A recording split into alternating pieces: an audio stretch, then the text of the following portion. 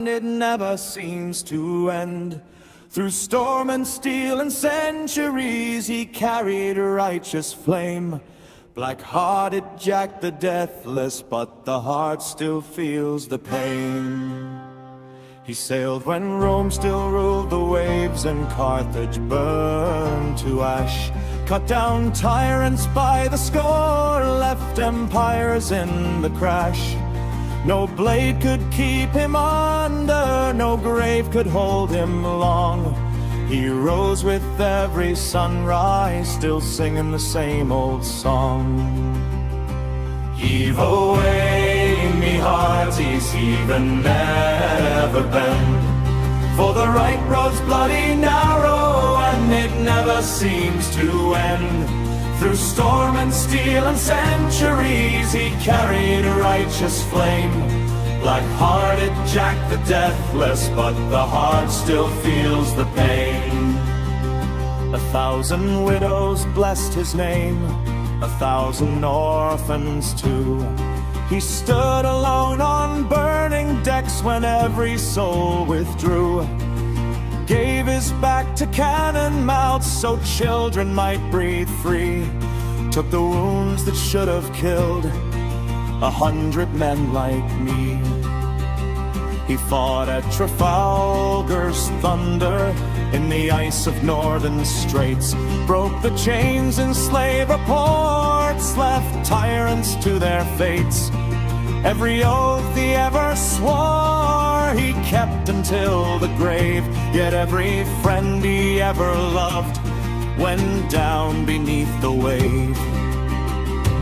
Heave away, me hearties, heave and never bend. The right road's grown so heavy and there's nothing left to mend. One grey dawn off a nameless isle, the last great battle done. The tyrant's broken fleets in flame, the war at last was won. He stood amid the drifting smoke, sword red unto the hilt, and felt the centuries like lead, the endless blood he spilt. No more cheers to raise his glass, no more brothers at his side. No more right that needs his wrath, no more cause for which to die. He drove the cutlass through the deck, point first into the wood. Unbuckled every bandolier, let every pistol fall. Took the colors from the mast and wrapped them round his scars. Then turned his back upon the war and all the bloody stars. But how do I clickbait it? Hello. How's it going, everybody? Yeah, let's go ahead and jump right in. As usual, we're going to start with some yapping to warm up, and then we'll go ahead and look at some music videos and stuff, including I don't have music videos, but I want to show off some of my own stuff that I've been doing. Hey, Mind of Rod, Nicola, Rexus, how's it going? Hey, Rudy. All right, let's jump to it. And as you can see, I'm back to the Cyber Pirate today. I think this one probably looks the best. I want to fine tune my older one. It was a little weird on the animations, but other than that, I like it. That's the Hey Dot Pocket. That's that's probably the most me. That's the classic version. Hey Renegade. Oh yeah. Speaking of my mod being here, let me go ahead and drop the Discord link for people who want to do that.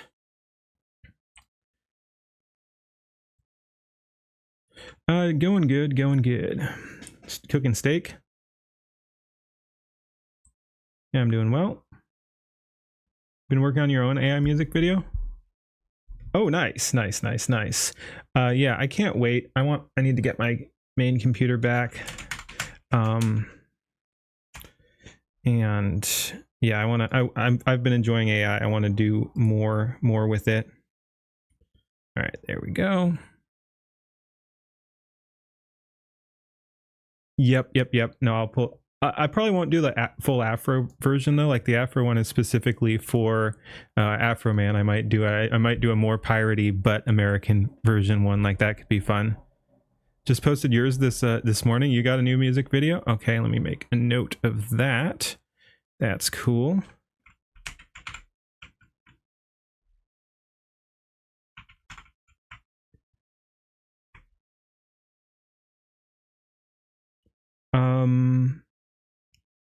You can just drop that link and I'll pull it up. That'll be easier. So yeah, go ahead and drop that link, Renegade, and we can do that.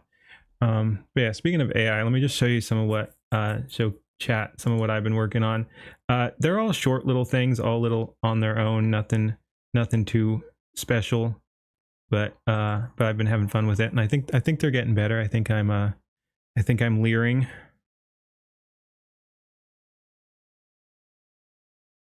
I think that's where it started. Yep.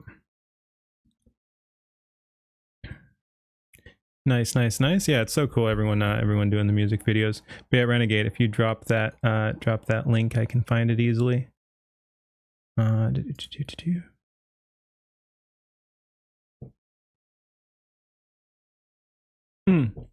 right, gotcha. That's a good point. Discord's over there. That's what it's for. All right. Jeez, what a thumbnail. All right, we'll check that out. Oh yeah, and I need to check out Keeney's thing there too. Yeah, we got some good stuff. And Blastbox is psyoping me, so we'll check that out as well. But yeah, anyway, let me just show off some of my own stuff here too, because I think it's kind of cool. YouTube picked that thumbnail. Nice. Anyway, but yeah, so I've been playing around with AI. Like I said, nothing too special. So yeah, this is what started it. Father Lupus posted Noir, Wasabi, Nailith, Keen, and Antibot. So yeah.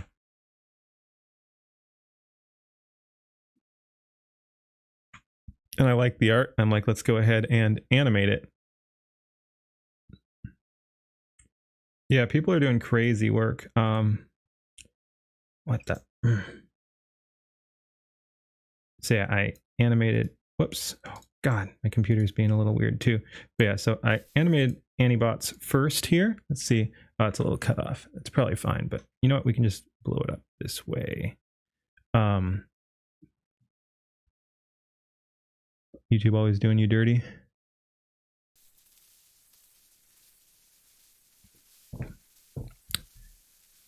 So yeah, nice simple animation, but I think looks pretty dang cool. And then, did we miss one? What the heck? I could swear we've missed one. Maybe because we're zoomed in, it's doing weird stuff. But anyway, here's Wasabi's. Can you please stop?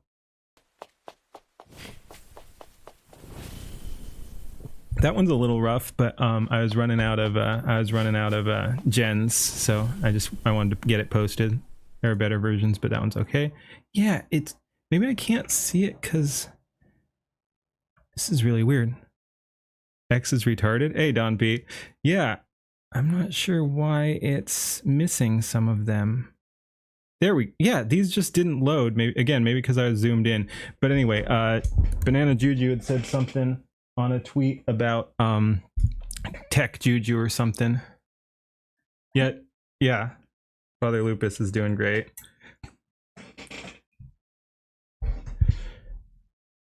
Afro Boopy, yes.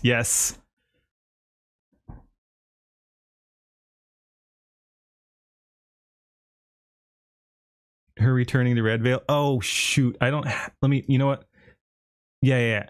And speaking of, I haven't posted this one yet. I mean, I posted it in the Discord. Hey, Runya and Penny, how's it going, guys? And Glacius Wolf and Apu's Black. Sorry, Apsu Black. Ahoy. But yeah, speaking of Louis verse there, I did this one as well. I thought it turned out pretty good.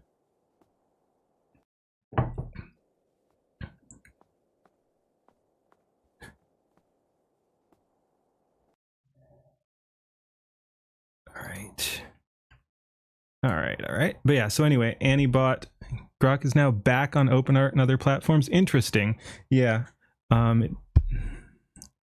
the 9:16 ratio. I was just taking the images as they were. Oh, and okay. that I was looking for reference images, so I was specifically looking for full body shots. So I was intentionally doing 916. I get the joke you're saying, but no, I wanted 916 there, and then just decided to animate it. If I was doing a real scene with it, I'd put it into 16:9 and on a background and animate that. But yeah, no, that's what I was going for. That was just a test one there. But yeah, so anyway, Juju had said that she wanted like a tech Juju, and I'm like, ooh, that's a fun thing. What I'm really enjoying is there's no reference. This is the reference image. I built this just with prompts, and I think it's recognizable Juju. I should have fixed the bangs or whatever, but yeah. So anyway, I built Cyber Juju, changed the lighting, animated it. We got just a little bit of movement and the lights casting shadows and well, casting glow and everything. I think that came out pretty good. I already showed that one. This was Silas's Afro Man leaflet. I did my own versions too, but I don't really need to post them. So many AI haters on your feed. Nice. Yeah, I don't get a whole lot of haters, but yeah. And then I had to do a noir leaflet too. So yeah, again, no reference image. Built everything up. And then animated, just a simple little animation.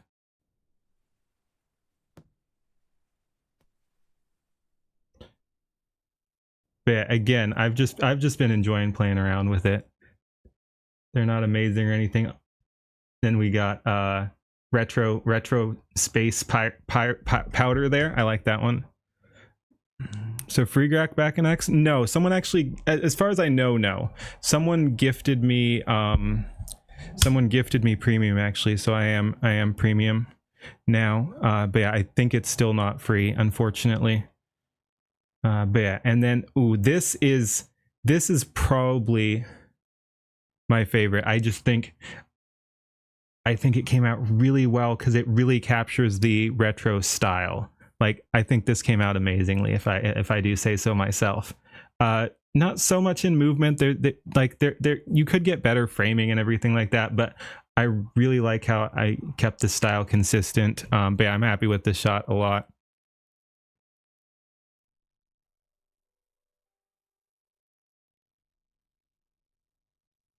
Yeah, looks like retro anime. Exactly.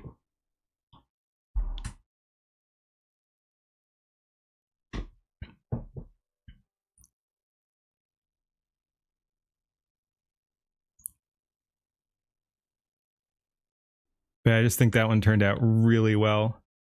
And someone did a modification on there, which is pretty funny. Grok Imagine. Yeah, this is Grok Imagine.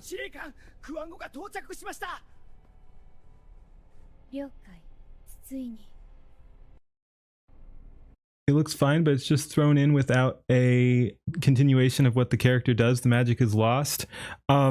What, that past one? I mean, she's just floating. I think it's consistent. Upscaler if your static images references. No. Again, if I were like, I guess I should be taking it more seriously, but again, I'm just testing at this point, and I do like how this one came out. But yeah, I mean, as a standalone scene, I think this is fine, but hey, you'll be lurking. All right.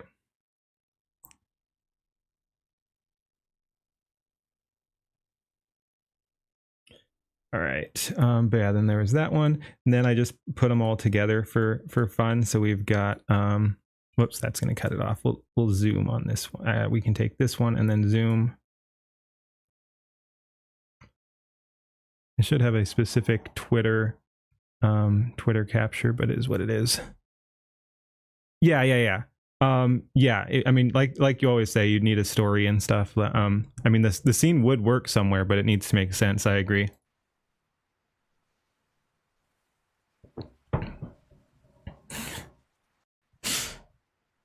Kind of janky, but pretty fun. I just wanted to put all the art I'd done together there. That's Feebles, and yep. Then we're right back up to live. This I had a ton of fun with. Oh, this is good. I like this one. Oh, unmute. Nor Leaflet would totally find Carmen San Diego. Yes. Okay. Okay. This was a, as I said up there, test of Japanese English language. But yeah. Oh, this was fun. I love memes. この聖域に入ったのはこれが初めてだ。ここには純政府機関があるかもしれない。私は純政府機関が大嫌いだ。この聖域に入ったのはこれが初めてだ。ここには純政府機関があるかもしれない。私は純政府機関が大嫌いだ。I love it so much. Oh man. I love it so much. It was exactly what I wanted. Oh, it's so good. So good. All right. Let's get to some yapping, I guess. Then we'll check out some videos later. Yep. Alrighty. Yep. All right. We got Hero High up here first.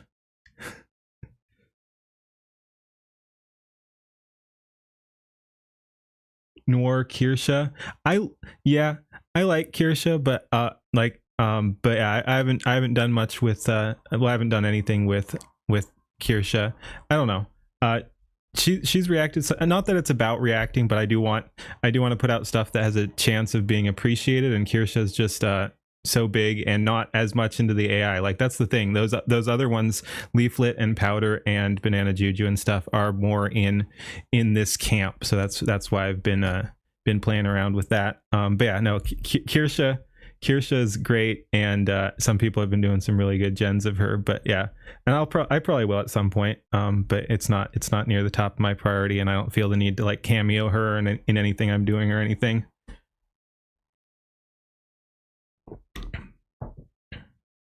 Oh, nice. Yes. Oh, we are watching that today. We are watching that today. That's I was gonna watch it day before yesterday, and we just didn't get around to it. I invited Don P in, and the chaos occurred as expected, and ate up the rest of the night. But yeah, I'm really looking forward to watching that one. Anyway, let's go ahead and do some yapping here. All right. Oh. Ahoy! Right off the bat, I see the blue sky. We're spotting blue sky. Blue sky detected. Degeneracy expected. Steam is offending all the right people by Hero High. What the fuck? Steam is hurting innocent AAA devs. Let's go. 2026 has been a year with a lot of attacks against Steam, against Valve, everything from multiple lawsuits going on at once, litigation brought forth against Valve, even from the New York Attorney General. Why are we looking at anything on Blue Sky though? To a few weeks before that, Vicky Shotbolt in the UK, who has ties to the Office of Communications, who's trying to the UK, that's almost as bad as Blue Sky. Litigation against Valve. But it doesn't end with lawsuits. We've also seen activist outlet The Guardian writing a hit piece. Oh my, we're 3 for 3. Blue Sky, The Guardian, and the UK. Jeez.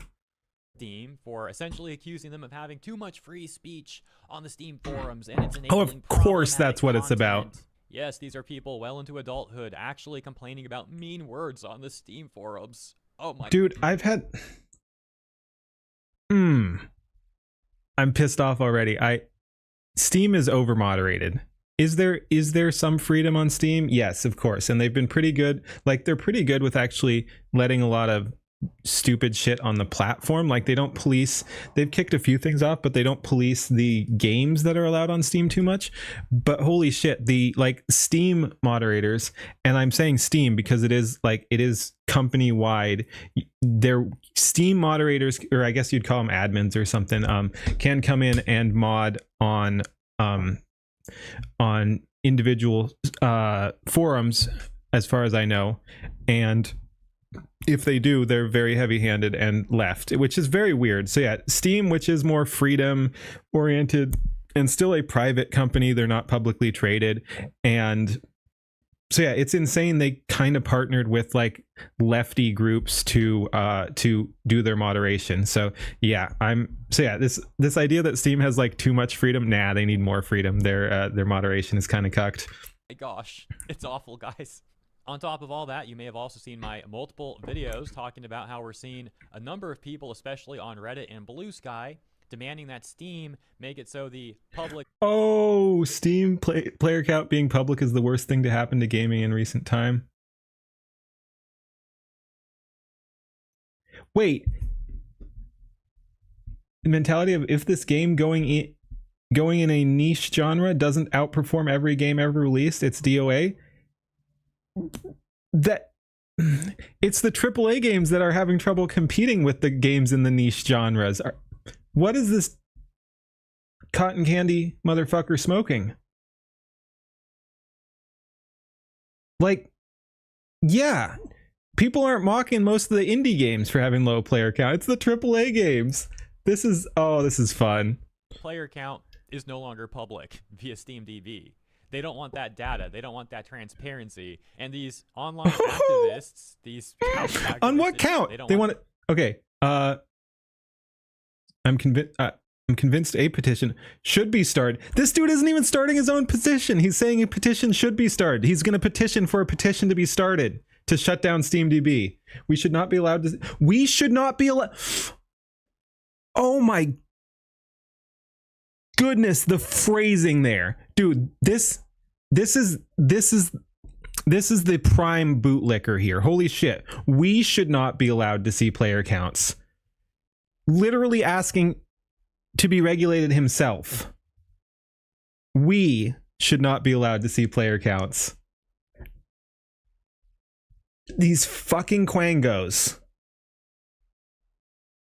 Nor how many are viewing on Twitch.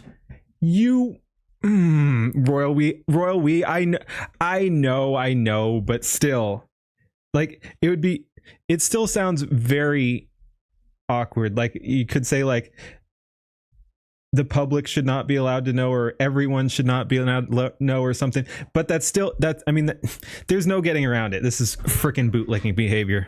That transparency. And these online activists, these couch activists, if you will, are demanding that that information no longer be available.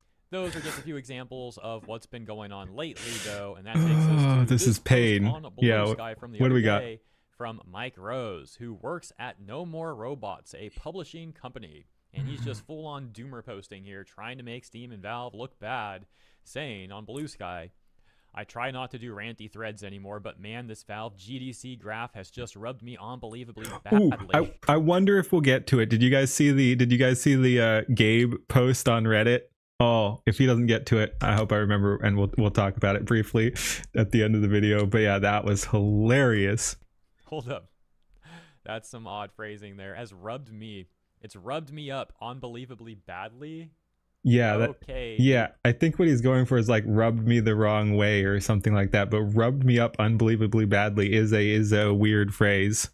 Dude, continuing, he says, this game was post on Reddit. Game, quote, more games are Gabe. Unquote, when Steam's Gabe. Actually, the data has just been presented in a tricksy way to make it look like everything is fine. Make it look like everything is fine, guys. This sounds like the AAA people we've been seeing from the post-COVID boom, where a lot of these AAA companies overhired and overspent, mismanaged things, made sloppy games, etc., etc. We can go run down the list, but this is all to say that those are the sort of people who we often see in the games industry saying things are not fine. Actually, speaking of GDC, they had that infamous Scream event that I've cited a lot. I'm not going to play. Hey Lupus, I was actually showing off some of your art earlier and my animations of it. So yeah, yep, this is Lupus here. He did some of that art we were looking at. That clip this time, but you probably all know what I'm talking about. And so presumably when he says Valve GDC graph, yeah, it could be British. A graph that was a part of a panel at GDC held by Valve, the Valve panel, right? A Steam panel. So we have this single out of context image from the entire panel that Mike is framing as a bad thing, actually, where Valve is simply showing that year over year, we're seeing because I like to always pick graphs apart. I'd like to see that adjusted for inflation for sure. But I mean, yeah, number go up, graph go up. Increases to the amount of games on Steam earning over $100,000. Concluding by simply saying more games are finding success. But Mike's not happy with this data. He goes on to make an argument that hinges on his complaint being that the graph isn't talking about games released in 2025, but rather games overall. That is also an interesting part. Like, it should be per a time frame, or they can just keep. I mean, it's still obviously good. Like, but yeah, no, that is also a good point. Like, again, it's very easy to lie with statistics, which I'm not saying is what's happening here. I'm not like, oh, Steam bad or whatever, but it's always important when you see graphs to look into like how it could be skewed. So this is actually interesting. However, despite Mike framing that as a problem, it really isn't one. Valve never claimed that figure was only for games launched in 2025. There's nothing wrong with games from prior years being factored into the data. It's a snuck premise on Mike's part to frame that as a bad thing without further defining why he's making that claim. On top of that, we've consistently been getting news that gamers are spending less on games and are preferring to buy and or play older games, which contextually makes perfect sense with Steam's data. Even Steam Replay 2025 stated that only about 14% of total playtime went to 2025 releases, and that gamers are heavily favoring older games as mentioned. As a matter of fact, which is just, it's nuts. Like there is always a respect for the more retro or you know, at least legacy games, but especially as AAA games have had more and more problems over the years, people seem to be dipping out, and I think that's especially true this year. Renegade has a beach episode. Yeah, he linked it. We're gonna check it out later. Been cited that around 40% of the total users' playtime was spent on games that are 8 years and older. This, if anything, makes Steam's data look even more impressive, as despite these spending habits, many games on Steam are still finding success year over year. Despite that, however, dozens of Blue Sky users are unquestionably just running with Mike's narrative. That is another good point. That is another good point, because older games have been out longer and are more likely to go on sale. So yeah, it's not like all older games are going to be cheaper than newer games, although nowadays they are if they're pushing the $70 standard, or you know, $90 or $110 premium, whatever with a paid battle pass, all that nonsense. So yeah, no, that's a good point. So yeah, not only are newer games more expensive, but they're also less likely to go on sale because they're new. So yes, older games you can pick up for much cheaper, like sometimes like literally less than $1, sometimes $2, $5, whatever. You can get a lot of playtime for very little money. He would even get a response from the what's not the main thing people care about with games, because I mean, quality does matter. Yeah, so as far as the AAA games getting shit, that is going to be like like we're not interested anymore. Game Workers Union on Blue Sky. Money is not going to the devs? Says who? Said the developers who made these games see Please zero explain. residuals for their labor, by the way. That money is not going to the devs. The thing is, this union's claims are flawed, as the residual argument is another snuck premise approach, as they imply that Steam not having residuals is unfair treatment by Valve. Presumably, the union is basing this claim off what is standard practice in other industries, such as Hollywood and SAG-AFTRA, but this is not the norm in gaming. And Steam has a different and very beneficial approach to self-published indies, which is their standard flat revenue cut. Meanwhile, AAA devs are usually paid in salary anyway, so the union's quality matters, but people play old games for a shitload of reasons. Mods are a great example, making shitty games great or extend their life. Yeah. Post clearly ignores all of that context. Lastly, Mike also takes issue with the 100K figure, calling it nothing in the context of game development. But Valve isn't responsible for macroeconomics or dev costs. They're simply reporting on the data that they have. Now look, I've criticized plenty of corporations in the gaming industry, especially on the AAA side of things. I don't think that's 100% However, Valve accurate. has consistently been one of the most pro-consumer platforms that we've seen in this space. And these sort of unsubstantiated claims against Valve are rather ridiculous in my opinion, and it's telling how often these sort of people and organizations don't say anything about the rampant corruption in AAA.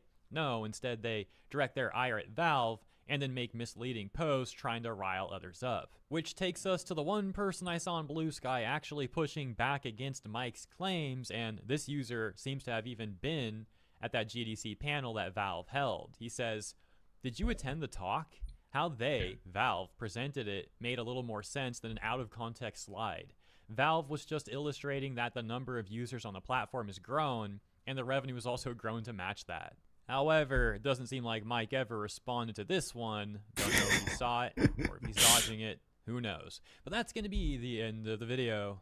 As always, thank you for tuning in. I hope you enjoyed the coverage. I hope you have a lovely rest of your weekend and a great week ahead. And I'll see you in the next one. But yeah, so it wasn't mentioned. Oh, that looks like it could be fun. Hey, and we got that's on the list too. That's nice. It got recommended. Wow, Holy Ball, nice work, man. Nice work. I think I saw, who was that? I tuned in and someone was reacting to it. I forget who, but I didn't watch because I wanted to watch it myself. But yeah, someone, frick, who would that have been? But yeah, someone fairly big was watching it, I think. But yeah, no, 2K in 6 hours. That's pretty good. But anyway, the post by Gabe Newell on Reddit, on a Reddit thread, was Reddit communists were like, oh, but like money isn't a good way to judge things, and Gabe said that like money lets us see where to put other resources, like effort or something. I forget exactly the phrasing, but he just said something very simple and like logical, like money is a good indicator of what to do. And he, again, this is Steam CEO doing or whatever his title is, Steam owner or something, doing a Reddit AMA. He got like minus 5,000 updates. Like he was in the heavy negatives because Reddit is full of communists. But yeah, just for saying that money is a good indicator of something. All right, anyway, that'll do it for this one. Thanks for watching. Like, comment, and subscribe, all that. Like, comment, and subscribe over there. Like, comment, and subscribe on my stuff. Peace. Is that a redemption video? Did you watch any Holy Balls stuff? I don't think that was I don't think that was one of the ones you ripped apart. Yeah, no, that wasn't one of the ones we did. Like, comment, unsubscribe. Not with me. Do we watch this now? I guess we pulled it up. We might as well. All right. Yep, we'll jump right over into this. I don't know if Holy Ball is here. Might show up later. I think he comes up later. So maybe we do save this and watch it later when he's here. Let's see. Who did I see in chat that we were gonna do? Oh, Renegade. Yeah, let's do yours.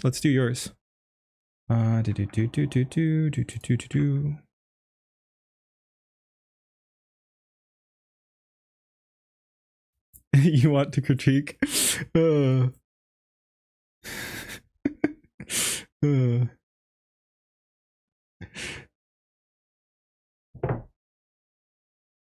VOD watchers, leave a comment.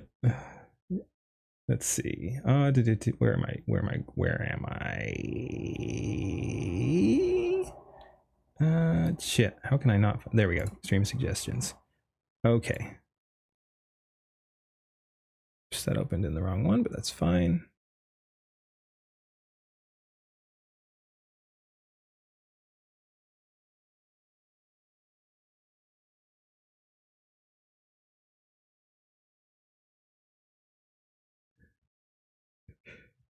Don P is gonna like this one. We will see. But yeah, it was funny. I was getting some shit, for some secondhand shit for you ripping Blast Box apart. Wait, what do you mean broke? Like, is it like the chat or whatever, or did it actually? Oh, Holy Balls. Is it like copyrighted or something?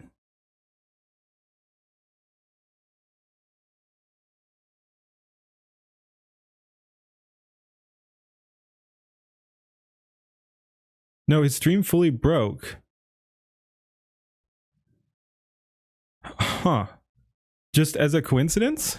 Like, computer borked. Okay. Damn. I hope everything's all good. Alrighty. Damn. Yep, that sucks. Alrighty. Let's go. Ahoy, we've got Reach for the Sky, the obligatory beach tribute AI music video by Renegade Shuriken, and I wasn't subscribed. Subscribe. Let's go. And we'll go ahead and go through it once, then go back through it and talk about references if there's a, and looks like there will be. So yeah, we'll go ahead and go through it once uninterrupted, then come back, talk about it.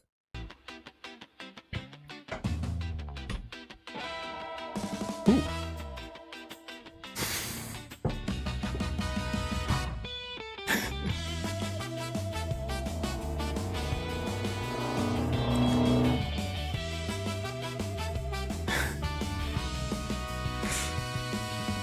Vision merge in quiet dawn. Glimmers wake, the night is gone. Friends link arms, a gentle chain. Turns faint sparks to steady flame. Reach for the sky, claim the open high.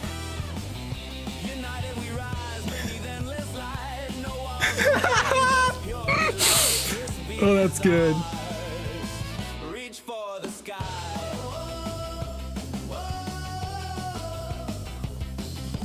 Murmurs lift the heavy veil. Colors bloom on every trail. Core ignites the wide unknown. Guest spots weave, we're not alone. Claim the open high. United we rise beneath endless light. No walls remain, just pure delight. This beat is ours. Reach for the sky. Ooh, that was good animation there. This is nice.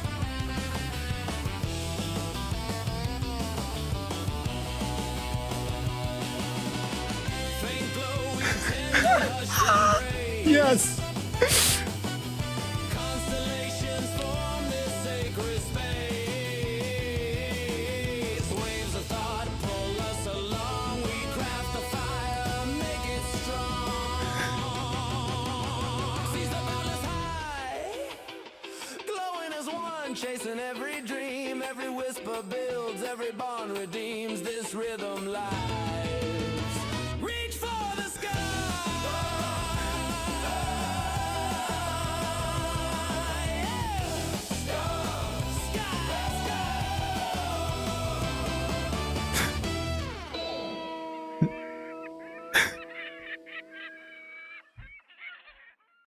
That's really fun. That's really fun.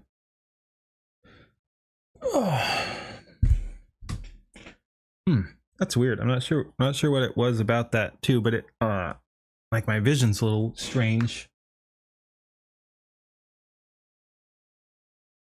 Alright, just catching up on stream there. All right, let's go back through it. That was fun. That was fun. I hope there's a... Hey, Holy Ball, you are here. We'll watch your video next then. I was going to watch it, but wasn't sure you were around. Shit. Yeah, what is weird? That's so weird. Because this wasn't... Maybe it's just because it was bright or something, but yeah, that's weird. Like, everything's a little blurry. I'm having trouble reading chat. It'll fade, but yeah. Anyway, let's go back through it, and yeah, I hope there's a list of references, because there will definitely be a few I won't be 100% confident on. I know most of them, but let's...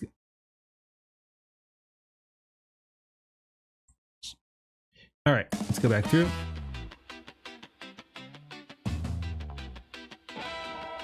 We got Cinevere there.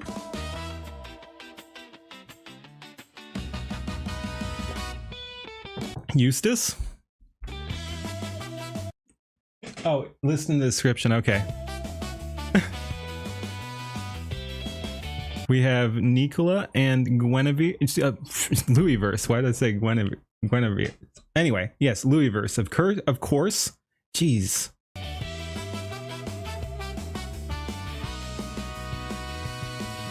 Mavluck. Many people miss Holy Ball. Yeah, all right. I'll keep an eye out.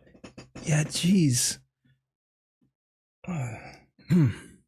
Vision merge in quiet dawn. Glimmers. We've got Papela, a Cosmic Otaku, and Zayla. The night is gone. Friends. Oh, did I already miss it? Did we miss Holy Ball already? Or are you talking about coming up? And we got Silas and me, of course, Keen. It really loves to... it's barely noticeable. I didn't catch it the first time, but it loves to give me chest scars. think there's a little bit going on there later. Okay, cool. Again, I don't know what's wrong with my freaking eyes, man. This is strange. I hope it fades.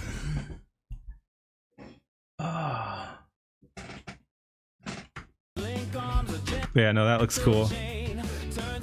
We got Ember and Lord Simplectual, Don Halo.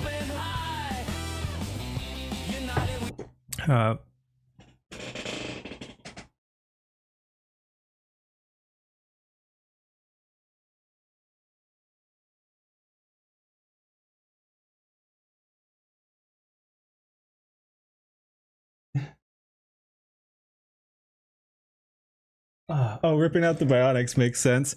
Oh my god, yeah, I don't know what the fuck is going on with my eyes, man. This is freaking weird. I hope so. Like it's like I stared into the sun or something, but I didn't. Yeah, I think I'll be fine, but this is freaking weird. Anyway, we've got Wild Iraqi. Is this a Dot Pocket without the mask? I can check the thing, and then we've got DJ there. I almost said JD. Jeez, yeah, I can't fucking read. Yeah, Dot Pocket.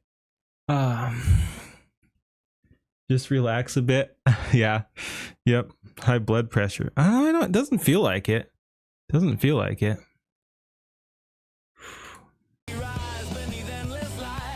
This was one of my favorite scenes. Just getting old. I'm not that old, man, and it doesn't come on suddenly like that. Like that's the weird part. Is I'm not sure if it was like the brightness from this video, but that doesn't really make sense. But yeah, everything's a little blurry. It's the eye patch. No. But yeah, no, I like the idea of Skybrows tanning. Oh, that's really funny. And we've got must be Nux without the mask, huh? We got Beware Quango Quicksand. I like it. Yeah, that was probably my favorite scene so far, is the tanning there. There's a communist flag. I'm not sure if this is supposed to be someone in particular. Oh, it is. There's a shock collar there. There's a shock collar and glasses. This is Hassan. Hassan is in the puddle. Oh, that's wonderful. Pippa, maybe we'll check. It doesn't look quite right, but maybe actually. Yeah, the colors match. That probably is Pippa. I'll check. And like, comment, and subscribe for Hassan. Falling in the quicksand. So yeah, over there. I'll link this in the videos over there. Right now, it's as good as time as any. But yeah, go ahead and show him some love over there. Like, comment, and subscribe on his stuff. Like, comment, and subscribe on my stuff, of course. Let's go ahead. There's our comment. Rest in. You don't need to capitalize that. Rest in sand, dog shocker. There we go. Okay, so let's see. Nux. Yeah, it is Pippa. Ocular migraine.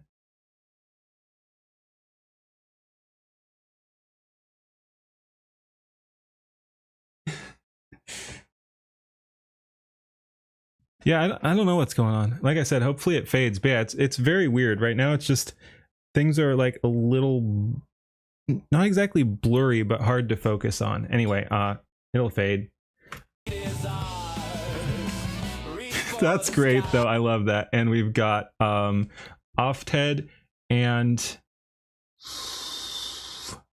not sure, possibly Penny, but I think we saw her later. I don't think that is Penny. No, it is Penny. Okay, cool. Very nice. I like how they're all recognizable. Again, I wasn't 100% on Penny here, but it actually was, so my instincts were correct. That means yeah, good job. Yep, Penny.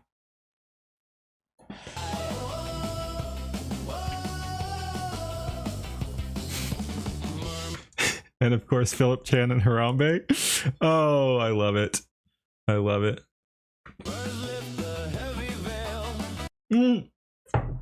It said platonic. I didn't even see, even though that was the thumbnail. I didn't look too closely at the sign.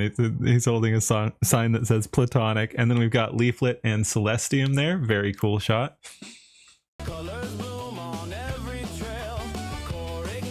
And Nasky and Trucker Guy there. And we've got Chi and Renegade and Neem/Neve. And we've got, oh, I must have looked away at chat for a second here. I didn't even catch Rivenami the first time, but we got Rivenami there. I like the style there. It looks slightly different, a little bit more inked. Or not inked, but like, you know, drawn. Like that, yeah, that looks cool. We've got Antibot and Lynx. Yeah, exactly. Keeping the color scheme. Yeah, that's a good call. It works. We've got Kivox, Feeble, and I'm thinking based on colors, Fashizi.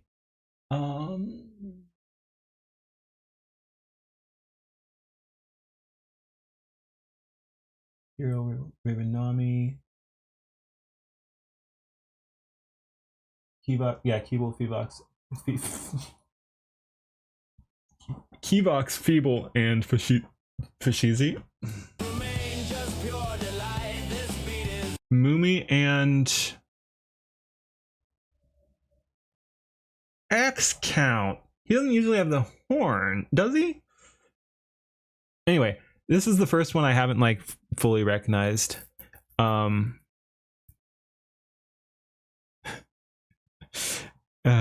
Yeah. But yeah, I don't recognize X Count. Even after being explained. If he has horns, I don't think they're that big. They're not that prominent. But yeah. Oh, he has horns? Okay. Okay.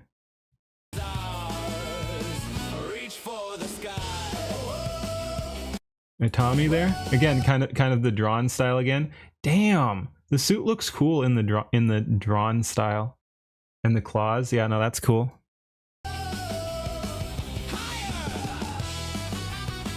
And we've got Caroline Freeman, Mama Brows, with the seal. I forget again. Sylvester. There we go. Sylvester.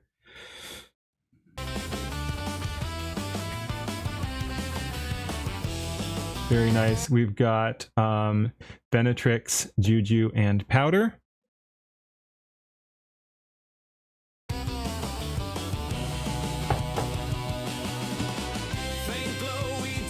We've got oh, I was gonna say I don't know who this is, but I think that is a Maya or whatever, the his handler there. So Maya and Rada. And then we got Don P. I like this scene there too.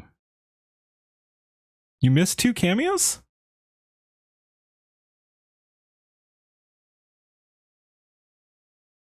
Oh, okay.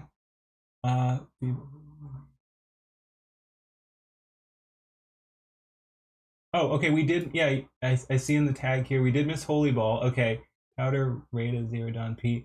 I'm only seeing 1, right? Let me go back through the list here. Let me see what I missed. One frame?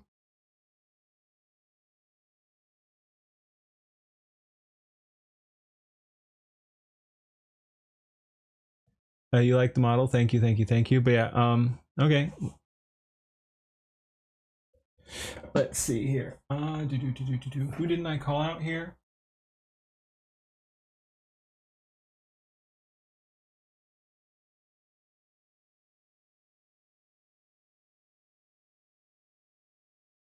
So far I'm seeing everyone.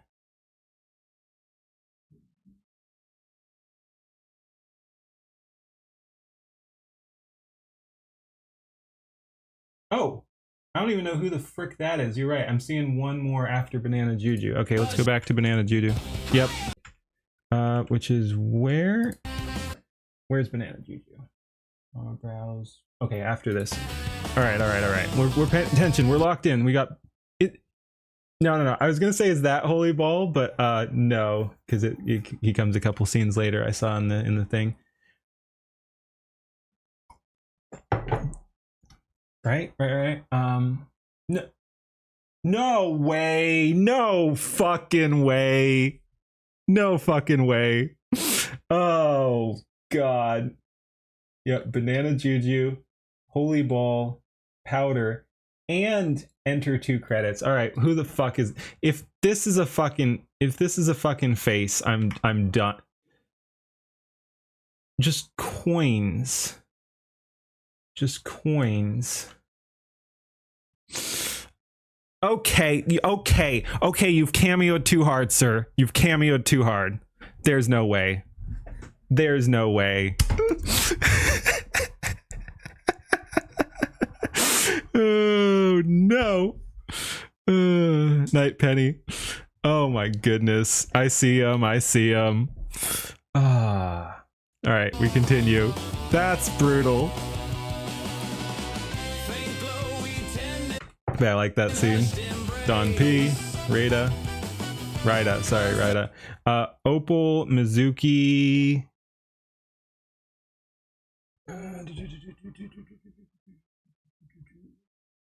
Opal. Oh, of course. Runya.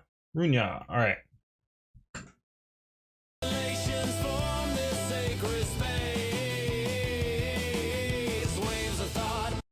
We've got Gaming Syndicate there. Yeah, you're the one in the middle.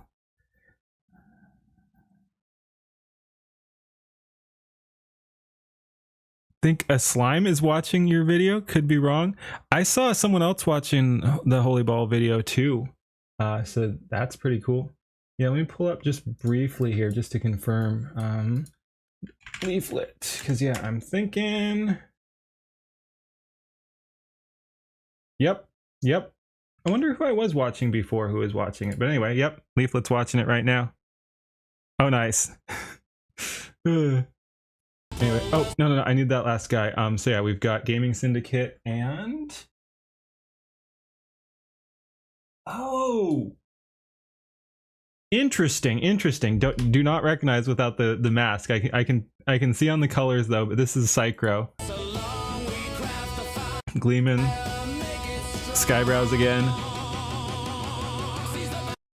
We got Happy Harble or something like that. I know Happy David of the Light. But yeah. Yeah, Happy Harble, David of the Light. Lifu and Zen. Lifu.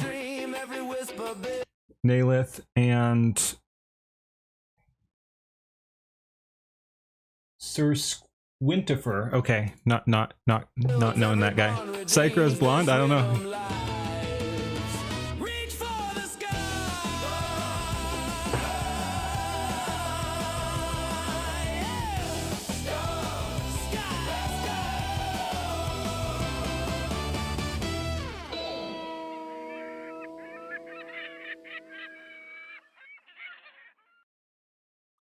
Okay.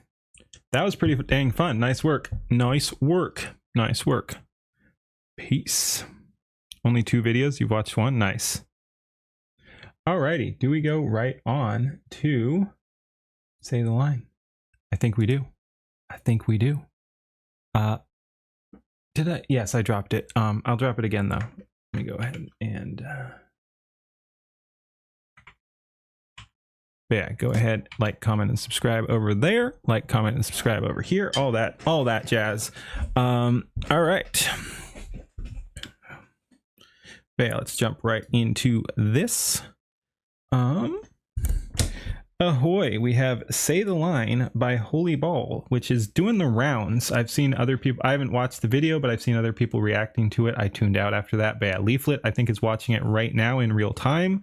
And I wish I could remember who I tuned in on earlier that was watching it. But yeah, anyway, no, seems to be making the rounds. So yeah, congratulations. Anyway, let's go ahead, jump into it. We'll go ahead and watch it through with limited interruptions, and then if there's reason to go back through, like if there's a bunch of cameos or something like that, we'll go back through and break it down. But yeah, anyway, let's go ahead and jump in. Obey the script. Say the line. Obey the script. Say the line. Obey the script. And say the line. Say the line. Oh, say the line. Okay, we'll probably have to go back through and check out some of this stuff. There's a lot of nice little...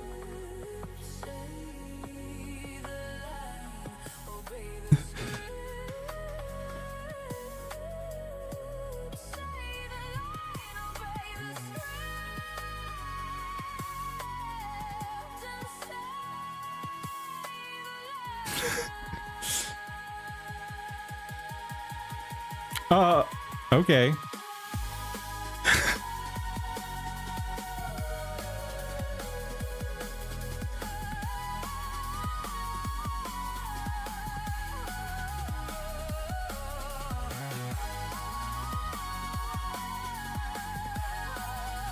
Oh no!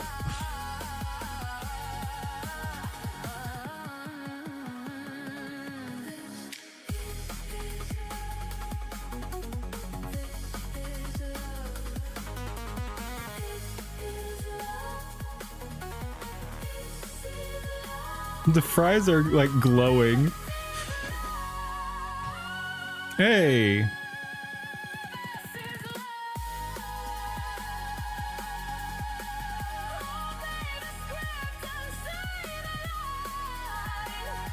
Oh, that was the other one. Powder was watching this earlier. So yeah, we got Powder and Leaflet watching this already. Mythic knee benders. Oh!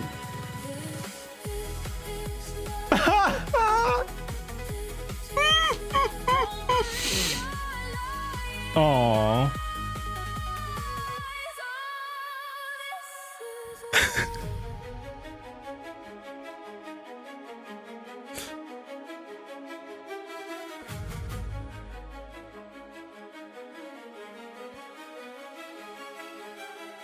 Yep. That was well done.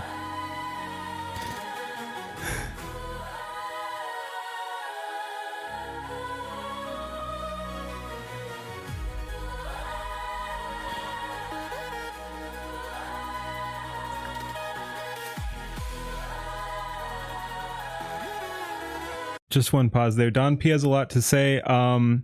Holy Ball, if you're still around, let me know if you want the Don P criticism. I'm not sure if you're familiar, but it can be very, very harsh, but he's got some great stuff too. So yeah, I can let him on if you want after this. It'll be brief. Again, I don't want my whole stream to turn into that. So yeah, I'll kick you out after that. But yeah, if Holy Ball wants, and if Holy Ball wants to join too, he's welcome to come on in too. But yeah, so Holy Ball, just let me know. You can get some Don P criticism if you want.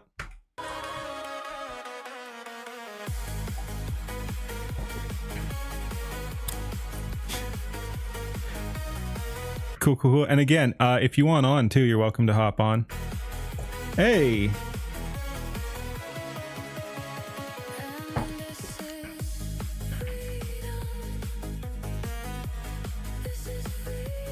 Yep, I knew it.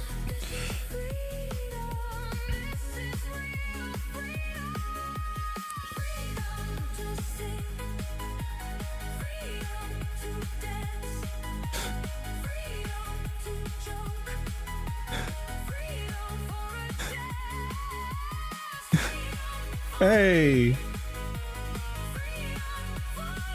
Ooh, sick.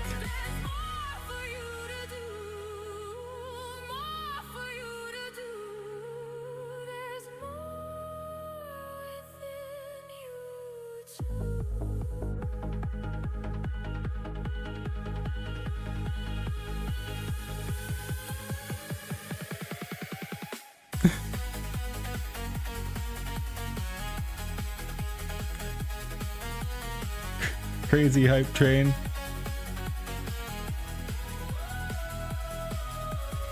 This is really cool.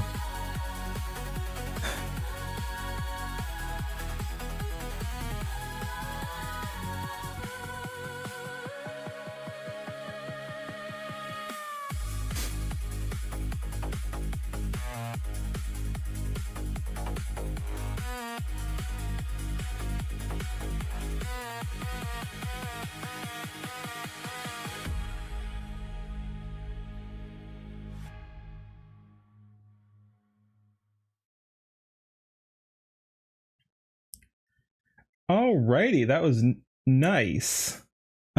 And we got a Invicta react there too, looks like. Let's go ahead, go back through it once, catching the references we can. So yeah, Holy Ball, did you want to jump on? You're welcome to. And then I'll pull Don P in after this this playthrough. All right, let's see what we got here. Obey the script. Say the line. Obey So yeah, we got Tectone, Emiru, and Asmon there. the script. I like how it starts. They're having a good time and everything. Obey the script. Boom. Damn. And say Tectone found guilty of being a man. Tectone sexist for not giving his money to me because I want it. the line. Which Discord? Mine. It's linked up above if you're not already in there too. All right. Yep. Go ahead and jump in there. If that's something you want, go ahead and jump into any of the voice channels, and I'll drag you over. And then, like I said, Don, I'll drag you in after this pass through too.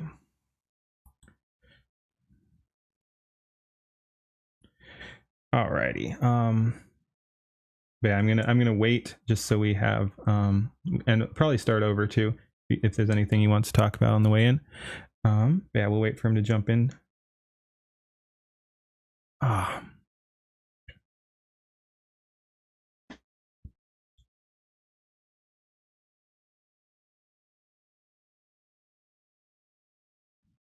There we go.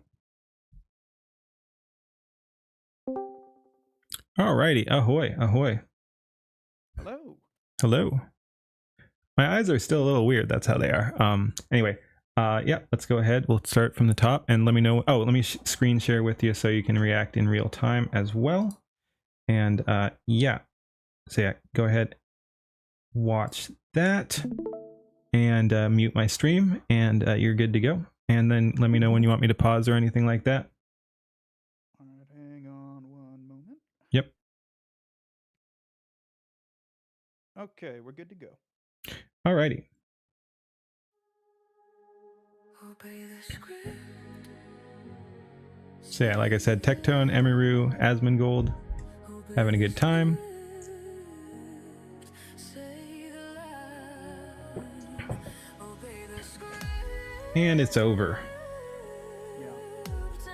I Yep. wanted to. Mm-hmm. I'm not that good with Suno. It's probably. I would argue that the weakest part of this entire video is the music itself.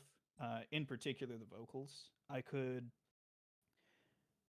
probably stand to spend like a week or two just studying audio editing to get that figured out. But in that case, that extended shot, it was kind of like opportunity out of weakness in how extended that shot is. I typically don't like a shot to last that long when there's not a lot of movement. And in that case, I think it's about 12 solid seconds. Yeah. Of just kind of people calmly talking. But part of that led me to think, what if I turn that into piece that just gets ripped away? Yeah. I Right. mean, Like- yeah.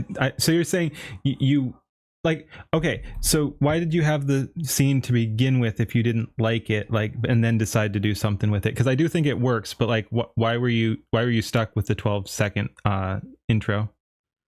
It's the audio itself, Mm. right? I see. You're saying so you had a Suno gen that you liked, and we're sticking with that and making the video fit around that. So I see what you're saying. Okay. Yeah, because to make this track in particular, I inspoded like 9 songs that I've already made together, and this one emerged as like an 8-minute long, so maximum Suno time mess.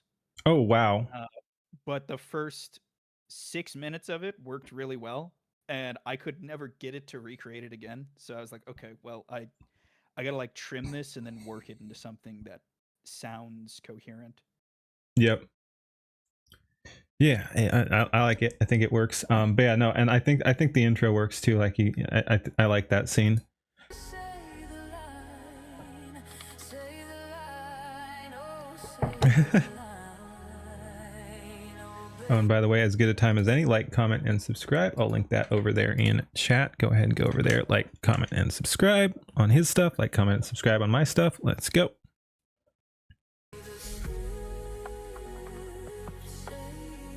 Resist, yep. Mm-mm-mm.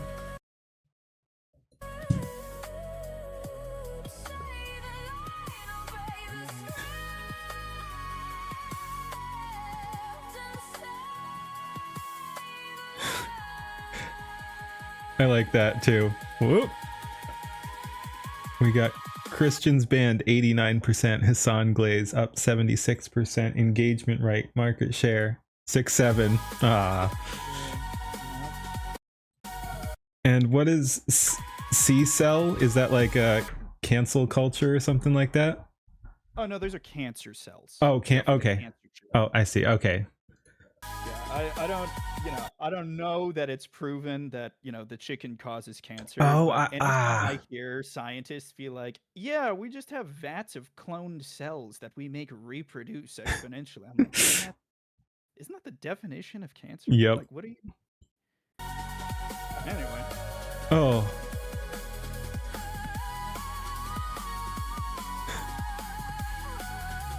Oh, yeah. There's a clue in there where I use a cancer term to describe the process of growth. Yep. Real chicken I didn't even catch the asterisk the first time. Yeah, I remember this Mr. Beast video, and I'm like, I can't. Like, do they not realize how lizard-like they look when they make things like this? Is that Mr. Beast? Yeah, as Yep. Mr. Beast. I was wondering. It did look a little like him. Yep. Oh, man. And who's this guy? McDonald's CEO. Oh, okay. Oh, I love the glowing fries, too. Yeah, just the everything. I love the McDonald's CEO story where he's like choking down his own best burger. He can't even call it food.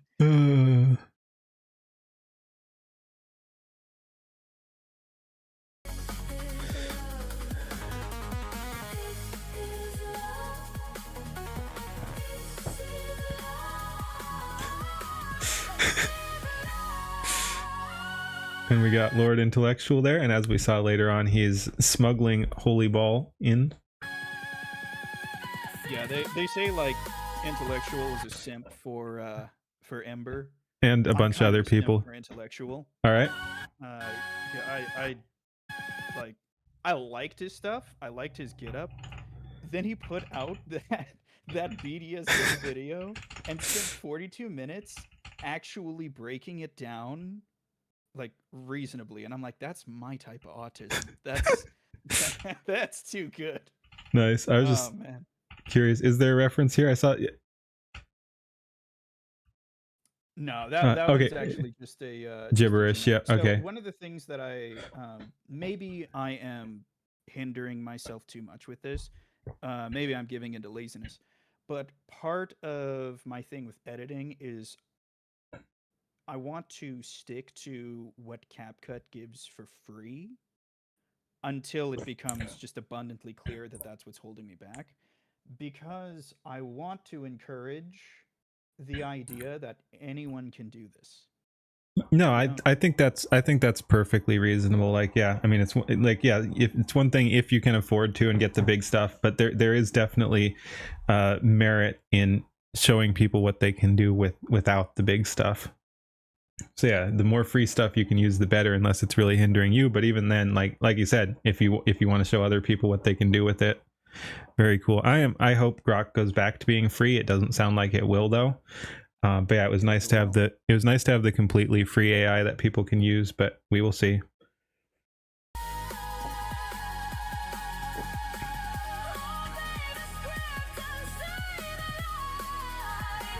this shot, I won't focus on it too much because it was just some rando in chat, but this was about where it was when I tuned into Powder's stream and she was watching your video, and she had one of those anti-AI trolls in there ranting about AI. I think he probably got banned eventually just for being a nuisance, but yeah, he was like ranting about this video is going to make him vomit and shit. Again, he's just an anti-AI bro. You can ignore him, but it was pretty funny. Like, so yeah, that was right around this scene.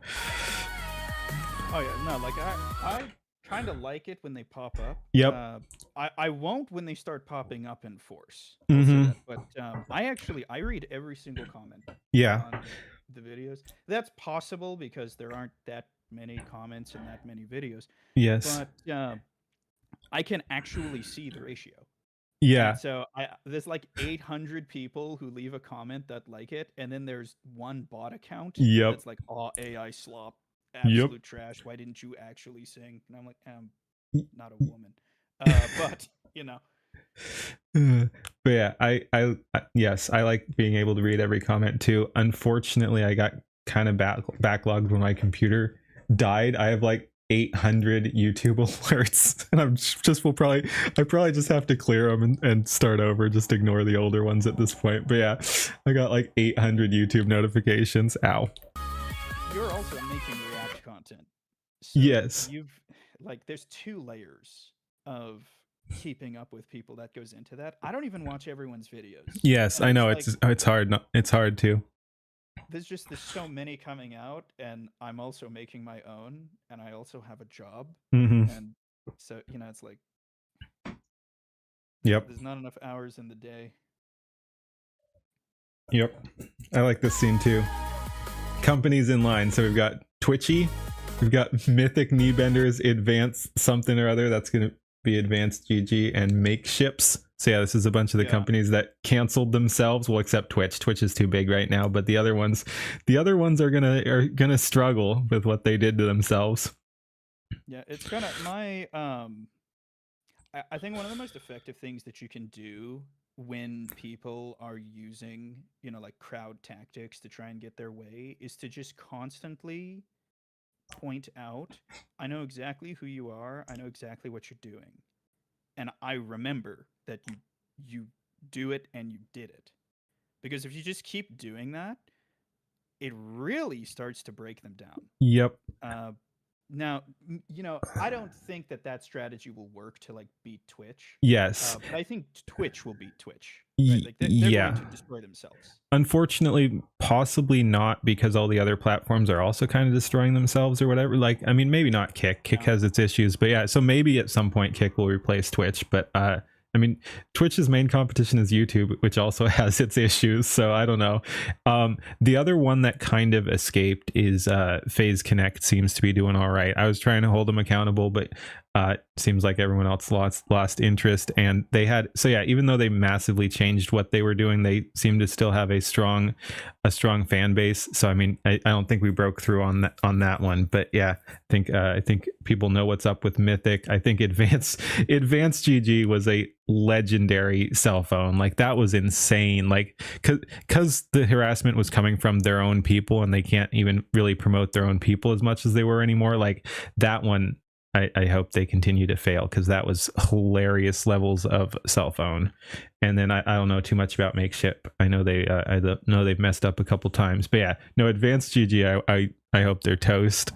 Yeah, the way that I put it is, it's like the only way you get off the list, because this list is just going to keep growing. I'm going to keep referencing these, but the only way you get off the list is if you issue an apology that's not corpo speak.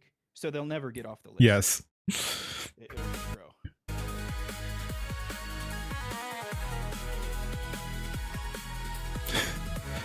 High value products: dog shockers, brigading, false reports, terrorist sympathizers, and veteran mockers. Yep.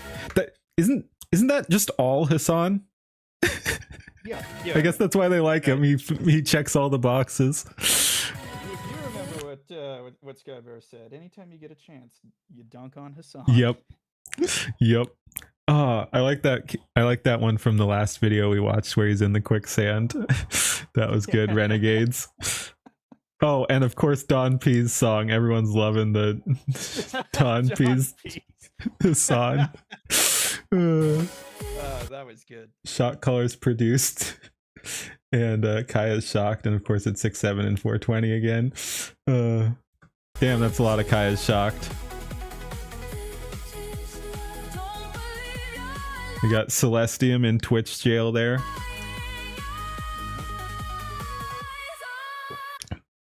Peaceful bombings, always shocking. And we got latest from the left, just use drones, which was pretty much something he said. Fuck, Yeah, again. when he directly instructed people on like intelligent ways to commit terrorism. Yes. comparing it to Which you can talk about, but like encouraging it is another thing. Like again, like there's space to talk about like, oh, this is how it could be done, this is what we have to be careful of or something. But Hassan's not even smart enough to do that, even if it is something he was trying to encourage people to do. Like he's just going to straight up tell you to do it. Like I would never encourage people to do it, even as a hint. But if it was something I thought was worth talking about, I'd talk about like, oh, this is a vulnerability, this is a angle of attack or something. But yeah, Hassan's not even smart enough to couch his calls to violence in that. I don't know how he's around. Again, he was basically calling for the doxing and violence against Asmongold. That's one of his biggest crimes in my eyes, because that was insane. Like that's calling for violence against a specific person on the Twitch platform, and nothing happened. Yeah. So yeah, no. ambiguously enough that he's able to if the court is packed in your favor, it's ambiguous enough that you can get away with it. Right? Yes. If it's not packed in your favor, it's not ambiguous enough for you to escape. Yep. But yeah, no, it's annoying because yeah, a lot of people hate on Hassan for like his politics or something. It goes beyond that for me. I don't like his politics, obviously, but it's just like, oh my, like he just does so many things that seem clear TOS violations. It's just like, so I don't like the double standard. I don't like his calls to violence. I don't like his politics either, but I don't think he should be banned for his politics. But he just does so much fucking shit that makes me just go, get this guy out of here. Get him out. Have politics though? That's like, a good point. Him speak politically. Yes. And I hear him bring up points, but I also hear him like trash different parts of his own group whenever it's convenient for him. It's like, are you standing for anything or anyone? Yes, he's a narcissist, and he's the grifter other people warn us about. Oh, streaming being harder than a normal job. Oh, that's a good one too. Yeah. And I saw this scene coming when we met up with Lord Intellectual here in the next one. It's a cool framing there with the red hair. I mean, because there was a tweet that Ember put out. Yeah. And it was in response to someone criticizing her. I was like, well, you're still using Twitch as a platform while you're condemning Twitch for mismanaging their platform and just letting Celestium get brigaded and banned like that. And she responded, she's like, I want Twitch as a platform to work. I want it to be good. I want it to be usable. So I'm not just going to abandon the platform, which like I did. I cancel my subs on Twitch and now I watch everyone through either Kick or YouTube, but not everyone has to do that. Yep. And for her as a creator, that's actually a less effective method of protest. I'm not on Twitch, right? So for me, abandoning Twitch, that makes perfect sense. My money stops going to Twitch, it starts going to Kick, right? But for her, who with Twitch's reach has a lot of people that she can, connect with over that, Yeah. it doesn't make sense for her protest to be abandon Twitch and let it rot. It is more sensible for her to do, well, I'm on the inside already. What can I do to help with this situation? So in this case, right, she's literally on the inside. She's one of their soldiers. Yep. And yeah, just push it, and if you get banned, whatever. Yeah, multi-stream, get banned, who cares? Just and then you get to call out the double standard there too. Also, I know you've explained the meaning here, but just from the meme value, and I know she shows up later, but from the meme value, I would love to see Leaflet as the one undercover for the aren't you a little short for a stormtrooper joke? I was considering a scene like that, but then I remembered that both, like, I think Celestia might actually be shorter than Ember. So I'm like, wait, that doesn't. But either way, I still made her taller. You could see it in some of the gens. Yep. I was trying to make that joke happen, but at the end of the day, it's like the old adage with writing: no paragraph is worth a chapter. No Yep. chapter is worth a book. So sometimes you just gotta end it midway. Yep. Obey the script, say the line, Hassan, Pog, shock the dog. Skybrows, what was that? Always dunk on Hassan. Yep.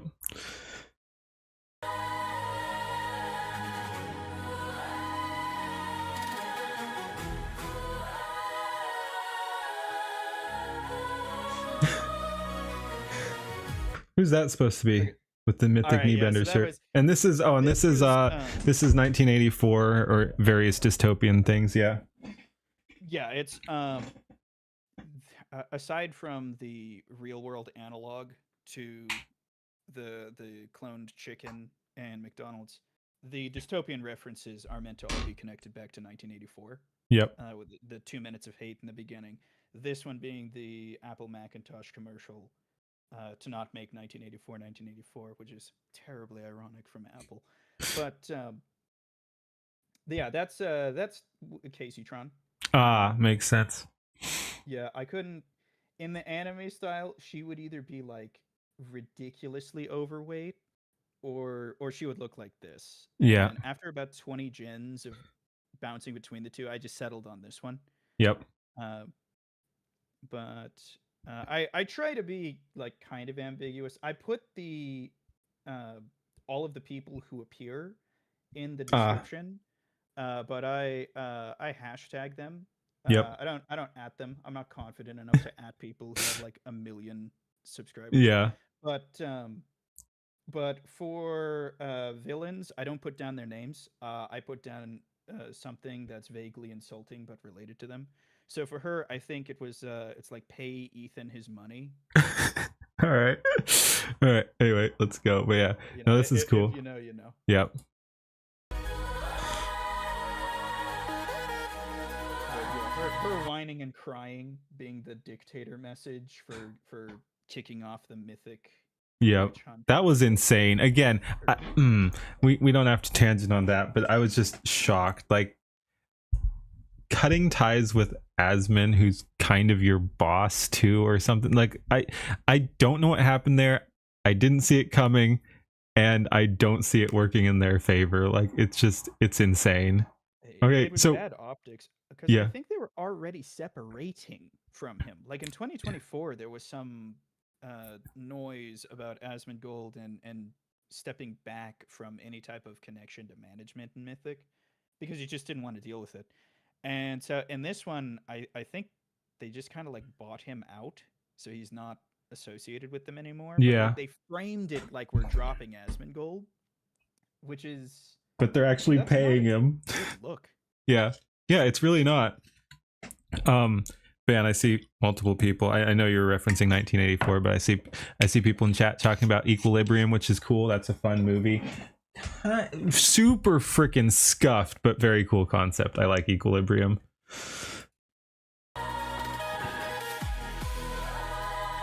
Yeah, Kirsha left too.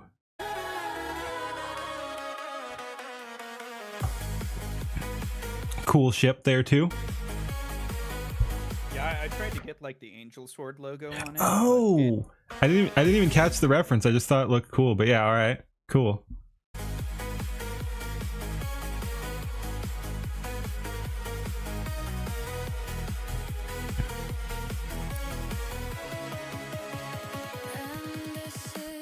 And who's this supposed to be? Is this because we see her transform later? Is this Powder disguised as that's, someone else? So that's my powder in particular. That's the powder design that I created and put into Yeah and. Ah, okay. Yeah, I reference that here specifically because it's so in this case, right? The ball is me, right? The ball being put into Yep. the slot is me, and it's like, well, what does that do? What does that upload? Right. So like, I made the video, shall we say, right? So that makes me the terminal through which this information is moving. If you know Powder's lore, right? Her initial lore is that she's a computer daemon, right? Yep. So she is a living virus hopping from computer to computer, machine to machine. So in this case, it's like, well, you plug the terminal in, now powder's in, right? And so Okay, what makes you sense. see is So you're like with the box can open doors. you're like injecting her from or something like that. Yeah. Nice. Because, if you go through and you look at it, right, the doors open because someone authorized opens them, or because intellectual with the box touches a door and it turns red. Same red as the box, right? Yep. So who's doing all of that? It's powder. Nice. Alrighty.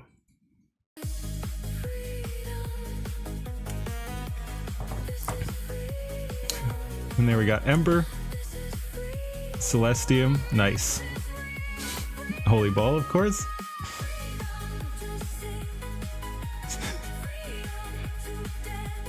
But yeah, freedom to sing, freedom to dance. We see Suno and Grok there. Very cool. Yeah, freedom to joke. We got X there. This because like you said, like I'm not taking shots. But like I wasn't paying a whole lot of attention to the lyric. Like again, cool action, cool lyric. Like the song works, but it doesn't super stand out. But this one here is like, okay, so we're saying something now. Like this is definitely the most noticeable lyrically is right here towards the end when you're building up to it. So yeah.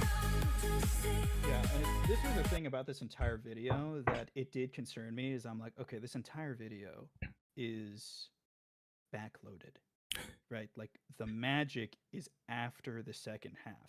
That is terrible YouTube video design, by the way. Yes and no, because a lot of people are just gonna care about the action. But I mean, I guess even yeah, I didn't even notice that. Even then, your action is a little backloaded too. Like yeah, I mean yeah, oof, yeah. There's not even really conflict until about halfway, like literally right around halfway through is when any. Yeah, almost exactly halfway through is when any actual conflict starts. That's interesting. I didn't even notice that. But yeah, definitely. That's bad video design. I try and overcome it. I think I did a good enough job. Yeah, like I said, I like it. I give it a pass, and so I posted it.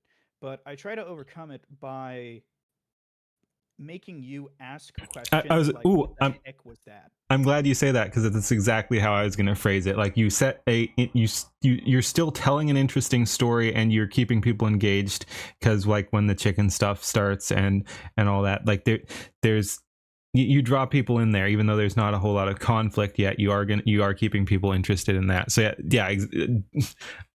We're on the same page. That's exactly what you did, is you made people ask questions. All right. Anything else, or should we continue? No, we can continue. Okay, but yeah, no, I like this this line here, this scene.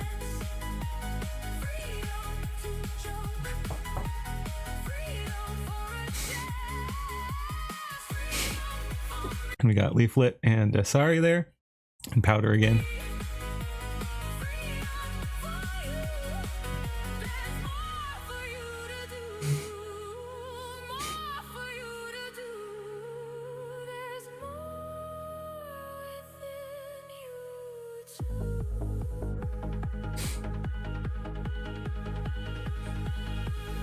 So that sequence right there is essentially the entire song, right? Like if you wanted to boil the essence of every important part of that song down, it's in that like 20-second sequence.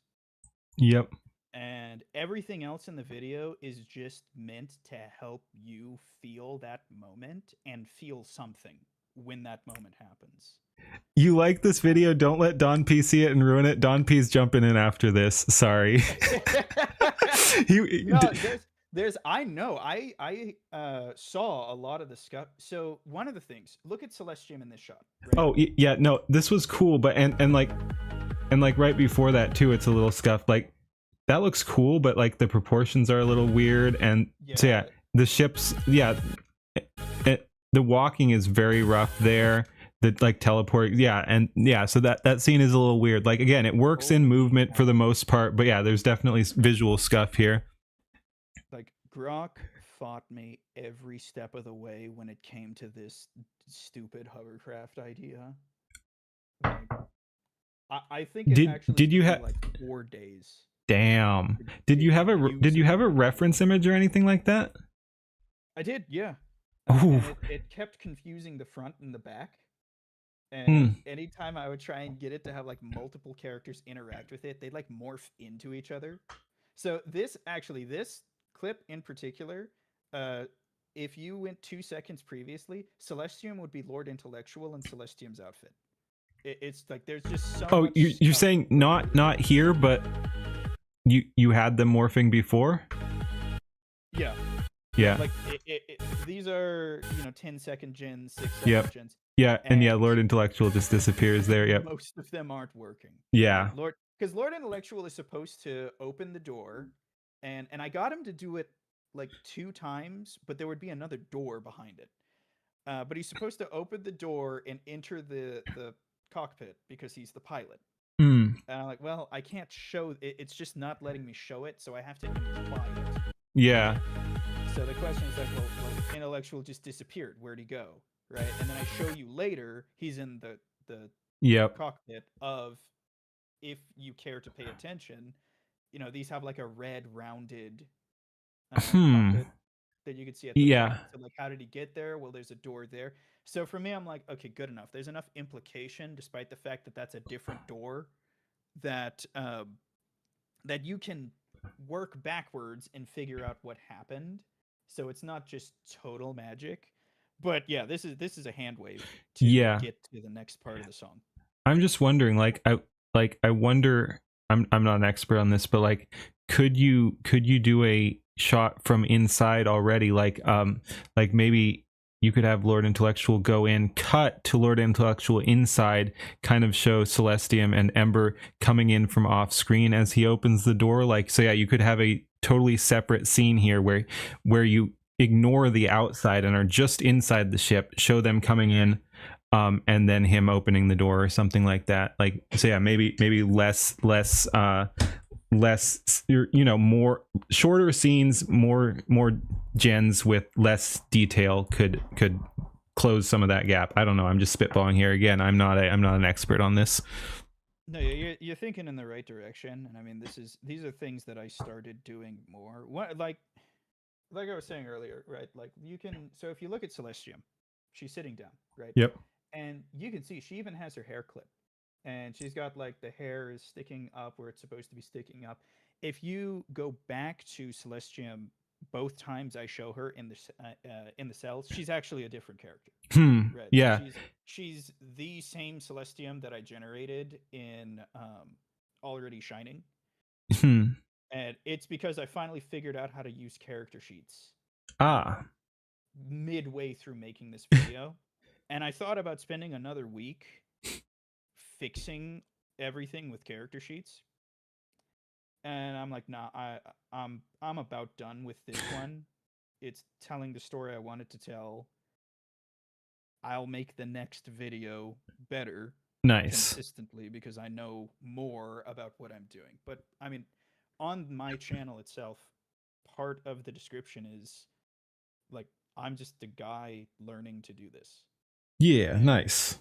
So you can watch the videos in the order of which they've been released and actually see I'm getting better at the tools, and so the output is getting better with it. Yep, it's very cool to see. I see that pattern with a lot of people too. But yeah. Anyway, let's continue.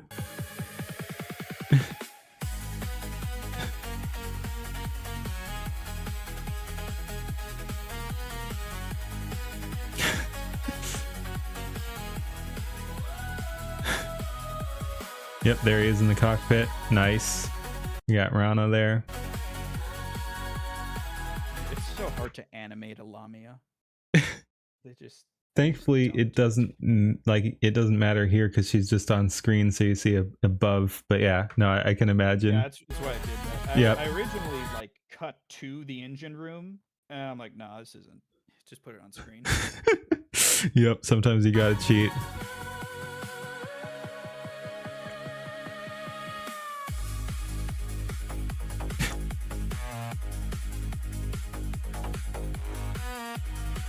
Oh, that was cool. I like the gravity effect there. Well, the shifting. Yep, nice.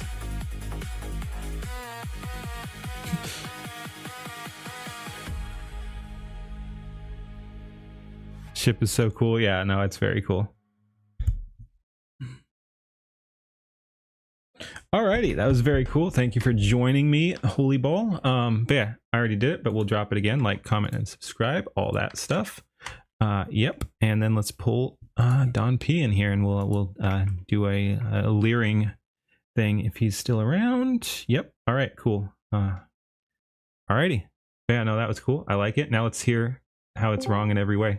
Ahoy! Oh, oh, hi. Mr. Don P. all right. Longwater himself. Yeah. Yeah. Appreciate you coming on and doing this. Yeah, absolutely. Keen, I did a little bit of an update here. Yeah. Oh, I got a new again, little outfit. I can't. I'll check, but I can't really pull it up on stream on this computer, unfortunately. But yeah, let's see what you're cooking. Oh, hell yeah, hell yeah! All right. Excellent. All right. So you want to go through this? Yeah, let's do it. All right. Obey the script. Say All right. So I don't know how many times I've said this. And you've echoed my statement, so you can't say this is unique. I actually really like the style of this. The stylization of all the characters was absolutely fantastic, and it drew me in. And then when we went to anime, it kind of threw me off.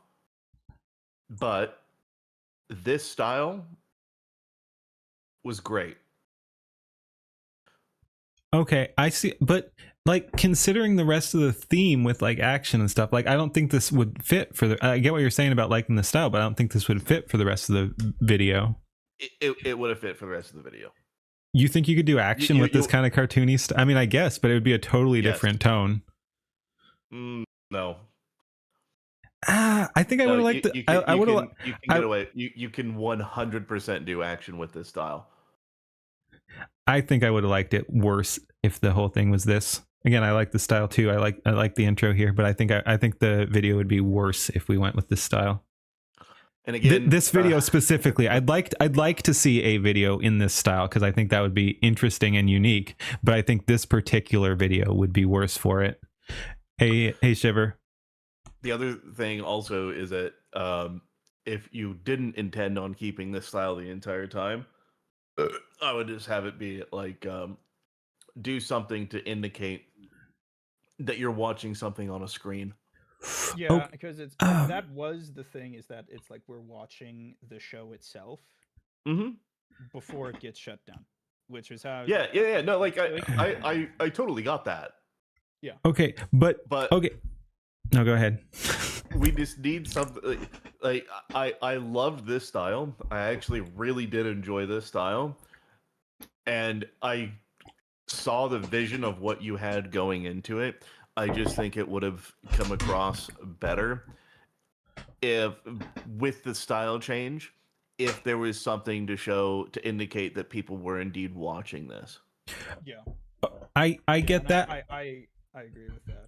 I get that. I don't think it's necessary though, because we have this next scene coming up. I mean, that's kind of the transition there. So I don't think this needs to be shown to be something that we're watching on screen, because it then does kind of like, it's going to fade to gray here in a sec. That I think that can work as the transition to that this style is over. Like it shuts down right there. Ooh. Yeah. What would have been interesting? Yeah. It doesn't really like. It doesn't matter. The stylization of this does not match the rest of the video. Like I don't think it has to though. No, but if I can, yeah, go ahead. Attempt to demonstrate that I think I understand what Don P is trying to convey. When it comes to having such a stylistic difference, and this is a very clear stylistic difference, part of why I thought it was acceptable is because since it's front loaded and everything after it is different, you can then understand by implication. But that Yeah. type of thing is better understood by demonstration, right? Like relying upon implication in this case is me using a stopgap measure to allow me to finish a project to move on to the next one. Yeah. But it shouldn't become like the doctrine. Yes. It's not how we do things. Again, I Like an easy way around it would have been, and again, a lot of people don't know this or don't know that AI can do this. Holy shit, I'm about to die from a fucking pretzel. Hold on 1 second. Holy shit. Okay. Anyways, like a really easy way around it would have been generating like various computer monitors, right, with a green screen, and have it be something that like people are watching, and you can have this green screened out, like it playing in the background. You key out the fucking green screen, and then it doesn't matter if the shot goes on for a long time. I thought the shot actually was fine. But if you're just like going through these different monitors showing that a lot of people are watching this thing, and then everything else outside of the monitor is that that anime style, I think it would have worked really well. Yeah, no, I think that would be very cool. Again, I personally don't think it's necessary, and I think I'm gonna try to maintain my usual like positive tone, so I'm just gonna intentionally push back on everything you say, Don, because last time I agreed with you too much and we just fucking destroyed some people. So that was worth it. That was necessary. That was 100% necessary. But anyway, point is, I don't think it's necessary. I think this does work because it does have a natural transition here, but I like what you're saying, and one interesting way you could do it is like, because I that's a really cool effect, and I want to do something with it now. I'm not sure what, but like I like the idea. So imagine like a living room. It could be even empty or something, because we don't need to show who's watching it necessarily, but like a anime style living room with an anime styled TV, and that you green screen out like you're talking. Yeah, no people. It's just the TV. It's just a computer monitor. That's just the main focus of it. Everything is anime behind it. It's just a straight on shot. You don't have to add people. You don't have to have anything moving, anything like that. You don't even have to gin it. Like what you could do. See, now that you're saying this, right? And this is one of the reasons I'm glad that Don P is here to say something like this. It didn't even occur to me. But what I could have done is, you'll notice that this is a zoom in sequence, right? It's very slowly zooming in. That could easily be reversed. It could be a zoom out. And as it zooms out, it doesn't need to zoom out far at all, but I can just give it the edges of a screen. Doesn't even have to be like a generation. Oh yeah. That can be edited in. It can be still image. And yes, the slow enough, the key is but the key is getting it. Okay. So there's a lot of people that think that, like, I agree with what you're saying. However, the reason why I love AI and why I'm suggesting to do it in AI is entirely for copyright and legal purposes. If you generate something and generate... Huh? Yeah, you gin the screen, but you don't have to like gin the animation, shall we say. Oh, yeah. No. Yeah, I'm not... Yeah, there's no animation. You're just generating the image, and then you're just keyframing it out, and then you can do zooms, pans, whatever the fuck. Totally agree with that. Yeah, don't waste video credits on that. It's not necessary. I mean, maybe if you want to have one where it's like funny, where it's like, somebody else that's like Asmongold with like Dr. Pepper cans, like a rat like running in the background. Like, okay, maybe something like that. But for the most part, like you can just get away with images. A lot of people don't know how to use images properly to really frame scenes appropriately. But Keen, the reason why this doesn't work with the rest of the video, and it's just a style. This is the first thing you see, right? You have his intro, his little splash title, and then you have this that goes on for a while, and you're expecting this level of detail. Like, the level of detail that you have in here does not match with an anime style. Like the wrinkles in the clothes, the texturing of the like. There's a lot of stuff in here. I think what we're about to see though shuts it down, like it going dark or whatever. And I do have an idea for the next scene too that we can talk about. But yeah, I mean, again, it didn't. it didn't pull me out of it. I thought it was interesting. I thought it was cool looking, and then it kind of fades, and I think that works. I think the fade, whether you want to say that's a cheat or not, I think the fade does cover some of those bases, and it's gone at that point. And I do want to point out to everybody that is watching, just be aware, this is absolutely is a minor critique, right? This is things that I see that could be better, but this sequence overall was good, and that's why it was fine. But it was a little bit of feedback. okay, fair enough.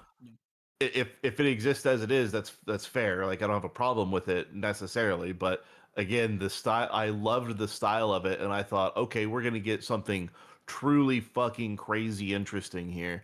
And then we just get anime, and my eyes wanted more of this because it was so interesting, unique, and I haven't seen anybody else do this.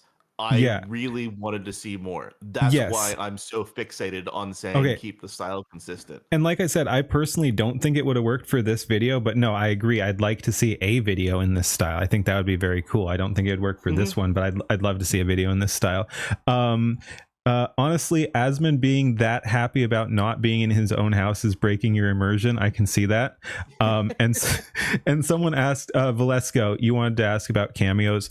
My policy is you don't have to ask. Go ahead and cameo me as long as you're not doing like really weird shit. Like, don't do lewd shit. Don't ship me with anyone who's not cool with it or anything like that. Don't be a freak, but other than that, like, yeah, no, I'm free real estate. If you like what I'm doing here and want to shout that out in a cameo, go for it. Go. Yep, that's the answer to that one.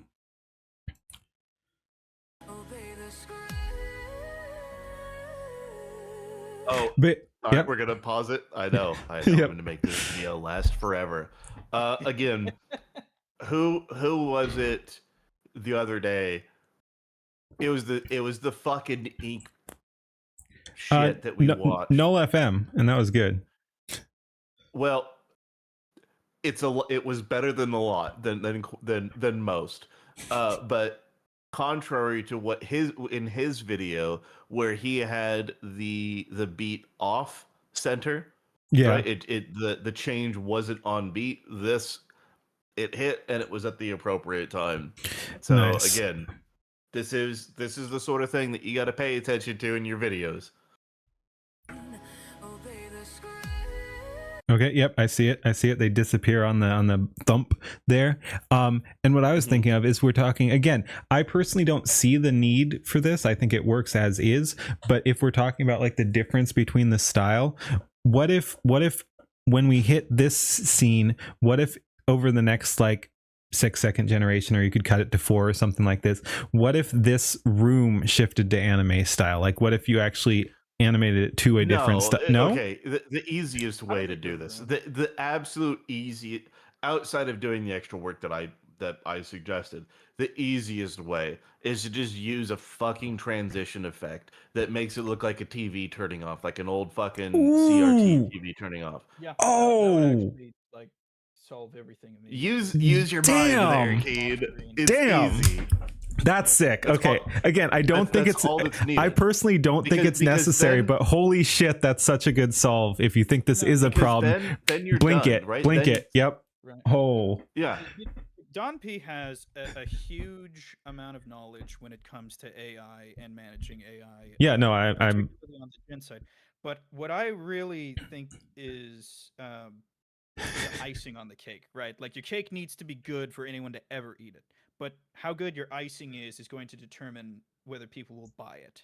And when it comes to AI and making videos with it, I really think the icing on the cake is knowing how to properly edit the good things that you generate. Yeah. Yes. Yeah, and listen, like, there have been many videos or like many elements in videos I've done where I have taken multiple takes and spliced them together in order to make use of the generations, because okay, there's like a good segment here, but the rest of it sucks, but like this 3 seconds is actually fucking perfect for what I need. It's just it takes a lot, and I think that I always encourage people all the time, use a critical eye and pay attention to visuals and cuts whenever you're watching movies, whenever you're watching music videos, and go out of your way to watch plenty. It will absolutely help tremendously to do that. Don't watch fucking artsy fartsy bullshit. No one gives a fuck about any of that, right? Care about things that are good classics, things that you're interested in, or that other people may suggest to you, but don't care about like art house bullshit or like what's it like the Sundance Music Festival. Fuck all that shit, right? Pay Yep. attention to things that are more in your lane. I was about to Like say, yeah, okay, like in your genre, like the whatever what you want to do, watch the stuff similar to what you want to do, and don't rip it off, but like get inspiration from how they're doing it.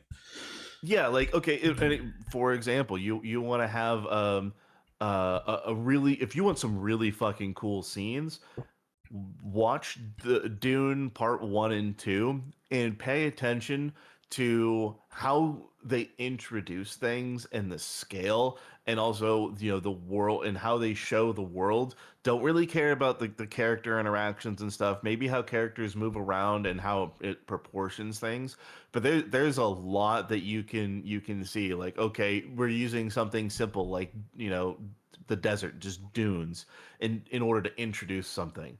And how are you going to use that, and how are you going to there's so much that you can learn from things like that.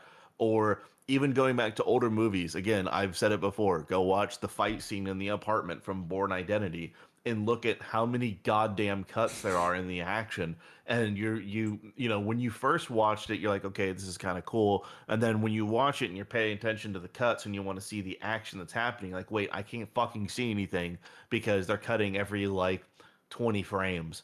It's obnoxious. But they end up getting a finished product out the door, and they're able to get a lot of implied action because of the cuts. Yeah. Things like that.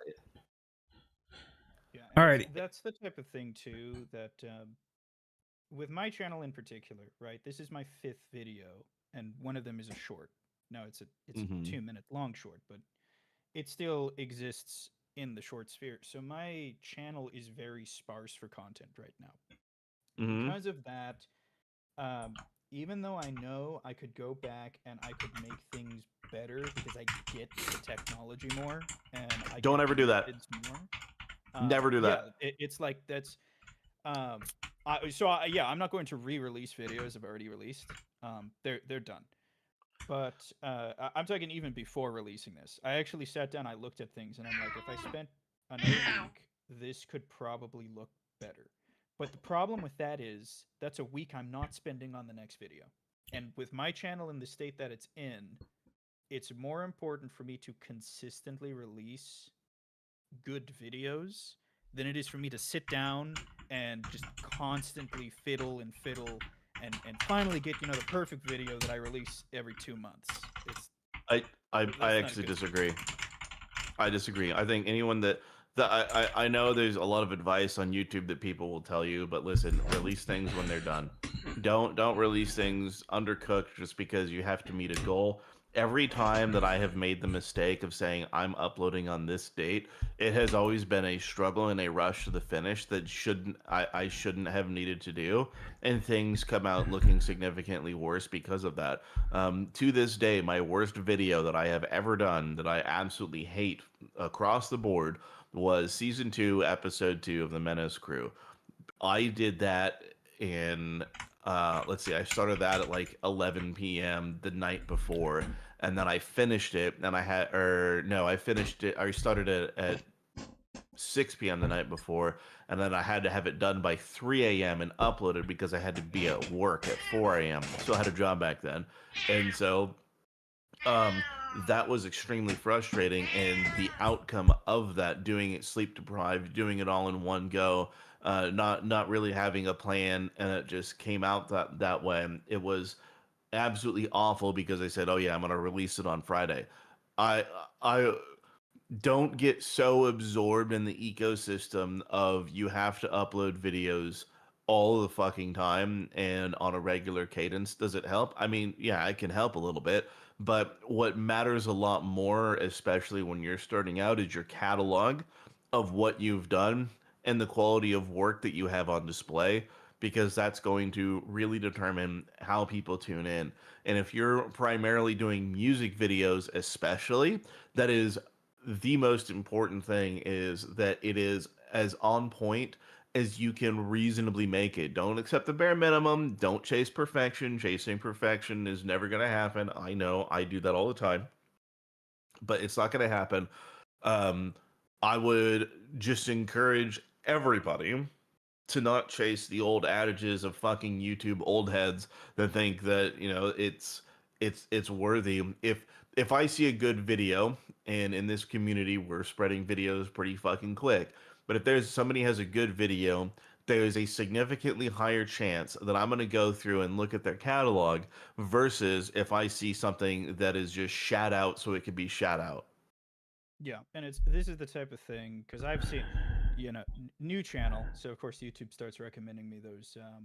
Here's how to grow your channel to Yep. 1,000 subscribers. Crap. Here's one thing you're doing wrong. Change this one setting. And it is crap, by the way. If you watch those videos, because I did, if you watch those videos and you listen to what they say, they're basically telling you to function like a bot. Yeah. And then your channel gets banned because you look like a bot.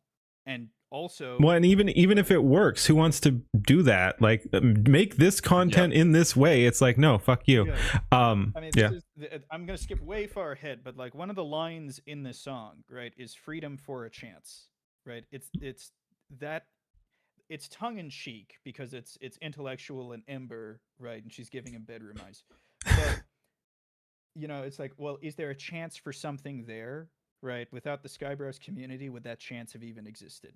And then you take that further into the artistry that I'm trying to capture with that line, and that is like, there is a chance to do something here. Yeah. Yep. A chance that didn't exist before. And I relate it to AI because we're connecting to Suno, we're connecting to Grok, we're connecting to X. And Skybrows. I mean, a bunch of us are Skybrows people. So yeah, I mean, we're through all his stuff. Yep. And someone put in... I'll say one of my concerns with the community, I don't want to like just come out and say this, but I will because I do want to. No, if it's an actual concern, you absolutely should say it, because I mean, I think that's important. Yeah, it's sometimes I fear that there's like this counter idea that like, oh well, slop is good now, and it's like, no, it's never slop is been still about slop. It's been about being the cream of the slop. It's been about being the thing that floats to the top because its quality and its thought and its messaging is significant. I will say, I was gonna say this about the other thing too, which I'll jump back to too, but like, I'm somewhere in the middle. I mean, I think there is fun slop too. Not everything has to be intellectual or something like that. So some, like, there's bad slop for sure. There's also good slop. Like, not all slop needs to be cream of the slop. I think you should push for that. Like, you should always be looking to improve, but I don't think there's anything necessarily wrong with producing fun slop that you like and that you think other people are like. So someone put in, even memes should be good though. Yeah, effort needs to be put into everything. And if you're just saying, oh, it's good enough, I'm just gonna make a music video, I'm just gonna put all this dumb shit in there, I'm gonna go in without a direction and just kind of make it. Man, you don't have the wildly autistic mind that I have to be able to pull stuff like that off. Most people just don't, right? I'm not saying that I'm necessarily special or anything. My brain just works differently than most people, to where I can look at something and I can make something work, right? It was something I had to do when I was a teacher. I taught programming, engineering, robotics, and game design. Nice. That's solid. I taught K through 12, and so I'm sorry. I would go into a classroom.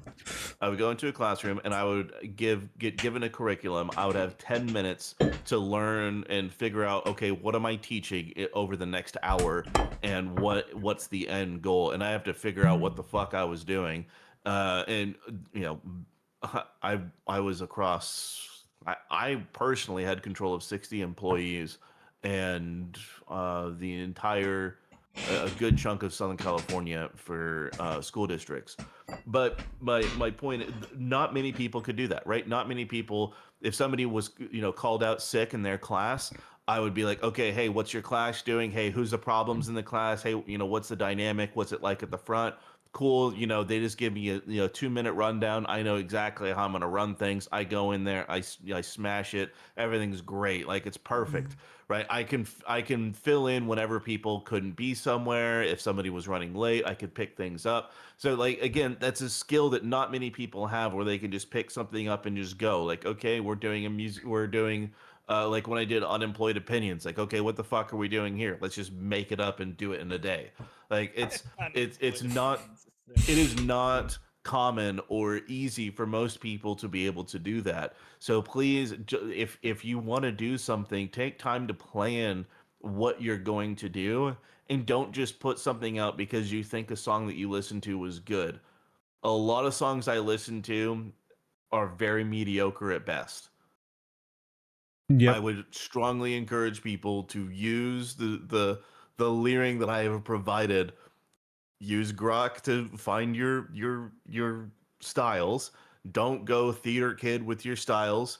Don't add a whole bunch of things that literally do not ever go together, or that Suno can't properly create. Nah, Like, fuck you. I'm gonna do weird use shit. use judgment, please. It's just, we have to, people have to do better, because it really is becoming just like, oh, it's another music video with even more cameos, because somebody's seen everybody 37 else this do that. time. Like Renegade, I saw your shit. I know you're also in my chat, right? But Cats and yours, strays. you had a unique style to Oh, what you presented. damn. And so, while I didn't like the cameo swap, the style itself, I saw potential with it, right?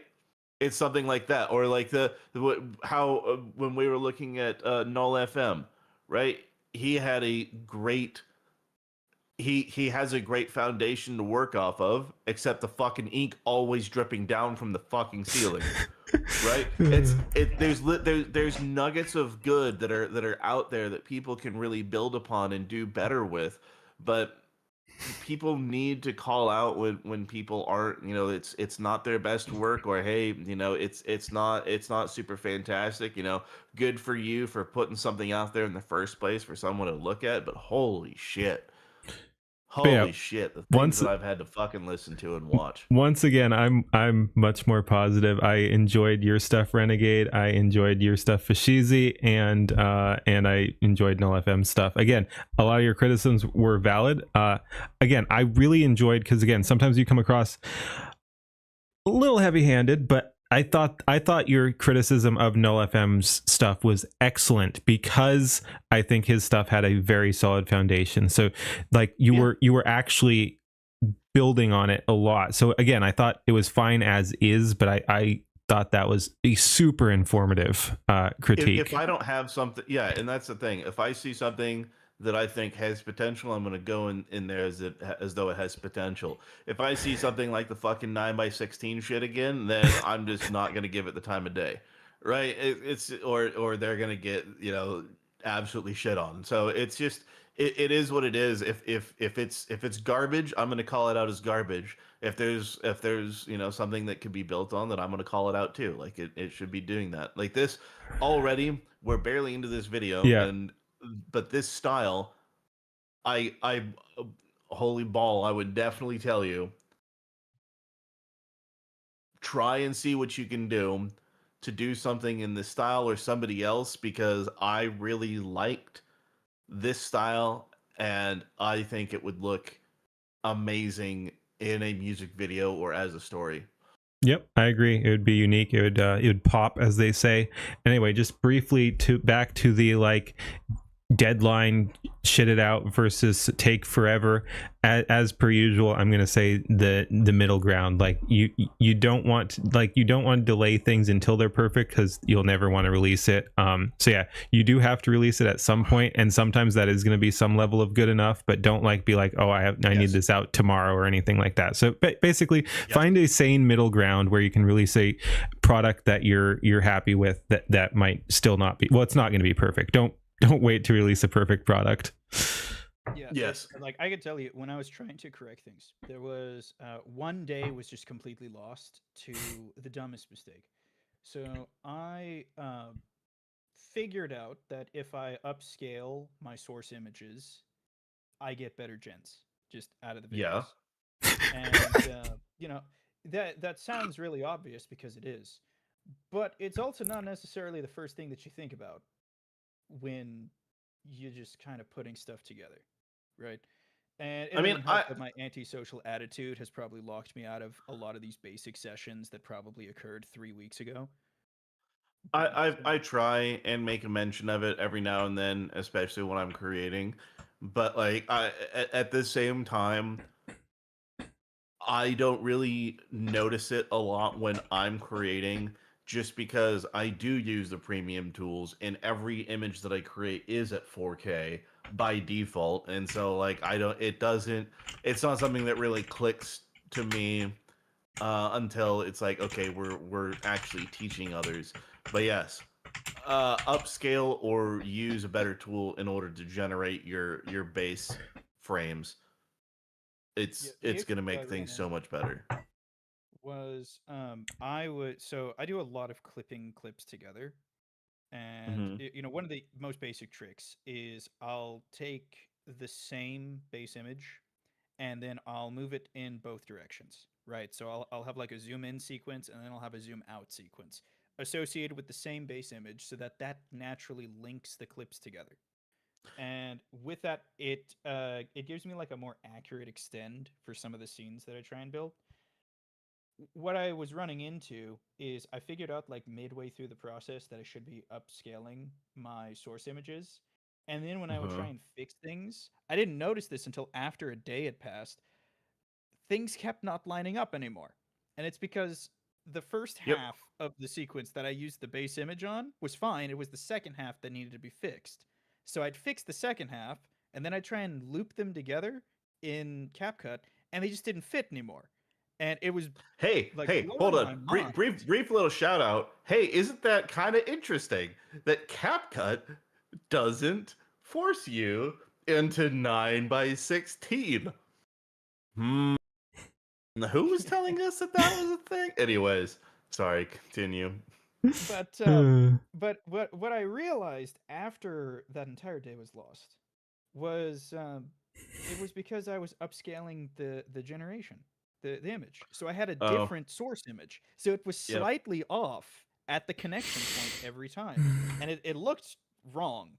It's like in order to cover it up, you would need to have some type of visual effect, but those effects would be offbeat. So I'm like, I can't just do that. So I ended up just leaving the old gens. And that was one of those things that, like, after the fact, I sat down. I'm like, okay, am I really going to now sit down and regenerate half of this video? And Um, I'm like, no, I don't think I am. I think we can. I know what I'm doing now, and I'll do that in the next video. Yeah. Oh yeah, he's in rehab. Good for him. That's what he deserves. And then Valesco, is it feasible to animate short stories? I make entire movies. Yeah, my You answer can was like absolutely- not in You a can- my answer was not in a one shot, because I was wondering if that was what he was wondering about. Like, yeah, you're not going to be able to just tell Grok to animate a short story, but you can absolutely get the clips and edit them together. Like, you're going to need to do some work, Yeah. but yeah, you can absolutely do that, of course. It's just write a script and then generate them one by one and then edit it together. I know that's a very simple way of putting it, but I mean, that is the way it works. Anyways, let's continue. Yep. And say the line, say the line, oh, say the line. Who was this supposed to be? That's Emiru. Hero. Okay.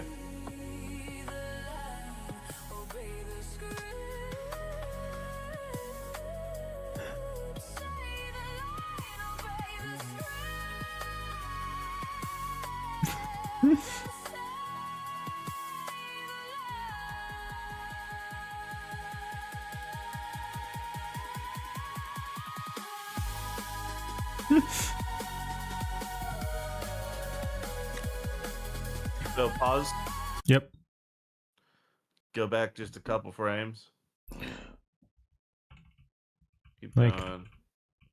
Keep going. There you go.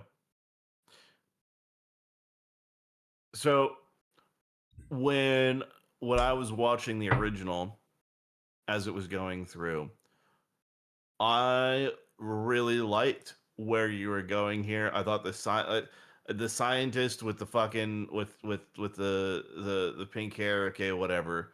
But this I thought was a really interesting shot, and this made me be like, okay, I'm gonna look at what's going on story wise, and what you're trying to actually show.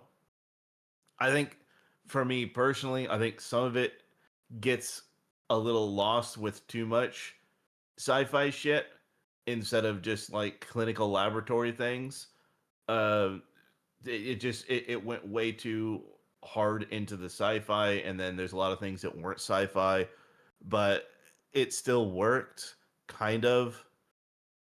But this was absolutely a very interesting shot, and this showed me everything I needed to know that you actually have a vision for what you're going to create instead of a lot of people and their reliance on how do I put this? A lot of people are too heavy-handed 24/7, or they don't put too much thought into the shots that are going into whatever they're trying to explain. What do you mean by heavy-handed, though? Okay, so heavy-handed is just like a big sign of like it depends on the style of music video, right? If I'm like in Thirsty Hassan, right? He's gay as fuck. But every little thing is all about how obsessed he is with Hassan instead of just having him just always standing around in every single scene and with a giant fucking like sign that says he's gay. Yeah. It's See, like it's see you, just, Zayla. Feel better. it's just people are they don't rely on subtlety. They don't have they're not Yep, I see what adding you're in elements saying. to a story to build something into, right? Because this flows into the other scenes to become the chicken. Yeah. And so at first you're like, what the fuck is this? And then you're letting the scene cook a little bit. And then, okay, we get to chicken. And that's great. So by heavy-handed, like for an example of what that would have been, instead of this scene, you just have like every scene be exactly. Scientists Cancer injecting the cancer into the chickens or something like that. And Just that would've every been the scene. only Yeah. scene. Yeah. No, that would have been the only scene. You wouldn't have had a buildup of subsequent scenes showing all these other things happening. You just would have had a single scene with, fake chicken stamped on the side, and it farts out like a chicken sandwich. And that's the only scene that you would have really had, versus showing more depth and more, sinister shit going on with it. All right. Sounds good. See you, DJ. Have a The good whole one. Point is for you to be like, what the heck is this? Yeah. And then it's Mr. Beast holding a chicken sandwich. You're like, what? What? Yeah, what no, are we that's eating? and that's the whole thing. Is like, what is this? I want to know more. Like, what my eyes and my brain are just like, what the fuck is this? I want to see more of what's happening, and that's what you want to get across. Again, this isn't easy to do. So people thinking, oh, it's fucking easy. This shit's not fucking easy, but you want to build your scenes. You don't want to just have someone just do something and then that's the end of it, right? You want to actually build. Yeah. Alrighty, let's continue.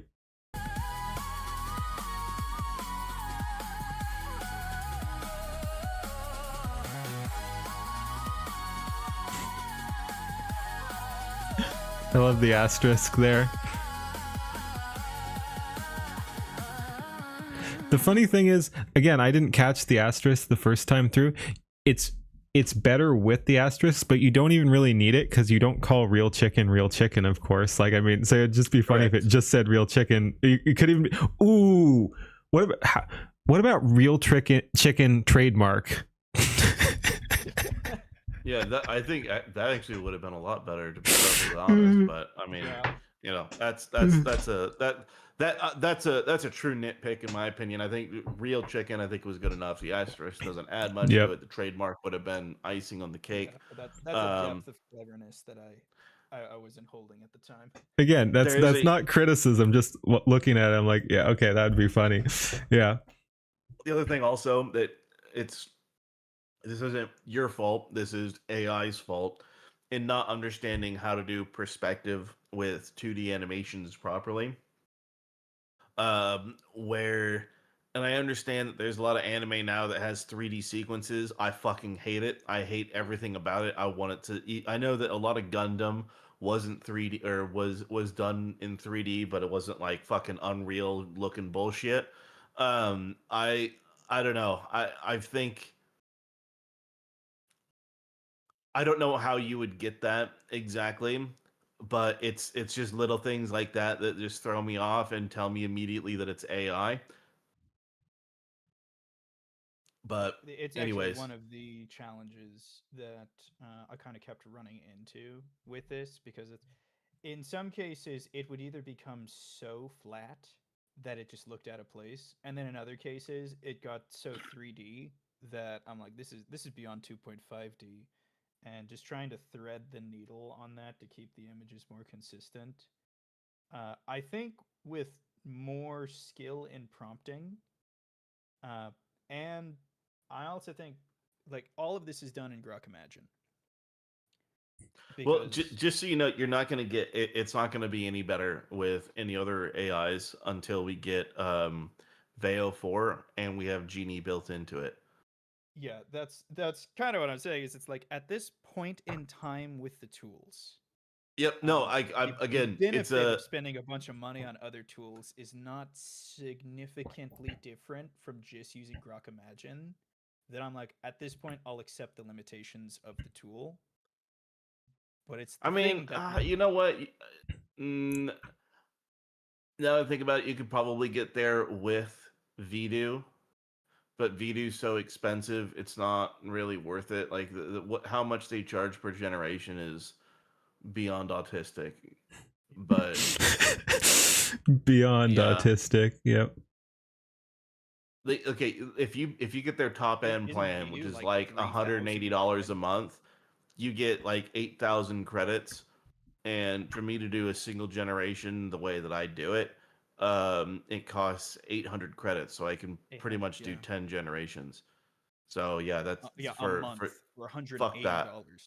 Yeah, fuck that. All right, let's continue.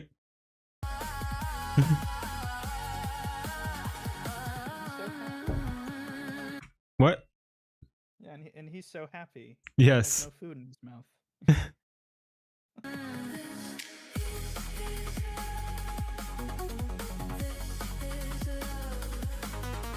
I like the frowny face on there. Yeah, I like that as well. Again, the thing that keeps throwing me for a loop. Holy shit, that reminds me. I need. Oh, is anything open right now? I need some fucking chicken. I hold on. My fat ass needs to be fed this instant. The only thing open is IHOP. God damn it. Fuck. All right. That is lab food. It very much is lab food. I don't want that shit. Well, that's what I fucking get. God damn it. Okay. Anyways.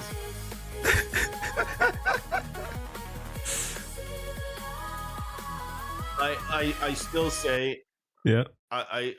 I'm still very much of the opinion the fucking Tron lab suits, they feel really out of place. I think personally, I feel like if they were just normal ass fucking lab suits and then had like a fucking pocket, protector that was, some sort of sci-fi gadget, I think that would have hit home harder. Because you're just like, who the fuck is this Tron asshole? And it's like you have to force yourself into thinking, oh, this is supposed to be a scientist, whereas lab coat equals scientist. You know what I mean? Yep. Again, Yeah, it doesn't. It you're doesn't. actually right about that because the artistic direction changed at about the 2-minute mark. I generated the first 2 minutes in probably 3 days in total, and then the rest of it took like 2 weeks, right? Because there was a lot of change. There was a lot of okay, I need to figure out in order to make these types of scenes work, and it's also why the first half is much more basic than the second. There was a Whether it's literal basic or not chord change that is occurred. the Kind of moved us that the direction. basicness is actually fine because again, it's with a song. You don't need to go fucking balls to the fucking wall straight away. You can actually build into it, and so it's fine if it's slower and you're building what the fuck is happening. But yeah, and then for me, this is another instance of where Don P is probably right, but I don't think it detracts a whole lot. But the other thing is he's right; it doesn't really add a whole lot. So would it be a significant change? No. Would it be better if they were just wearing lab coats? Probably. So again, it's not like, oh my god, the song's ruined or anything. I like the effect, but it is kind of like why? It doesn't ruin the song, but the thing, okay, having the correct costume would have 100% enhanced it to a tremendous degree because your brain is being shown exactly what's going on instead of your brain having to figure out what the fuck you're looking at in the first place. I'm not sure it's a tremendous, but yes, probably it would improve things and probably in a significant way. Yeah, exactly. If you just sit back and your brain is just it can accept what you're actually looking at straight away and you know exactly what the fuck you're looking at, or you don't have to suspend any disbelief. It relaxes and you're able to enjoy things a lot more. Whereas if things are kind of weird, you're trying to look at like what the fuck what is all this shit? And so that's kind of the thing is it would absolutely be improved, but it does not ruin the song as it currently stands. Yeah, what it really does is Don P is touching on one of the principles of attention, Yeah. and that is the more work the brain has to do to figure out what is going on, the less room there is for you to think with your brain, right?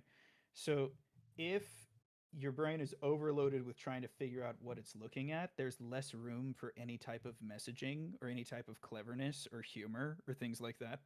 So, when it comes to effective, cohesive storytelling, you really want to do everything you can to reduce the workload on the audience's brain. And the more you do that, especially if you do it consistently across your videos, the more people will watch your videos because it just feels different. Right? Even if they can't articulate this is what's happening, that's why they're doing it. Also on this scene, and I'm gonna hide you guys for a sec just so we get the whoops, that's me. I'm gonna hide you guys for a sec so we get the full thing here. The glowing fries and the buddy. The ghost Dawn. But yeah, the glowing fries and the glowing straw are the same color, which is fine. But what I'm thinking, just to add a little bit of something, what if the straw was like a glowing green, like radioactive? Like I'm thinking, because it's already cylindrical, like I'm thinking like a plutonium rod or something, like radioactive green on the straw going into the. Nah, it needed a little fucking mushroom tip. Like the if I were to introduce a type of glowing green, I would need to introduce that glowing green a minute earlier, and I would also need to reference it every like 20 seconds. Fair enough. So yeah, not a one-off. Gotcha. Yeah, that didn't bother me at all. I wasn't saying I wasn't saying I was bothered. I just see the glowing cylinder into liquid, and I'm thinking like radioactive rods, and that's usually represented by green. So I was just thinking that's kind of free real estate. But no, I get what you're saying about not adding more noise to it too. It doesn't take away from the scene. The thing that does is his suit. Yes, I wasn't saying it took away. I wasn't saying I took away. I was just seeing changes that could be made. But yeah. The whole point of this song is it's kind of a combination of two different messages, right? The first message is, who are these jokers telling us that we have to say a certain thing, and if we don't, we'll get canceled. And then the other message is, there is something significant and real happening right now, and more people should try and become a part of it, and genuinely try to be a part of it, not just kind of show up at the club and Yeah. kick back. But between those two, right, it's kind of tied together with the Celestium being banned from Twitch for no reason at all. Yeah. And so that being the center of it, it's like Twitch is radioactive, and Big Daddy Amazon on top of all of that is like, that's the real issue. So going into it, I'm like, okay, the villain motifs are, they're white because they pretend to be clean, and then they're orange and they're purple because it's Twitch leading back to Amazon. And so from that, you'll see like a lot of the visual design is kind of focused on that trio of colors for the villains. Nice. All right. But because it started with that initial like reactionary thing, a lot of the prompts were just designed with a very broad scope, mass apply this color scheme. Yeah. And as it became more refined through the process, that element was kind of lost. Yeah. So this type of glowing suit thing, this was supposed to be like borderline ubiquitous. Almost Yeah. everyone was supposed to be wearing this. Okay. And it just caused issues. So I abandoned it. But yeah, and if orange is supposed to represent Amazon, I don't think a lot of people are going to get that. Like purple as Twitch is more recognizable if you've got Celestium in there or something like that. So maybe lean harder on the purple, because I put the smiles on the scientists' suits. It wasn't noticeable whatsoever. The purple and the orange, I didn't get any of that until you just said that. So like here's an example. If you're gonna do sci-fi bullshit, right? And sci-fi bullshit's fun, but okay, you have a ship that's fucking orange with like an orange trail behind it that has the fucking Amazon logo on it. Okay. Or you have like some fucking super retard that's screeching into a mic with a Twitch shirt and it's glowing purple. It's things like that where you can tie the colors together and have them get meaning.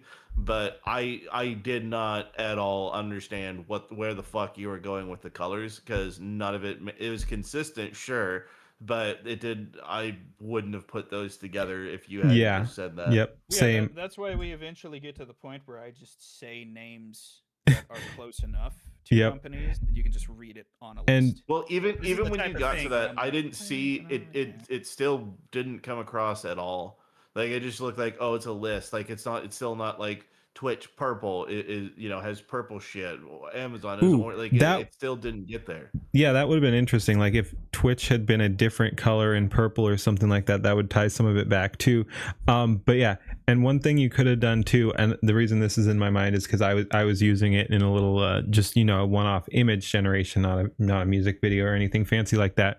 But when Lusty Lynx got banned for just 48 hours from Twitch, I did a little fun thing where she was locked in a dungeon, and the dungeon by Dan Clancy holding a banhammer, and what I did is I put glowing purple Twitch icons on the walls of the dungeon. And so yeah, when we see Celestium in the room, I was thinking like that'd be interesting too if we had, and it doesn't have to be Twitch icons, but something close. Like I used exact Twitch icons, which Caleb is also on point. I thought the chicken was a reference to the fake chicken. Exactly. Yeah, the orange, yeah. Yeah, the orange light is a reference to the chicken. Yep. But yeah, anyway, the purple in the dungeon would have been fun. Anyway, let's continue. We're over there now. There we go.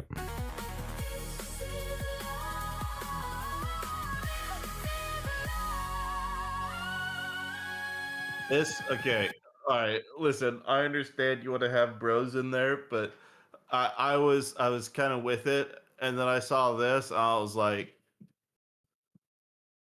bro, we're gonna keep this. This is where it's going now. Because listen, I was fully on board with what you had, and then when we saw this, it's like, all right. Yeah, no, he's wrong. This just doesn't fit. Oh, I need to unhide you guys. Sorry, I didn't realize you were still hidden. There we go. But yeah, no, he's right. This doesn't really fit. I think it would fit better with like a pirate or something like that. it's just yeah, like it's a, just like a so cybernetic that Yeah, yeah. makes sense. it's just so out like it's like, okay, all right, now we're gonna have fucking cameo shit, and it's like I was actually really on board with what you had, and then this happened, and I was like, well, god fucking damn it, I know what this is gonna be now. Okay, but And there's not a whole lot of cameos. I mean, this isn't cameo slop. He well, fits it hold in on, there, and I'm okay. giving a fucking play-by-play, All right, asshole. fine. Go ahead. Go ahead. So yeah, when this it's still it's just the way it was introduced. It's just like, okay, all right, this fucking jackass is standing here now. This brony is just here and existing. Excuse me, Hey, listen, hold on. ex I have a brony, like mission. his what ex I brony, have which a is like mission. being an ex CIA agent. He's an ex brony. Come on. No, it's like being an ex Mossad agent. You're never really out. Yeah, if people want to have a little bit of fun, put a little My Little Pony on his forehead. Going forward. Anyways, okay. Yeah, I just it doesn't. How do I put this? He's the Sky Brony. Yeah, the Sky Brony. Exactly. Okay, so here's an example, right? If you wanted to really fit this fucker in there, you would have had him, and he's just standing around with the case. Why is he like what are we doing? Why is he standing with the case? Why are we kind of out here? Like if he's sitting at like I don't know, in a fucking cafe or something, like where it's all consumed product, and he's, not consuming the product. His mask is on the table and you see him pick it up and put it on, and then, he picks it up and then he walks off. Okay, you've introduced a character. But the way he was introduced here, it's just like, okay, it's just not. Yeah, it just cuts to him standing there, like he's listening to a speaker, like someone in his voice in his ear. It looks like, but yeah, other than that, like there's not a whole lot of introduction there. I get what you're saying. We need something where it's not just surprise. This fucker's there. Like we actually need to have something to where the characters show up. But I will say it's a good choice of character though, because with his black and white suit, I mean, he looks sleek. He looks like he could be a spy or something like that. I mean, the mask should get anyone shot trying to enter things, but I mean, we can suspend our disbelief. But yeah, aside from the mask and the gloves, I guess he looks like he could be, a sleek secret agent dude. Yep. So I mean, yeah, I like it. But yeah, you could do a little bit more on the intro, I guess. Again, it's one of those things. It doesn't take me out of it, but yeah, there's room for improvement, I guess.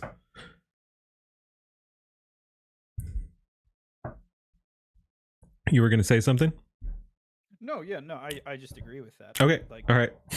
If there was a more introductory scene surrounding this character appearing, because the whole point of this scene in particular is to demonstrate two things, right? And it's the same reason why later on you're going to see an airship out of nowhere, and it's to make it so that when it performs action, it didn't show up out of nowhere. Right. Now, I took the most ham-fisted approach to solving that problem, which was I just introduced it earlier, so that when it mattered, you didn't feel the same thing. Yeah. But yeah, no, actually spending the time to build the character introduction to fit that, that it's just it's just like it makes a better scene. And just for people to understand, like this isn't.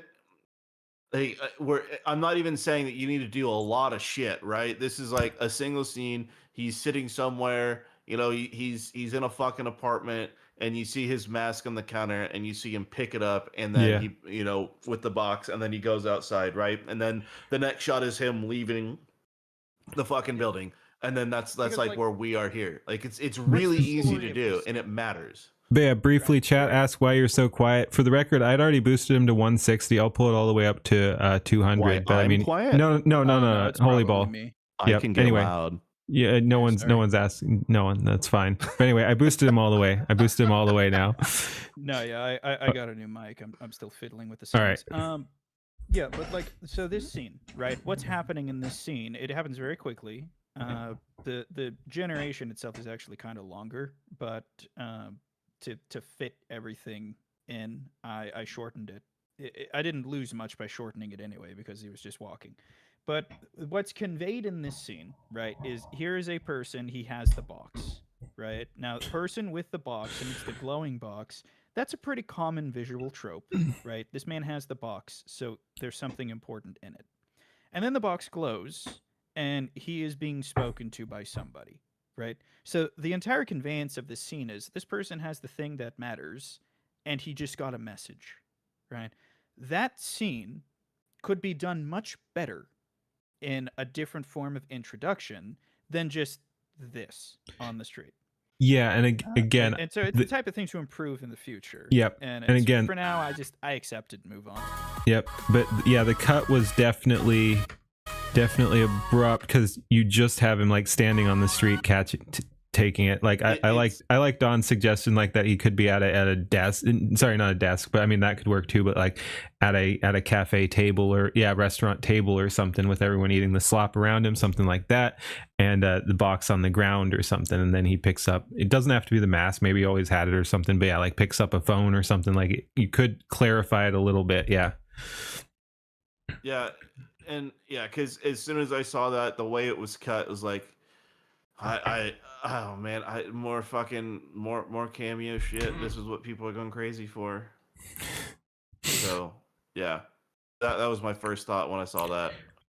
Okay, but again, like he didn't, like your complaint has been going overboard on the cameos. Like this has a few cameos. What's like? No. Hold on, you're not on. Hold on. I said as soon as I saw this. Okay, that I was see. My first thought is, oh god, because this is gonna be cameo. Yeah. slot. Okay, That's I see. Because it was done this way too. Like the first cameo was just kind of dropped in this very fast mid note cut. It's like, oh gosh, are we about to now get a bunch of these? Yep. Yes, makes sense. That is not a, because again, this is that attention thing, right? Like I have managed to scratch the panic and the negativity that exists in Don P's brain when he starts seeing this, because he's learned that what's going to he's come leered after, right, is just more. Yeah. And you never want to do that. Anytime you do that to your audience, you are incorrect. You're wrong, and you need to stop doing that. You need to fix it. So, Fair enough. Yes. Don P's right about that. So yeah, similar like what we were talking about the other night, like it has to fit. I think that's when we were bullying Fashizi, which again, I liked his video, but yeah, it needs to fit with the universe. So like you were saying, like just make it a little bit more cohesive instead of him showing up here, like have him at a table around other people or something to that effect, and have him more engaged with the universe around him. Setting. Yeah. And you could have used the same amount of time just to and just two little quick actions, and then boom, like it would have been better. But yeah, I just that was my first thought when I saw that. Yep. Oh no. All right. Gotcha.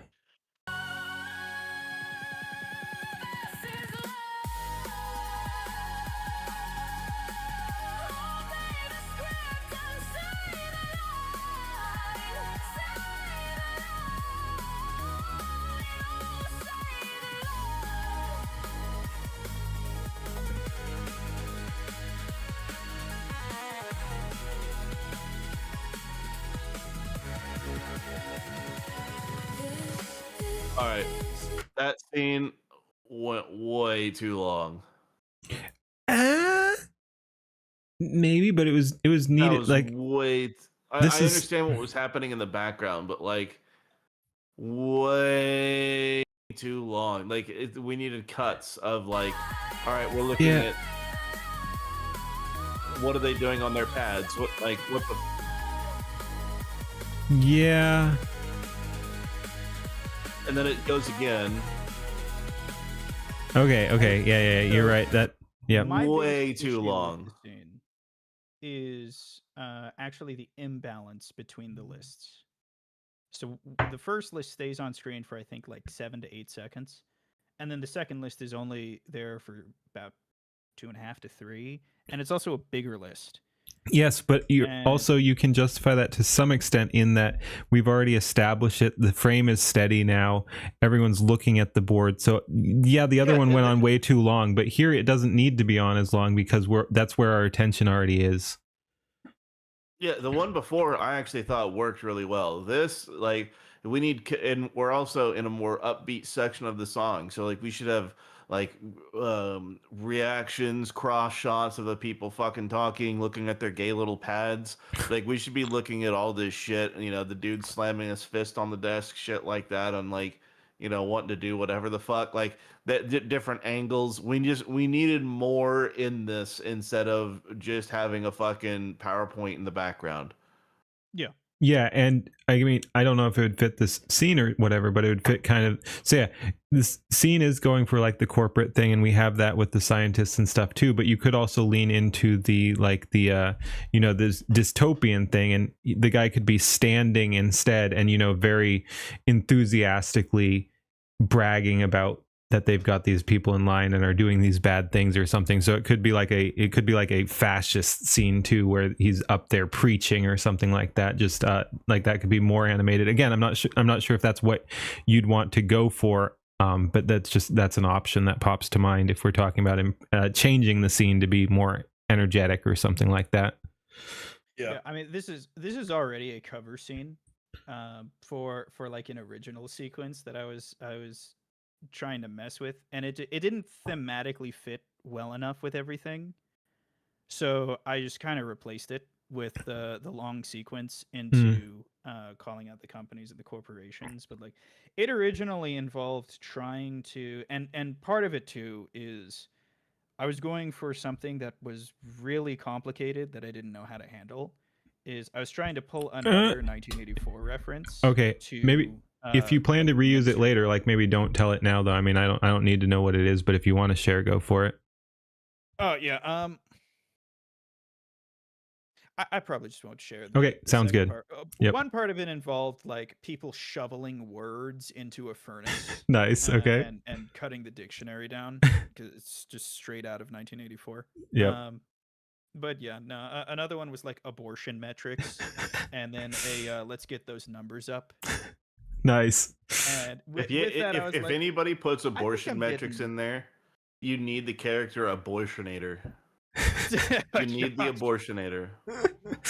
But with that, I was like, you know, I think that messaging is a bit too bleak to also include in the Message of Hope video. So I just kind of cut that and a few other things, and I was like, let's just put a thing back in place. I have some clips I've already genned. Let's mess with the clips, extend it out, get this section of the song covered so we can move on to the next one. So this is absolutely the weakest part of the whole thing, is that sequence. Like my least favorite part is the combination of rising up the tower, and then there's this weird camera yoink as we get into the boardroom, and I'm like, I can never unsee that, and I hate it every time. Yeah. DJ Arkham, no. It's not a dude with a shop vac and a wire hanger. So the original abortionator that I had was a Vanguard tank in the Old Republic, and he was a fat pink Power Ranger that slapped people with a blaster. So probably a fat pink blaster, a fat pink Power Ranger with a coat hanger, like attachment for like an arm, and then a vacuum hose for the other, and perfect. Yeah, I also had I had the Dildozer. There's quite a few great names that I had. I never actually got any of them banned, which is just absolutely stellar. But yeah, Abortionator and Dildozer, those were two of my mains.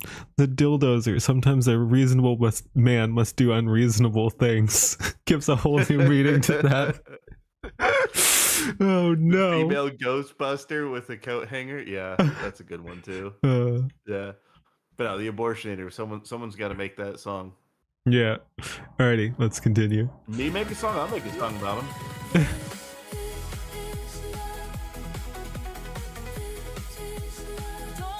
All right. Hold on. go back. Yep. I know some of you fuckers are just like, oh yeah, we want to see this sci-fi fucking whatever, but like with all the buildings that are outside and everything outside of this factory not being fucking ultra mega high tech, it feels weird. You know, it's just it's go just a little more. Like, all right, like what do we do? I understand that like something you wanted to have some fucking cool soldiers, but dude, like I am tired personally, and this isn't something that you fucking did. It's something that everybody else has done, not just with fucking making AI bullshit, but also, animes that I've seen. They just put this fucking garbage in there when it has no reason to fucking exist, and it's just, why are we doing this? Why can't we just like why do we need to have the fucking edgelord fucking, the Halo bullshit in there? We just can we get something a little more like unique I get what and you're. not fucking sci-fi? Like I'm so fucking tired of it. It's most likely a me thing where I'm tired of seeing awful fucking sci-fi all over the place, and I just want to see something that's not trash. I get what you're saying, but also you could like, because if you're talking about like the difference between this and the outside of the buildings, that's actually kind of a trope in some of these dystopian things, because the like the rulers keep all the good shit for themselves. So I mean, we've seen this, and It's I not think intricate enough for that. Like it's not the towers themselves still have it looks like just attachments on a building instead of the entire building being this ultra sci-fi, megacorp structure, and then the interior of these just looks like generic anime sci-fi slop. Like again, it's nothing against what you wanted to do there, dude, but I'm so fucking tired of seeing just anime like this. I hate it. I hate everything about it, and it is most likely just a me thing that I just fucking hate it. all right. Part of this, I I wouldn't classify myself as a tourist. Um, like I lived in Japan when I was very young, and you know, before anime was cool was when I enjoyed anime. But I also I've never seen the big three because they just didn't interest me. Which would I those liked be? That would be like One Piece, DBZ, Naruto, or something like that. it's One Piece, Naruto, and Bleach. Ah, Uh, okay. but I also didn't see DBZ. Most of my consumption of anime was through 4Kids Okay. or I'm Adult sorry. Swim. Yeah. Okay. And so because it's the things that I saw, a lot of it was like mecha. I saw Yeah. Zords, I saw Gundam, like all the Gundams. I was a Gundam nerd. So with that, when it comes to animation styles and things that I like with it, I will pretty much always push towards looking like the mecha sci-fi style, just because that's what I'm most familiar with. Yep. And so with that, it's like this I think becomes a clash of taste rather than Oh, this an is issue 100% a of clash of quality. taste. Yeah. I That don't. I don't.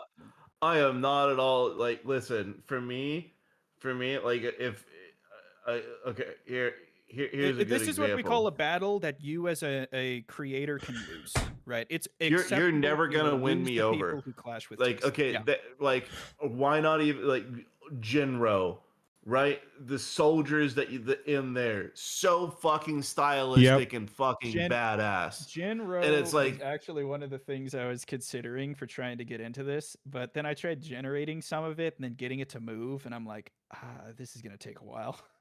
oh no, I get that, but like, dude, it's so. I But it's probably so sent a good. bad image, but it's like, here. I'll send a better No, image. I think Uh, Genro has one of the just coolest styles Yep. of anything anime's made. It's so good.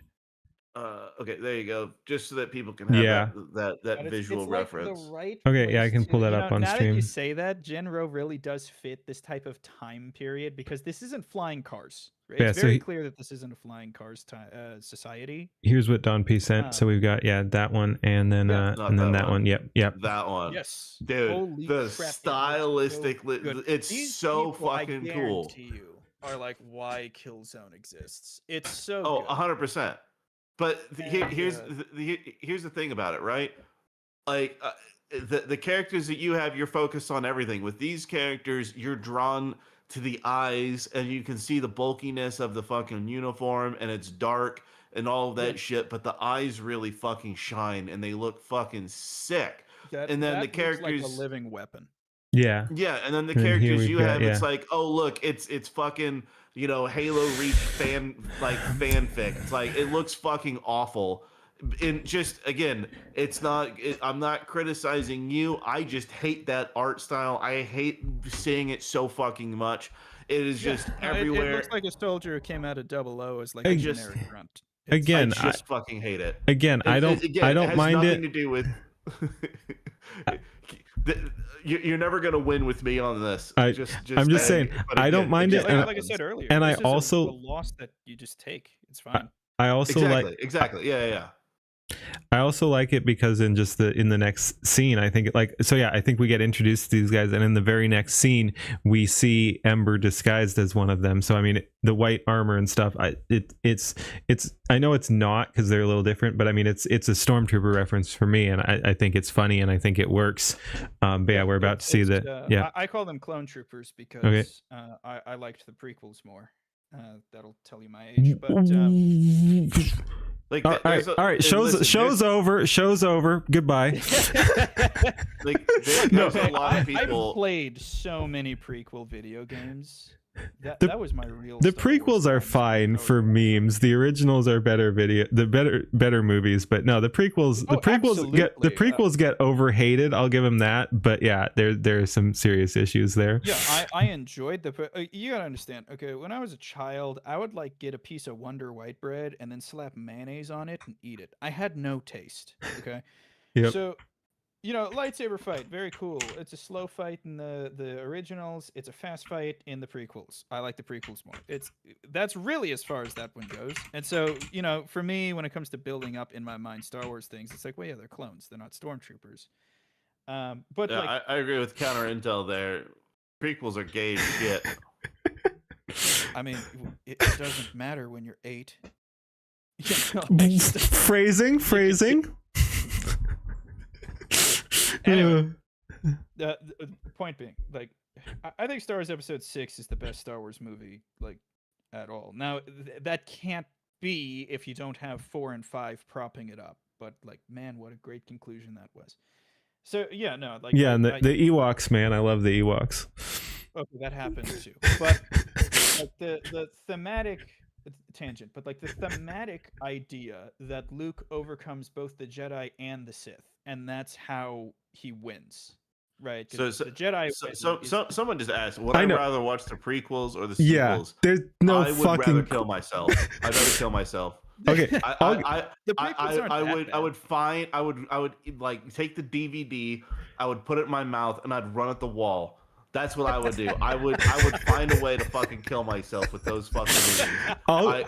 I'm not gonna subject myself to any I'll answer the question. Prequels 100%. No matter how you feel about them, they are better movies than the sequels and do have meme value. So yeah, prequel. If you have to watch one or the other, it's prequels. I'm not ending myself over that. I'd watch the prequels if I had to. Gun to head. But yeah, no, that's my answer. Yeah. Anyway. Generic sci-fi anime. Okay. Love it. Yep. Keep going.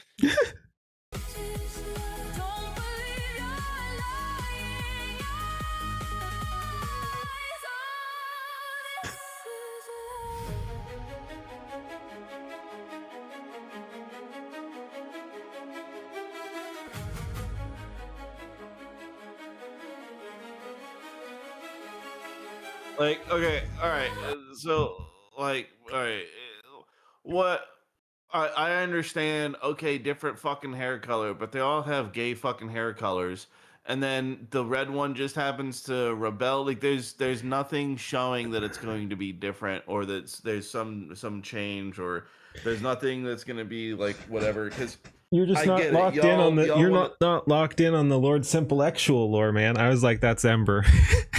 I mean, you guys want to be deep into that. I'm looking beyond all that shit. I'm looking at what I can see and what I can observe as an audience member that's watching something. And it's just like, okay, so all of a sudden this fucking the red-haired one is now in favor. Like what? There's nothing that's linking it together. You guys can figure it out because you guys are into all these fucking people, but I'm looking at it from somebody that knows nothing about it or would know nothing about it. So that's do where you we're at. do you need an explanation though? I mean, Yes. maybe it should have been It looks the earlier. same as the others. Looks the same Okay. as the others. Okay, so There's there no we don't need an scene. explanation. She was like the captain or whatever. So yeah, she pulls him. So yeah, Like, why? maybe yeah. Okay. If you wanted to get into it, maybe she should like unmask there and like high five or something. I Something like should have yeah, happened in the elevator. I don't know, but something needed to happen and be different, because you can't just go like, oh, this faceless fucking trooper that looks the same as all the other fuckers, it just decides to go rogue, and then you don't see the other dude anymore. Like what are we doing? Like there needs to be something to connect it better. yeah, I can see it again. It doesn't ruin it for me, but I can see, yes, I can see viewing it as an outsider. Yeah, there could be more storytelling going on here. Yeah. Because listen, everyone that's watching shit like this, understand you can't cater to just people that are in whatever community you're in.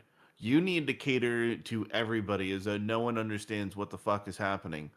I kind of don't really, I get away with a lot because there's so much random shit that's happening.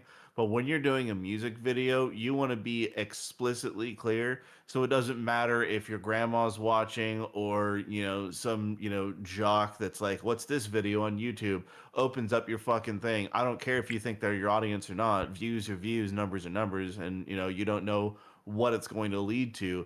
And if you don't explain your story, you don't show what the fuck is happening, you don't show why something is occurring, then it's going to be really confusing, right? I didn't understand what the fuck was happening until later, when I Yeah. heard Keen say, "Oh, that's Ember." I never in a million years would have been like, "Oh, that's somebody." Okay, all right, that's cool, I guess.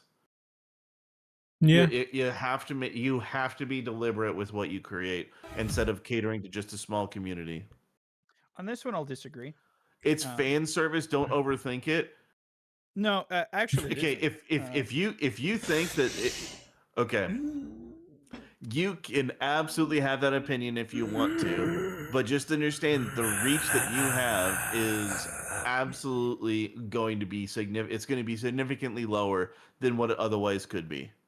It The more absolutely inside will be jokes you lower. tell with the less reach you've got, the less reach you have, because people need to be in on the joke in order to get the joke. And if you don't have everyone in on the joke, then it doesn't work. Right? That's inside jokes. The thing is, though, with that, that's a reveal as much as it is anything else. Is it's like the soldiers are standing, no issue whatsoever, and then they're dead, and it's like, oh, who killed them? Oh, it's you who killed them. Well, No, but like why? why? Like why? There's nothing outside of different hair color. There's nothing to show why that would happen, right? Yeah, It's but it just is like, different oh, hair all of a color. sudden, you have a screen of somebody it just doesn't flow. Like there needed to be something else in the elevator to show, hey, these two are now are like actually working together, like and shaking hands or whatever the fuck, like just something to show that Yeah, they're I now tried to do working something together. subtle. Like I wanted to do like a subtle like knuckle touch or something, not like fist bump, but like they brush the backs of their hands or something, some type of little signal. And it did not like that at all. It kept making them like hug or they No, would do like for a something full like Ooh. that, song. you have to be explicit. Like you need the fist bump. You need something to show. Wait, Like wait, wait, wait, wait. these I two are don't I, think you need bros. to. I, I believe in the audience's capacity to comprehend that what immediately happens after she takes those shots ooh. is we cut to Skybrows doing the 1984 Macintosh commercial. Okay, that's an interesting mashup there. Arkham said in chat that like, what if like back to before when we introduce Lord Intellectual, what if the person he was getting the call from was Ember, and we see that like we see her red hair, like maybe even from the back, so you keep it kind of hidden, but you see the red hair earlier when we also are introduced to Lord Intellectual, like so we see that they're in contact earlier or something like that. And the other thing before I saw the chat message, another way to do that is, I don't know if you want Lord Intellectual actually getting involved in a firefight or anything like that, but in the elevator, Ember could like pass him a gun or something, so you know they're on the same side. Like she passes him a weapon and arms him now that he's in the building, something like that. Again, I don't think you necessarily need to do any of that. Just thinking along those lines, those are two different things you could do if you wanted to tie them together earlier. Because the rest of the video doesn't matter. Because at the begin, like as soon as she betrays the two, you're like, why the fuck did that even happen? And then when the helmet's removed, you're like, okay, who the fuck is that? And there's nothing. Well, but like I don't. It doesn't. My brain has already been like, what the fuck is even happening? Like who is supposed to be anybody at this point? Like it's and I get that, but this is one of the things I personally rebel against, and that is that there has been a drift over the past 20 years of media telling you and then showing you and then explaining to you what was just shown. Yeah, And chat. I think but this is a music video, and that's a bit degeneration of art form. different. It's an anime. It's an anime action music video, but yeah. Yeah, and I get that, but I also I dislike it enough that I'm willing to accept the loss of audience because they get frustrated at not understanding because it hasn't been vomited into their mouth. Which I'm not even sure even exists. I'm not sure this is driving anyone away. It might not. Yeah. Like I don't know what factors into whether something. Well, it's like who like you just got to think. I don't know who the fuck that is. The thing is, Don P is correct. I'm going to start by saying that Don P is correct about what he has identified. There's a reason why all forms of popular entertainment, not just narrative storytelling through novel or through visual, like all of it is moving towards exactly what Don P has explained. He is correct about that, and that is what's going to get you the best results in terms of viewer retention and in terms of audience breadth, which will really help more people connect. That helps your audience grow. That helps you turn this into something. No. Hold on. But it's I don't know who the fuck that I don't know who they. You're not understanding or equating the 2 points because you're partially understanding what I'm saying, but what I'm fight. What I'm really trying to get at is that it doesn't. You can rebel against it all you want. I don't do the I believe in show don't tell, and I do quite a bit of that. And there's quite a bit that people have to infer from watching it, and there's a lot of things that can be remain mysterious. But when you just have somebody that looks like everybody else and then they just rebel and there's no obvious reason is why the fuck are they rebelling, and then it's just like, okay, I guess they just like chaos in their midst and they just there is nothing to indicate to anybody as to why anything would change, and rebelling against the whole just telling an audience has nothing to do with it took me out of. I was wondering who the fuck that was. Again, I never would have known who the fuck that was if Keen hadn't said anything, and it was extremely confusing as to why that would even happen in the first place. I'm not saying that you need to fucking, have a thing on there that says best friends forever, but you need to have something on there that needs to actually, you need to have something where there's a reason why she's going to betray them in some way, shape, or form. Whether they're looking at synchronized watches, and whatever, something that there needs to be something in order to bring it together. Everybody that's watching this and thinks that it's fine, that's because you fucking know who these people are. I honestly, I have no idea. I never would have put together, oh, red hair, that's gonna be Ember. I never would have just put that together. So there just needs to be something else to tie it together so that it makes more sense. It's I understand that you're against, you know, whatever grain you have, whatever grain you're going against, but just having a small little thing that links it together so that you can see, okay, these characters are together. He's leaving the fucking elevator going one, even he's leaving the elevator, he goes one way, she goes the other, and they're both sprinting out of there. Perfect. That's enough of a thing to where it would make more sense that something is happening because she's no longer guarding him and they're both, you know, running and doing something else. There's a whole bunch of different ways that you can approach it, but just saying, "Oh, I'm fine leaving it there and leaving it ambiguous," just because I hate, you know, what mainstream Well, media is doing. but my Yeah. argument is that there are reasons for you to believe that this makes sense, right? Part of it is visual motif. If you see red, they are typically not part of the purple and the white and the orange. They aren't. And That's again, I visual did not cue even from get the that. game. again, I don't think you But even. if you I go don't back think you and watch need. it, it's present. Yeah, And and I don't think in you. addition to Go ahead. this scene leads into the moment of rebellion. So like the immediate next thing is that Skybrows is here with the hammer to bring down the image of Big Brother, right? And then even before that, right, you have this soldier. You've seen that soldier type before. This is the first one you've seen that actually has a difference. And that difference is, well, it's got long red hair. And you might think, okay, that's the soldier captain. But you're also, well, that's a different soldier, right? All the soldiers are the same except this one. And then after that, when that soldier just shoots, well, that's a reveal. That's funny. I was about to say the exact same thing. I mean, the act of it even happening is a reveal right there, and it's fine to draw that out into a question of why that happened until later. Like, you don't need the immediate It's reveal. so It already is a reveal. random. But But it it's isn't though. yeah, exactly. I Right? mean, that can It's happen. maybe you didn't see the connection, and maybe I So could the do a better connection is job of they get making into an that elevator, connection. they go up. We don't ever see her get off. We don't see him get off, and then out of nowhere, she shoots two people, and then it looks into a Yeah, and hallway, where is and she's he? just And standing now there. it's What the like? Skybros, and oh, he's running down the hall. No. Hold on.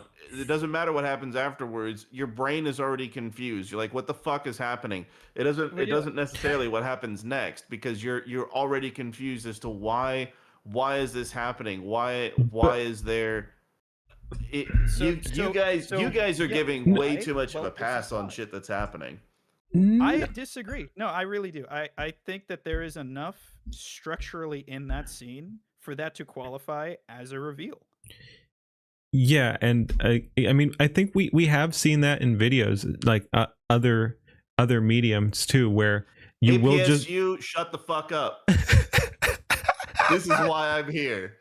But yeah, no, we have seen that before where someone will just betray someone else and you don't know why for a while. Like, you can just have that as a one-off event where she shoots the two guards and they run away and you don't know why until later. And like, if anything, you could say maybe we need a little bit more explanation later that they were always on the same team or something like that. But I don't think we need immediate explanation for the shooting itself, because that does spark the action. Like, we don't need to know why exactly. We saw that something happened. You guys can think incorrectly all you want, but Okay, cool. All right, I guess we're moving on. Again, and I can be incorrect all I want. All right, let's move on. Oh.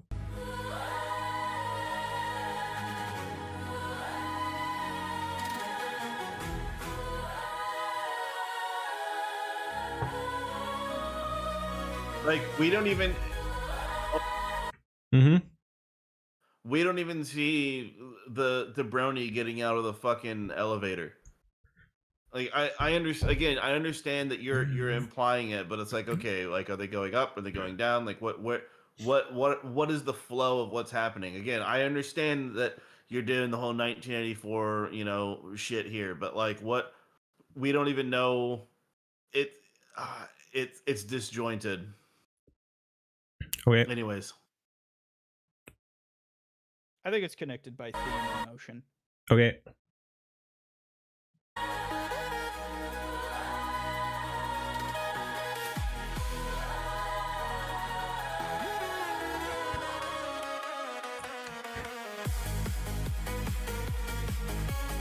I do like this shot. That one before that with flying through the air.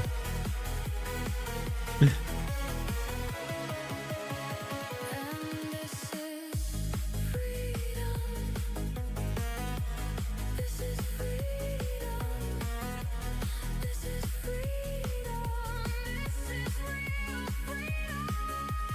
Freedom to sing. Freedom to dance. Freedom to joke. Freedom for a chance. Freedom for me. Freedom for you. There's more for you to do. More for you to do. There's more. So when you were trying to get that fucking starship, did you try like what? Okay, how did you intend for it to come out as looking like 3D CG shit, or were you trying to get an anime? Because it's very mixed in how it came across. Yeah, the ship was difficult. It kept running into content moderation. Like I know the ships. Like I am not. Don't get me wrong. I know ships are fucking difficult. Keen has seen my struggles with trying to get a fucking starship to actually show up and not be just the gayest thing on the in the universe. But it's just it's so you put in a simple prompt thinking, oh, this is gonna look great, and then it comes out looking like dog shit, and you're like, well, this is like, what are we doing? I now got to use a whole bunch of reference images in order to get a fucking spaceship that I want. It's stupid, but I was just mainly curious what your actual intent was supposed to be.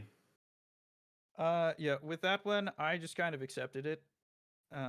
Like I said, most of the anime that I saw, it's the space, the sci-fi's, and a lot of it is the more recent stuff. So, if you've ever seen Gundam 00, the Ptolemaios is like the primary carrier ship that they use throughout the entire series. Thing is blatantly just 3D animation in 2D, like just patterned on top of a bunch of 2D assets.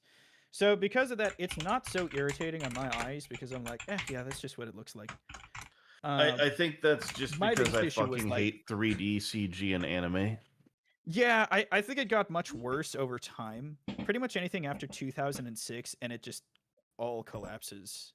Like it's still not as Which good fucking as the type of stuff if you had like Makaros type. Which shitty art. Gundam was it that had it was all done in Unreal and it just looked fucking awful and it was on Netflix.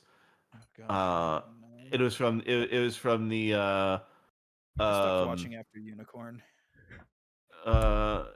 yeah, no, it was holy shit. You were from the oh my god, I can't even remember the name. You were the bad dudes and it was just from their perspective of their shitty fucking mechs against a Gundam. And getting absolutely slaughtered. Was that Thunderbolt? No, that wasn't No, Thunderbolt. I don't think Thunderbolt was a so. different one. Speaking of ships, I this is don't. this is something I genned up today for a ship post.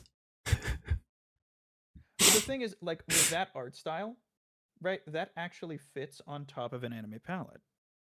Yes, Whereas, Yeah. it does. what I have is absolutely, yeah, at best it's 2.5, but like it's Yeah. essentially 3. And yeah, if it's usually yeah, I know, I agree. It's just it like after this point, it felt like you were relying on the cameos for your story. Part of it is establishing the stuff that I've already created. In that, like, there's a type of internal consistency between the videos that I make. The only new cameos in this one, in terms of like people in the Skybros community, is Ember and Lord Intellectual. all of the rest of them have been in at least one of the previous videos that I made. I don't know. I just it feels like It's less relying on the Skybrowse community, and it's more Ooh. relying on this isn't the first video of mine you've seen, or if it is, then if you watch another, you're gonna see these characters again. And again, I think it works even without pre-existing knowledge as well. But yeah, that's an interesting point too. Nicola there said, have you guys thought of building ships in KSP and then using image to image on it? But yeah, something Yeah, you like can- that could be interesting. You Yeah. can image on a lot of shit. Yeah. Gundam Requiem for a Vengeance. Yep, that one. That thing was shit. Yeah. Let's see. He's building his own lore. I know he's building his own lore universe. I understand that. And as somebody that has built his own universe based on caricatures of already existing people, I get it. But I have given all of them a unique appearance, lore, backstory, like a whole bunch of shit. So you know when you see Tectone on screen, you're gonna get lobsters and truck nuts, right? Like you know what you're fucking getting, and you know it's gonna be like if when fucking Nux is on screen, holy shit, is he gonna be on ketamine? Is he gonna be a goblin? Are you gonna see the blue Jews? Like it's just like I've evolved them beyond just them appearing, if that makes sense. Like they have different costumes, they have different appearances, different ways they do things, and so there's a differentiation that has been made by those characters and transformed them almost into something unique and utterly different and definitive from the creators themselves. But when we just have people just appearing in the background, like, okay, they're on a ship or they're doing something like there's nothing that if they're just appearing, I understand that you're trying to build a lore universe, but like what's different about okay, you have Leaflet in this one, cool. Like what's different about the Leaflet in yours versus other things? Like in what can people pick up on like when they're watching it? There's nothing. It's just putting people in for the sake of putting them in, and I understand people do that because they enjoy things, but at the same time, it feels like it's there to carry a story instead of um using them for something like the pink haired business suit person, like that would have been focusing on them would have been a far better thing than introducing this spaceship and Leaflet and whoever the fuck else. I will say They were canceled, you know, they were banned, and then okay, then they're rebelling against the system. You have Skybrow's doing his thing, sure, but like having them actually take it down from inside the towers and doing their own thing because they're fighting back because she got banned, something like that. Okay, great. I think that actually makes a lot of sense. But then spaceships just to have Leaflet and whoever the fuck else, I don't know, man. I will say I will say I don't think it matters. Like you're saying, he's leaning on Leaflet and other cameos there. I think that's just a fun factor. You could swap Leaflet out for anyone and it would still work. Like it doesn't matter. So you can't say it's swap Leaflet out. I know. I'm just saying you're not leaning on it for story. Like that being Leaflet isn't adding to the story per se. It's adding to the cool factor, and we like Leaflet. No, it is adding to the story. It's so Celestium gets Not- banned for 7 days, right? You could literally replace Leaflet with anybody else, and it would be. It would no be the same. he's right. No, without Celestium gets banned for 7 days. but not without pre-existing, not like you need the pre-existing knowledge in this case. On this, so yeah, on this one I actually will agree with Don P. Again, unless you're already in the know, Leaflet's not adding things here. And again, I like Leaflet and I like the inclusion. I think she looks awesome here. So I'm not like, oh, that's not it. But my point is, No, but Leaflet is not. Your position is that I could replace her with any other cameo, and the reason why there's a cameo here is to hold the story. The reason why Leaflet is there is because the day after Celestium got banned, she was supposed to have a collaboration with Leaflet that she said she would have to cancel because she couldn't ban evade. so she couldn't be on the Twitch streams. So Leaflet got her people together, and they all just abandoned Twitch so that they could do that with her. Yes, I'm aware, but that's not coming through in the Okay. video, is what I'm saying. It Yeah. doesn't. My point is, the reason why Leaflet is there is the same reason why Ember is in the video. I just can't Because catch. this I is can't catch a mischief- break here. When I try to defend him, I still get attacked by everyone. And no, I'm just kidding. To be fair, but it's like my point. My point here was that he accused you of leaning on her for the story, and my point was that I don't think that's what's happening here. Because I like from what we know from within the video, she's not adding to the story.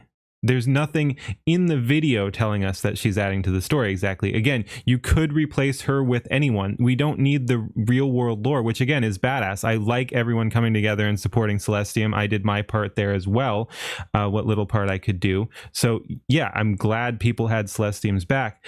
That doesn't come through in the video. You could replace the character of Leaflet with anyone, and it doesn't change the story in video. Okay, but the story in video doesn't exist in isolation. It, Right. If again, it unless did- we're coming, unless we're I- coming at it from Don P's point of what do new viewers see when they see this. So if you're not familiar with Celestium, who doesn't even feature that heavily in here, like you see her in a couple shots. If you're not familiar with Celestium, if you're not familiar with Leaflet, like what? So yeah, it's not crucial that that's Leaflet. Okay, so I'm going to step back a bit and kind of deconstruct where I think the issue is. All right. So we have morphed from this video to video making. And in video making rules, both of you are completely correct. But in the case of this video, right, this is a video that I made that references very specific memes. Yes, and And it does that I recognize that. I'm not saying I want to be very clear. I'm not saying you should replace Leaflet with anyone. I was literally just addressing the Don P's point that you were leaning on it for story elements, and I don't think that's the case. I don't think you're leaning on Leaflet being in there for the story elements. Like it fits with No, the story. is It the fits. story. It's not that it fits with the story, it's that it is the story. That's my point. Is it's like it's not that this is, well, I'm just leaning on cameos and you could replace Leaflet with anyone else and it would fit. It's like, no, it wouldn't fit, because the reason why Leaflet is in the video. So someone in chat said it's niche knowledge. The idea is to tell the story to people who don't already know the lore. In this case, it's just lost. Exactly. Yes, and okay, but here's that's what not the I'm saying about you could replace it with okay, anyone. hold on. If we're not looking at the real world knowledge and we're just telling the story in the universe here, you could literally Then you're replace not watching the video. you could replace Leaflet with Don P and everything would still fit. Don P you could be the replace commander of the ship. Emeru, and you could replace Asmongold, and you could replace the Steak and Eggs podcast, and you could replace Tectone. You could replace Celeste. Like, this is my point with this issue, is that this narrative functions as it's put together because the memes overlap. I To like this point is at the a biggest specific argument. part I of the was meme. just I don't even. No, this is one I think you're actually Jesus completely fuck. wrong about. Like, if I was designing a sci-fi anime narrative, Listen, right? I don't. Yeah. I know of these characters that they exist. I knew that she got banned because that actually was trending on fucking X. Right? Everyone fucking knew that Celestium got banned, and then there's the whole big sob shit that went out. Everyone went to support her, and that was all a whole big ass thing, right? Everybody knows that was a thing. That's very widely known. But all of, like, the niche Leaflet lore and all this other stuff, it doesn't. It's like I don't know that fucking niche esoteric knowledge, right? Like it's not gonna fucking. The point is that it doesn't. It just feels like it's there to be there. It does. There's no. Is there? And correct me if I fucking missed it. Was there a reference to Quangos? No, I don't believe so. Okay, so then there's especially no like actual thing of why she needs to be there outside of the very niche knowledge that you specifically have of something, and trying to like have people understand what is in your mind in a music video that like it doesn't it doesn't add, it doesn't detract. It just, you could have fucking Tectone piloting the fucking starship. You could have Nux piloting the star. Like, it doesn't matter who the fuck is piloting it. And Leaflet didn't need to be the one piloting it. Okay, I want to discuss two things. You guys are piloting it. Asari was piloting it because she flies airplanes in Flight Simulator. You guys are just not savvy to the meta references. How the fuck not would I know that? Not every You don't reference need has to know that. to be Just for you. piloting Sometimes the authors ship. put references in for the fan. That's totally fine.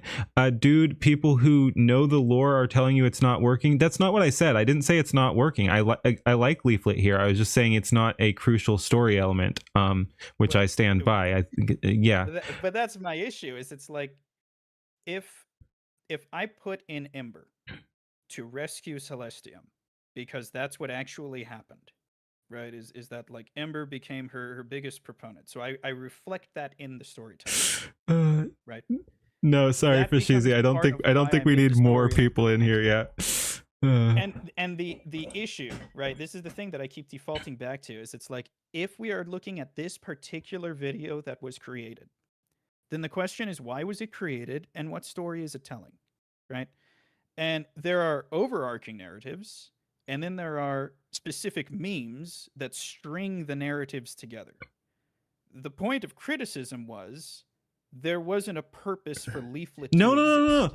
No. The point was like that was never even the argument. Why I jumped in here was the I'm going to stop you. I'm going to stop you right there. I'm going to say I'm going to let you continue, but before we continue, I want to say, if you play back, Don P specifically says you could have replaced Leaflet with anyone. I actually said that. What Don P said was that you were leaning on cameos for story elements, and I said that wasn't true. I don't think you're leaning on putting cameos in there for the story elements.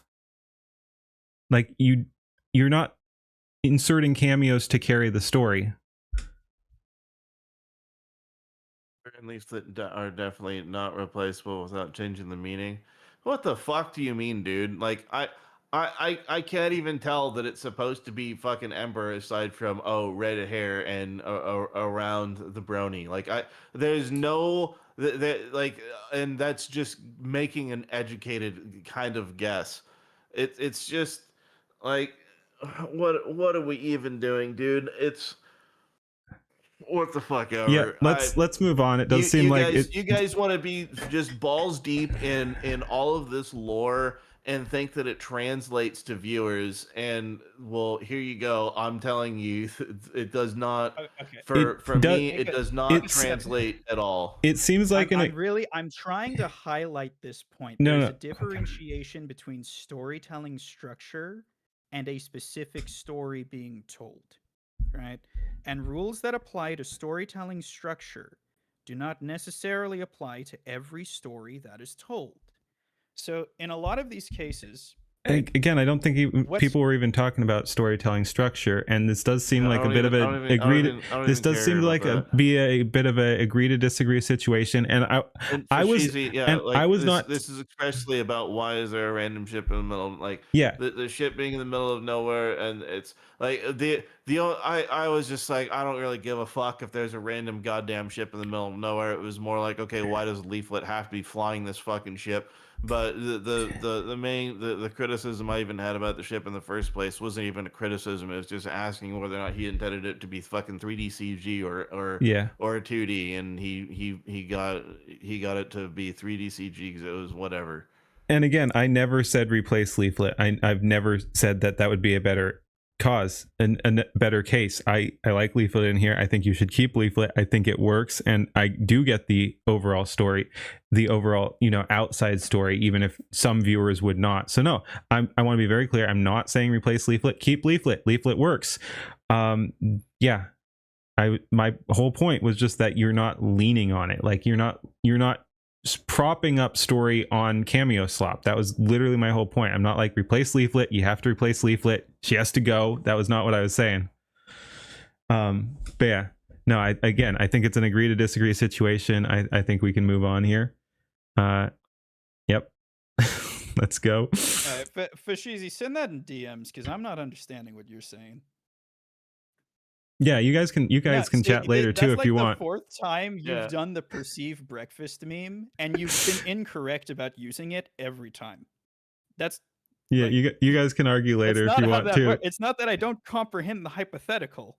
It's that I disagree that the hypotheticals overlap, which is why I keep differentiating between general storytelling and this particular story. We weren't talking about general storytelling or this particular story though. But anyway, let's No, move you on. are. When you say something like your shots need to be consistent visually, that's a general storytelling rule, right? That's a visual. That was a long time ago. All we were talking about is the leaflet just being there. Like it's fine for whatever you're going for, but it doesn't really add. It just feels like it's there to be there, and it could kind of be replaced by anybody on the bridge. You think that it matters to some fucking lore. That's your lore. You can keep whatever esoteric lore that you want to keep. You know, I don't. So it is what it is. That's what I was kind of getting at. And that's what Keen was getting at. So fuck it. I don't give a shit about that point anymore. It's fucking stupid. Yeah, it does seem Fucking- like I said, it does seem to be. The point that I'm making isn't being understood And- because I think people are need to stick talking with some lore. I think people are talking past each other, and I think it is just an agree to disagree situation. Let's keep going. And again, I like it.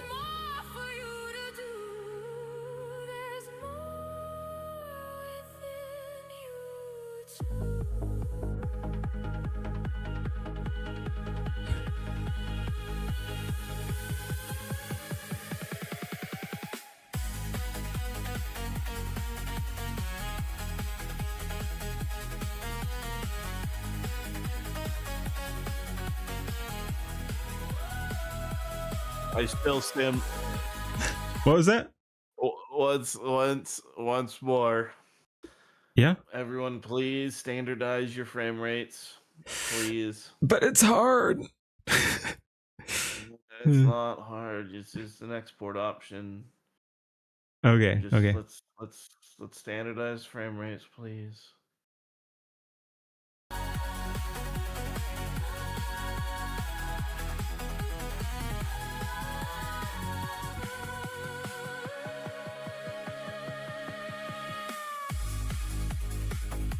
Boom, boom, boom, boom, boom, boom.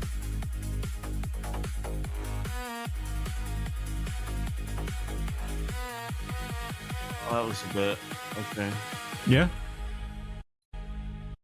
Did you have something to add there? It was just like morphing into the outside, but there's really not much you can do Yep. because AI is fucking retarded. Wait, go back a little bit. Go back like all right, a little bit more. Yep. All right. So before you press play, to me, this was probably the. Okay, I have told many people, and this has been a criticism I've had of a lot of fucking people, is the pacing of your videos, and you almost had pacing that worked, but man, this ending, like this was it you didn't have your climax and then your fucking like cooldown. You just had your climax and then it just kind of just like, okay, I guess we're done now. And it will just play through it and I'll kind of show you what I mean.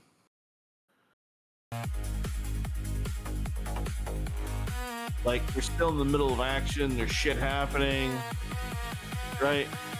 Mm-hmm. Yeah, and now it's ending. Like, yep. What the fuck? And then it's ending, and this train's still going crazy fucking quick. Like the ending is an extremely rough ending. Yeah, I can see that. Yeah, I don't know how to do endings, but I can see pacing it a little more. Sure. To be continued. Just No, just slap it to be continued on there. No, I like it. yeah, something like that. I don't fucking know. Like that's here's the one really big criticism that I really have. The biggest one of all of them.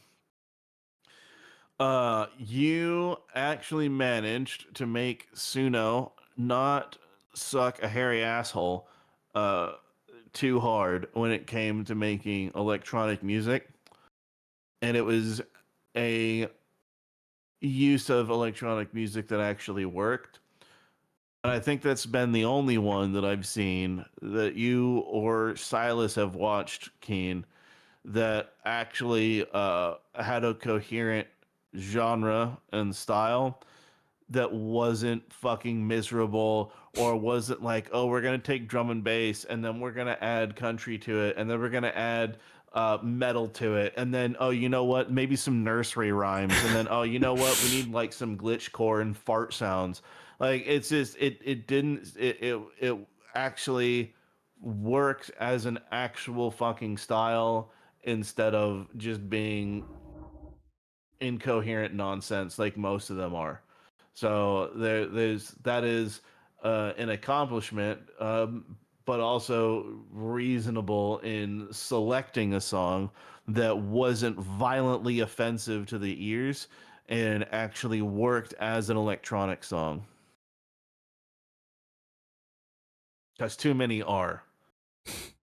I don't know how many fucking ones I've listened to that have done that, but Well, thank you. some of the EDM ones have been like, "What the fuck did you prompt?" Yeah, yeah. guys, EDM.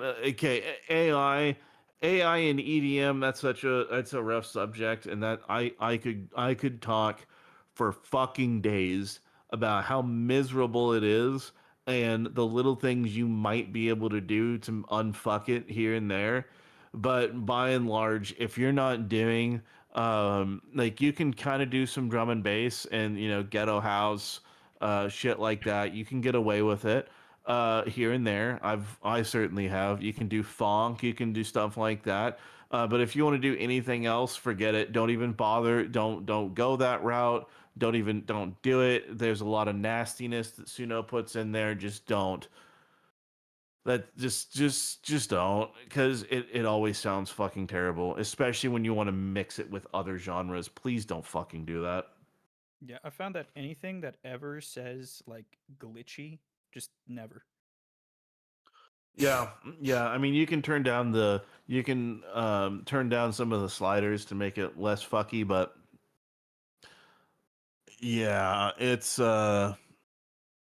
pretty. The song, it doesn't feel AI. Yeah, it doesn't. It didn't feel too AI. It felt, because a lot of them really have that fucking stink of AI to them. I honestly don't think. I think there's only been one song that I've actually put out there that is actual just hard like EDM. Everything else has been fucking just shit because it's not even worth my time.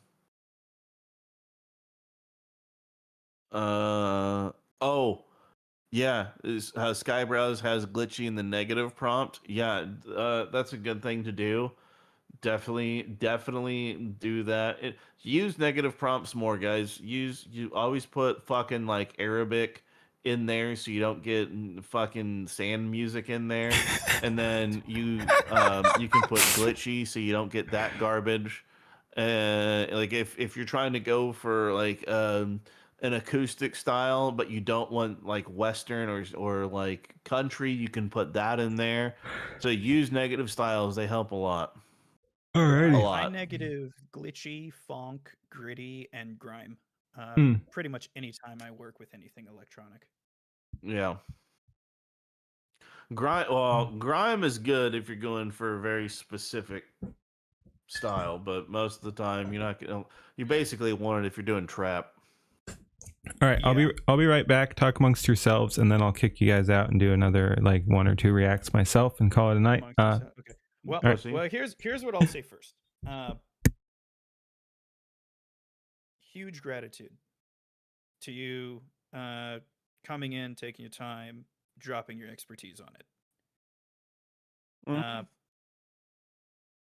Yeah, thinking back on it, I think our only disagreement really is a disagreement of terms.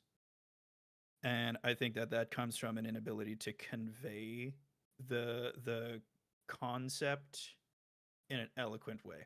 I'm gonna put that blame more on me. Uh, being the new kid on block, you have much more time tested, tried and true stuff. There are some things that I would like I'll personally disagree with on like the artistic side. I'm like, well, I think even if it's not as effective for the story that I want to tell, I'll just break one or two of those rules anyway. But did my sound just die? Hang on a Uh-oh. second. You tell me. No, it's too loud. But Hey, chat. not even as He's a away right majority. now. One second. Keen is away right now. So you know what time it is? You know what time it is, gentlemen? I think it is time for some towers. Let's see if we can Yeah, get the I'm first not tower there to built. stop Let's you. see what we get. Let's go. Let's get it going. Oh, you pussy! You're gonna go for that one? Nah, no. I'm gonna end it right. Hold on. We're gonna do this. We're gonna put a big ol' capital N in there, and we're gonna get things started. There you go. Yeah, but not to turn it into a glaze fest, but I'll say I really endorse your criticisms. Um, I think they are near universally just net benefit if you just straight up do it. I think there are some cases where like you can be like, well, but I really, really, really want to do this, and it's like, yeah, you can, but understand that you're gonna lose something for doing it. And if you accept that, then yeah, sure, that's fine. It's on you. Yeah, the only Mostly one you'll that be losing. I would say is 100% a me thing is the fucking sci-fi soldiers. I just fucking hate that design. Yeah. It doesn't matter what anybody does. I'm never gonna like it. It's I'm- fucking shit. I'm back. It's- Everyone's it's- still alive. No, No. I don't know. I'm eating my pretzels. I'm on my second high noon, and I'm gonna go get another one. Oh, it beats IHOP. I'm getting fired up. I see Silence is online.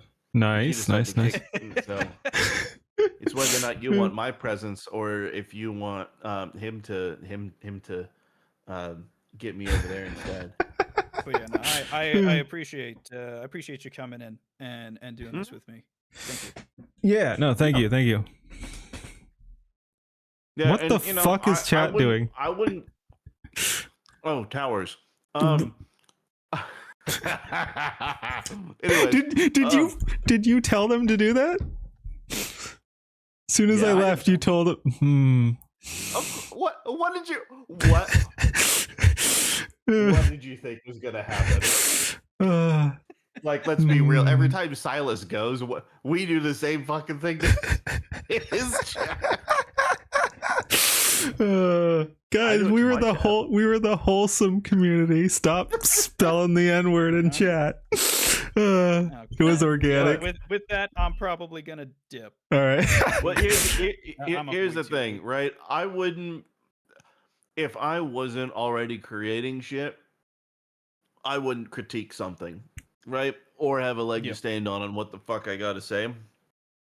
But the thing for me, and I've said this to a lot of people, all I want to see is I want to see people make better content, and I want to see people show.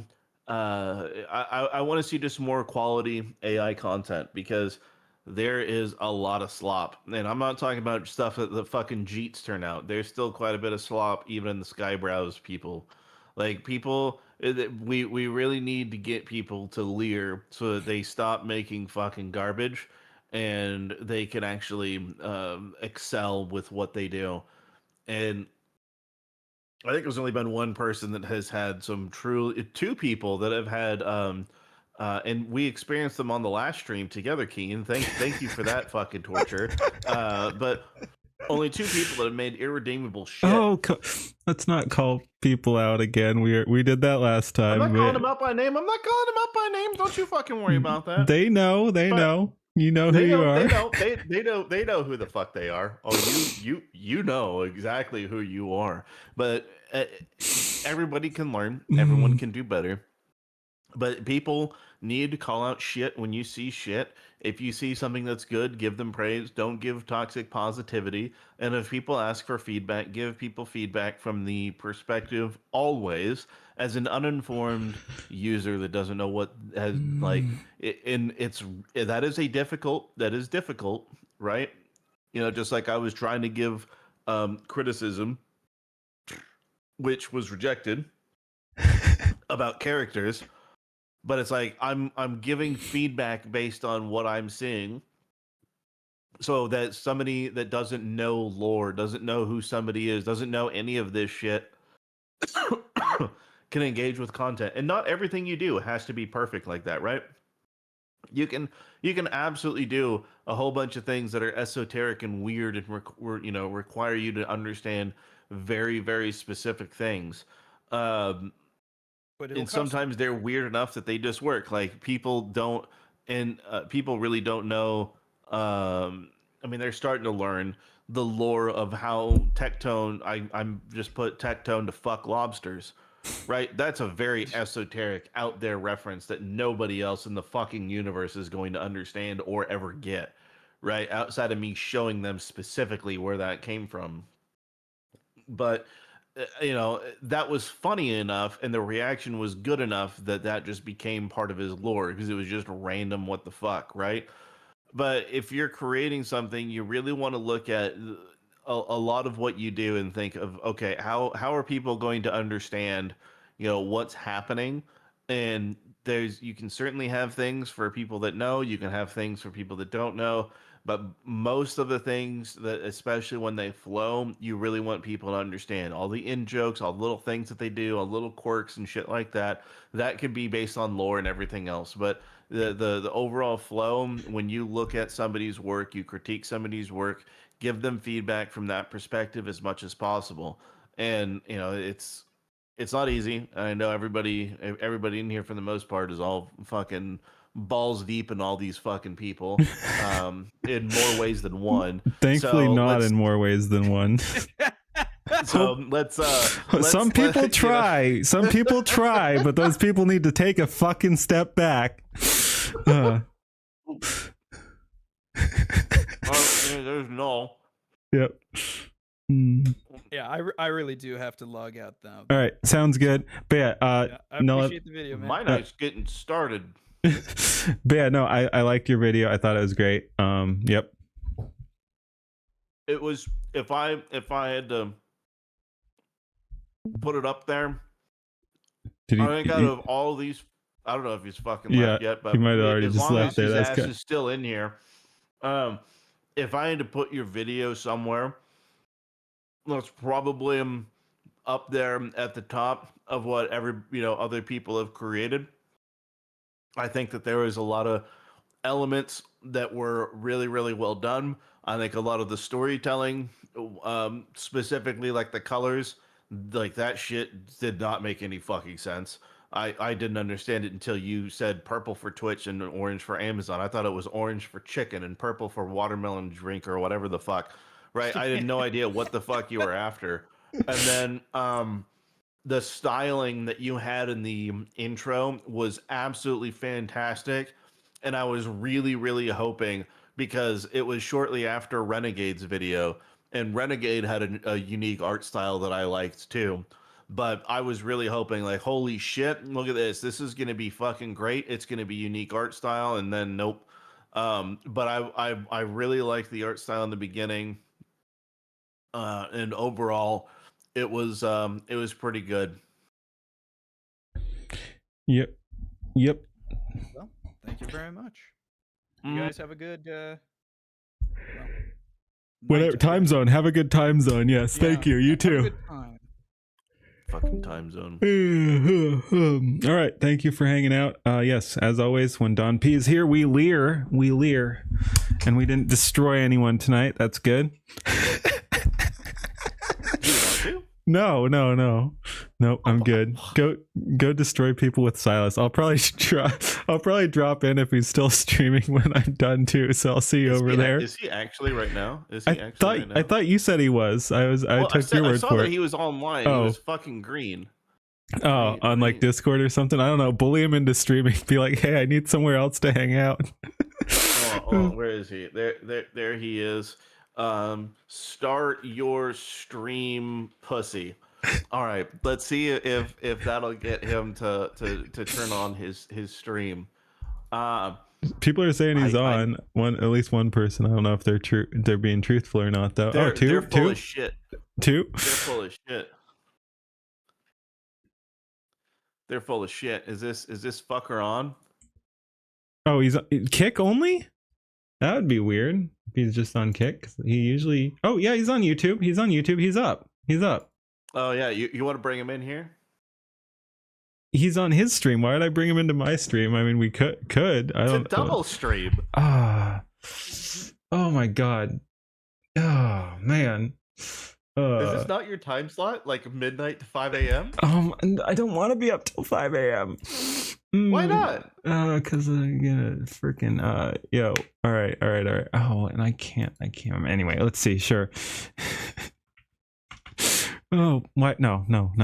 Go over to his stream. Go over to his stream. I don't want to stay. I don't want to fucking stay up forever. And my computer's probably gonna. My computer's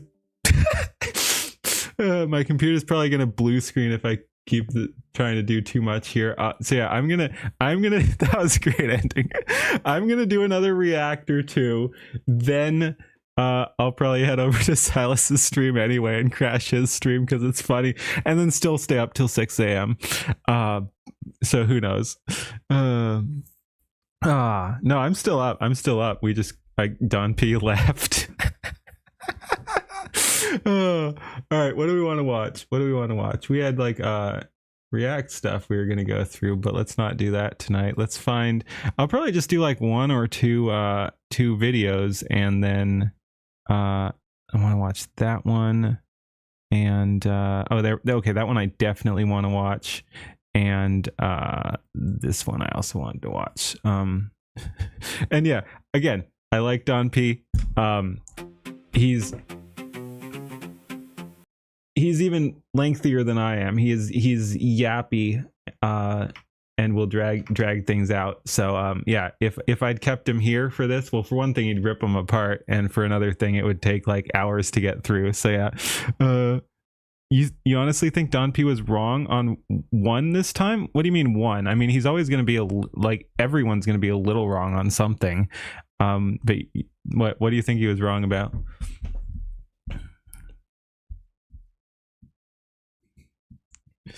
But yeah, that will be funny. I probably will try to crash Silas's stream after this. I'm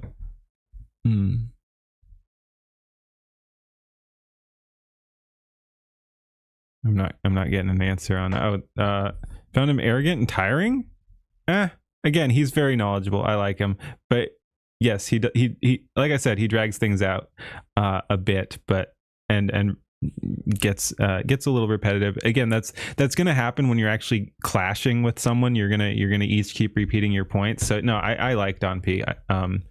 He's definitely an acquired taste for people who aren't into that though. But no, I got no problems with Don P aside from, like I said, that that it elongates the stream massively, which can be fun, but just not something I'm gonna want to do every night. The whole leaflet ember thing.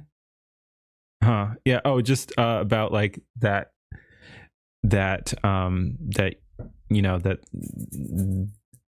they were not detract. Anyway, I don't know. I'm tired. Oh, but yeah. Technical points are right. The artistic point was wrong. Fair enough. I can see that.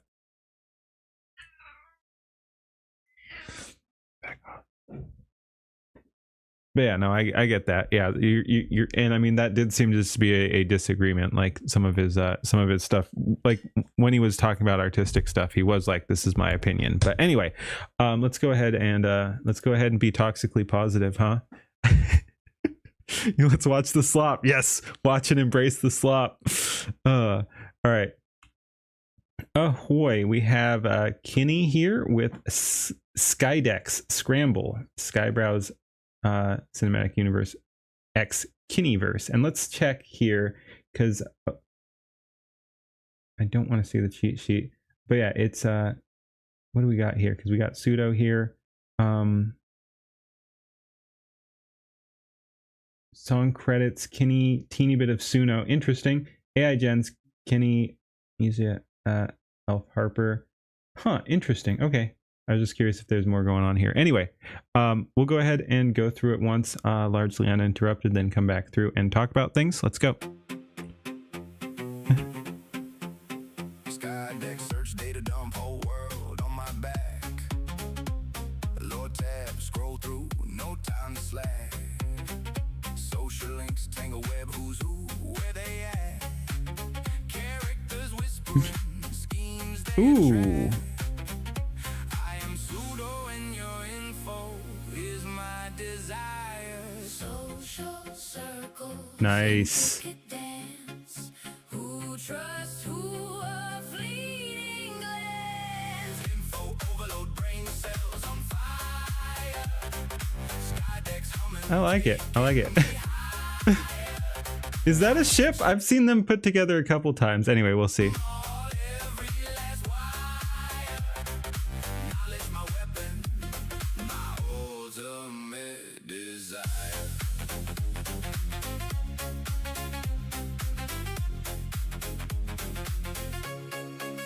Deep dive in the archives, ancient scrolls unfold. This is cool. Unearthed, stories untold, every character's past, brave, wicked, or bold. Their motives, their fears worth more than gold. Nice.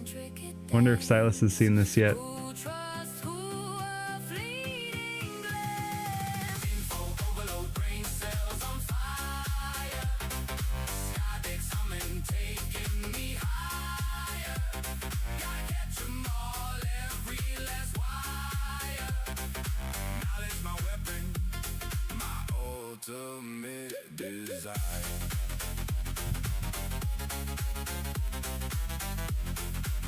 Ooh, nice. Damn. Deep dive in the archives, I- scrolls unfold, secrets unearthed, stories untold, every character's past, brave, wicked, or bold, their motives, their fears worth more than gold. Social circles, intricate dance. Who trusts Ooh, hey. I was wondering. overload, brain cells on fire. Skydeck's humming, taking me higher. Gotta catch 'em all, every last wire. I love he's just a seal now. Knowledge my weapon, my ultimate desire. From the whispers in the alley to the grandest hall, every bit of intel, I'm catching it all. Skydeck's growing, standing mighty. Your info stored, archived, and deployed. Information brokers inspire the intel. Least creators without any desire. I am pseudo and your info is my desire. Social circles, intricate dance. Who trusts who, a fleeting.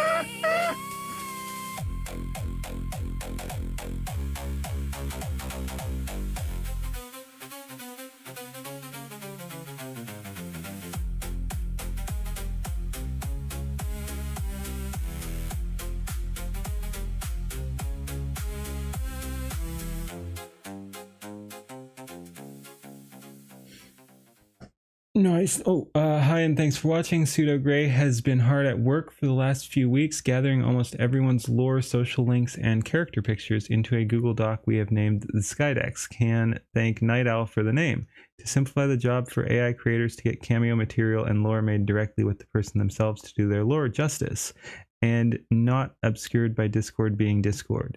A link for access to it will be provided in Skynet. Any additions or edits to your respective folder for security reasons will be done through Pseudo Gray. He is always open to conversation. Very cool.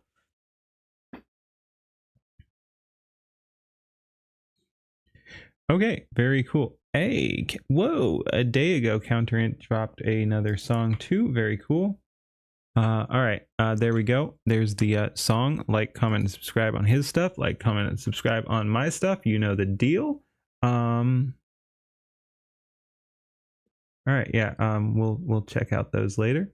Let's just bring those up for later. But yeah, that's good, and we'll probably crash Silas's stream later. Anyway, let's go ahead and go back through it and check out what we got here. Skydeck search data dump whole world on my back. Lower tab scroll. So yeah, we've got Pseudo and Kinney there. Time slack. Social links tangle web. We've got Nicola and I'm not sure. Nicola. Oh. Enter 2 credits. Oh, I see. Yeah, the coins are there, and this one's blocked, but this was vital. Five. Yeah, whatever. Okay, and I'm pretty sure this is wait.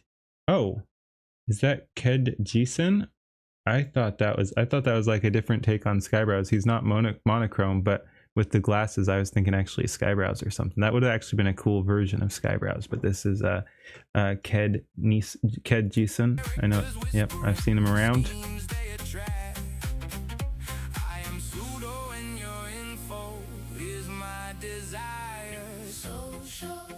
And we've got let's see, Psychro 9's Cinevere.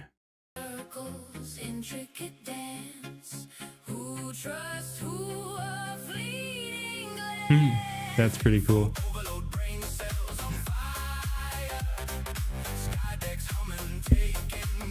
Griffin Knight with a picture of a Cinevere there again.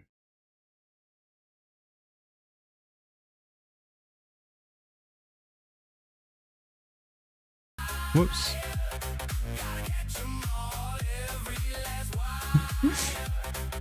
This is cool that there's a song about him like scooping up all the information. That's pretty funny. And we got Gaming Syndicate there looking rather tall, like that's a giant gaming syndicate.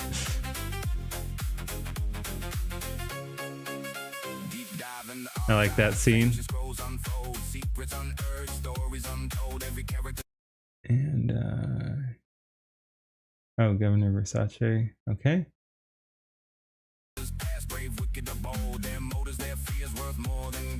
Oh, and it says some of them are tagged. Like some of them doesn't tag everyone, I think, but you can also just see from the thing there. And so yeah, this is Silas and his wife, like his real life wife. That's pretty dang cool. Yeah, very cool.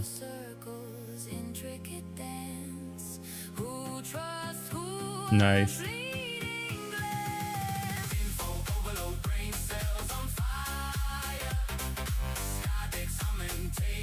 Ooh, nice.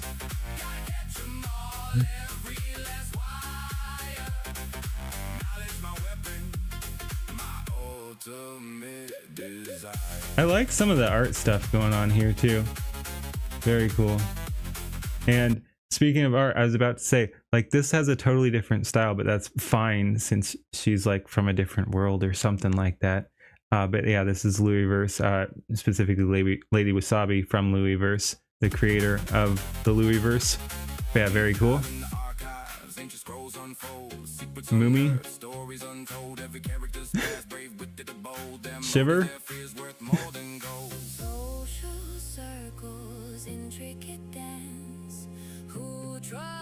Me.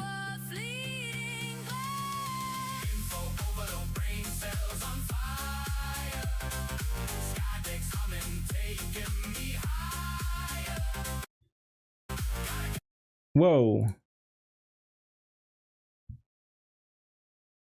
Damn, this must be the actual Skydex here. Crazy. Skybros Skynet. Is that Feeble like, whoops, I didn't mean to. Is he welding it shut? That's pretty funny.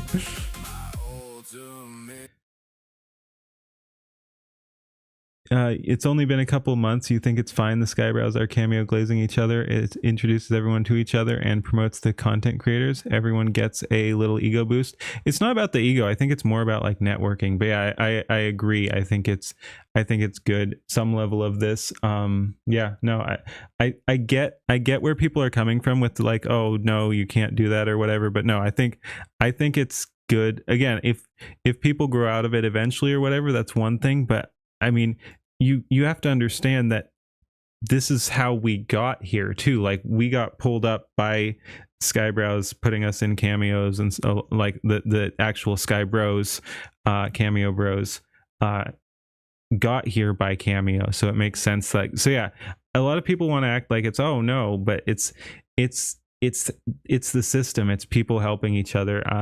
Again, there are, if you want to put it that way, more creative ways or something, but no, I think this is healthy, especially if people don't lean into it too hard forever. Like, don't just keep like, individual creators can keep doing this, but as an individual, you don't want to keep doing this. Like, it can keep trickling down. Like, the next generation can do the cameo stuff, the next generation can do the cameo stuff. I agree with people saying that, like, at some point you have to get out. Like it probably wouldn't be good if, for example, just because that's who we're watching, if Kenny did nothing but cameo stuff, but like 1 or 2 or even 3 or a couple more or something, like, you can do some cameo stuff. A lot of people are like, oh no, it's not cool anymore, but no, I like it. Yeah, start focusing more on creativity and move away from cameo slop.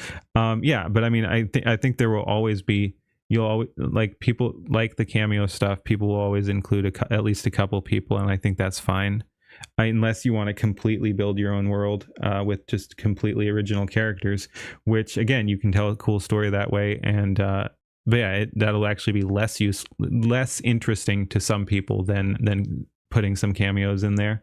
But yeah, like I keep saying, you just have to kind of find a balance. Who the frick are these? Oh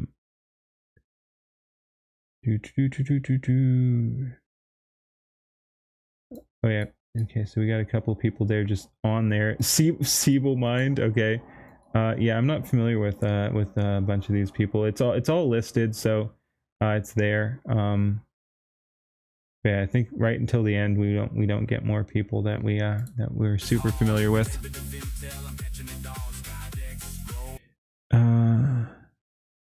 You're trying to get Don to give technical criticism and lay off the artistic taste too much.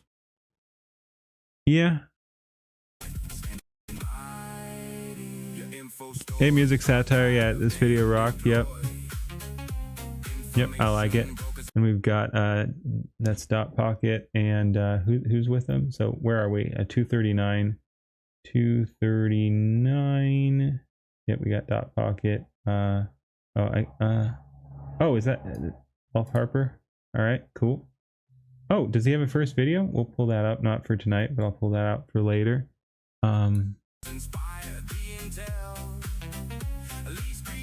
We got Banana Juju.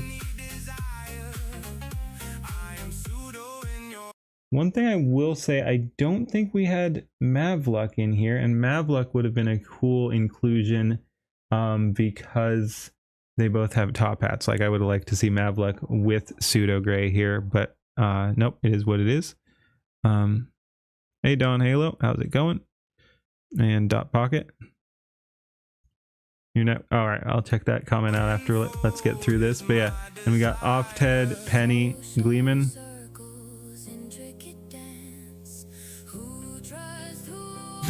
Eustace.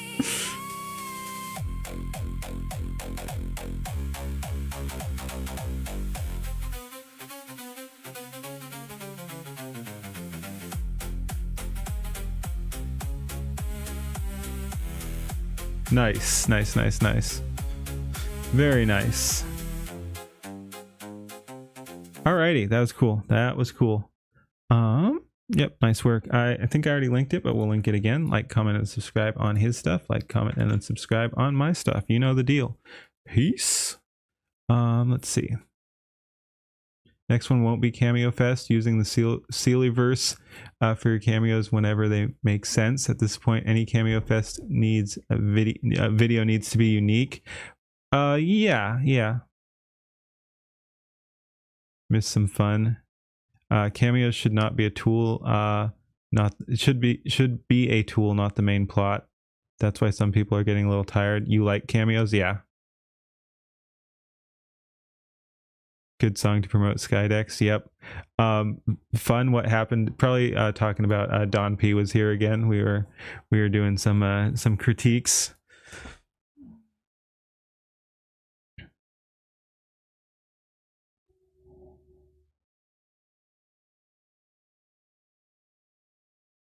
Yeah. Yep. Yeah. Again, you have to realize how this flows. Like I don't think it's fair to, especially for people who got here by cameos themselves. I think it's kind of silly to suddenly act like there's no artistic merit or fun value or networking value for cameo stuff. Like it, yeah, I don't know. Like again, I'm never gonna hate it. I'm pretty easygoing though, but so yeah, make of that what you will. But again, some of it gets obnoxious, like if it's really overdone without any artistic value or anything like that. But honestly, I don't see a whole lot of that. Like, is there some stuff that could be done better? Sure, of course, that's always going to be the case. But I think people are putting a lot of love into it. Again, could they learn to do things better from the technical side? Sure. Am I gonna hate on them for wanting to do cameos and like and try to join in on this? Nope.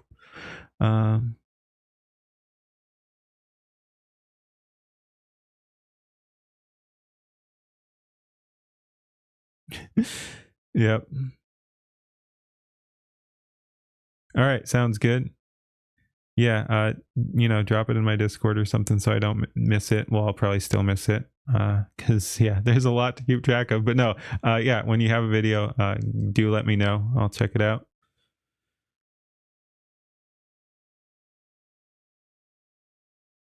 Yeah, exactly.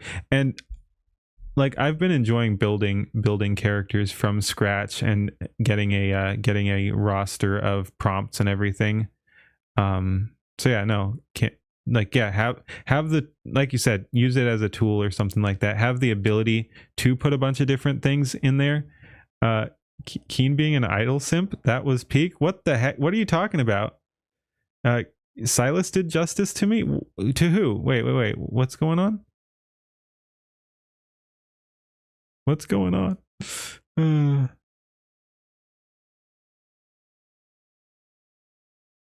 All right, nice. But yeah, what? I think I missed a couple things there. Oh, you Satire, you did a new music video as well, with no cameos. Kirsch cringe. Oh god, that was terrible. Let's see. Music Satire. I'll put you down. Music Satire. Check out later. Oh, that was. Good job making something so terrible. That was pretty freaking funny. We'll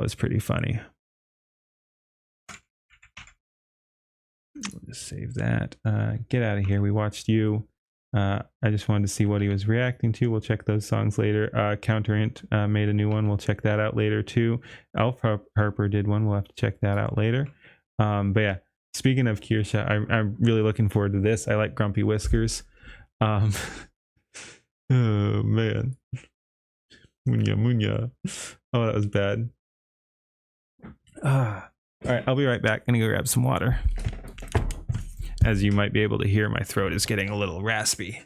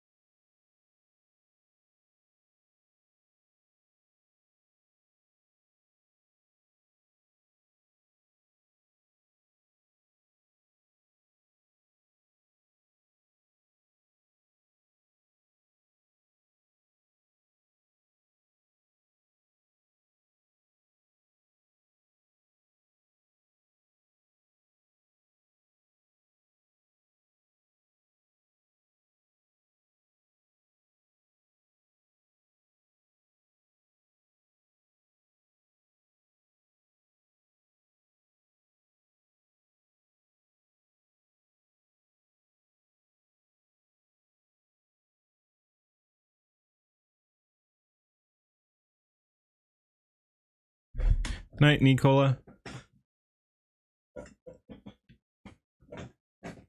Yeah, the Kinney one was good. All right. I think we're ready to just jump into this again. I was gonna watch it 2 days ago, but then we got Don Pete again. Man, that gets so chaotic. Again, I like it, or I wouldn't have him on. But wow, once he gets on here, it's not slowing down. All right, yeah, let's go ahead and check this out. Ahoy! We have Shadow Vigil Detective by Grumpy Whiskers. I've really liked his past work. Let's go ahead and see what he's got here. We will go ahead and watch it through largely uninterrupted first, and then come back through and talk about things, assuming there is reason to discuss something. Anyway, let's go ahead.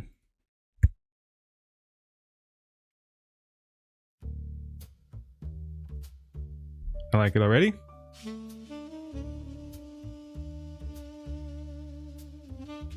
Dang. Of course. I wouldn't have expected anything different.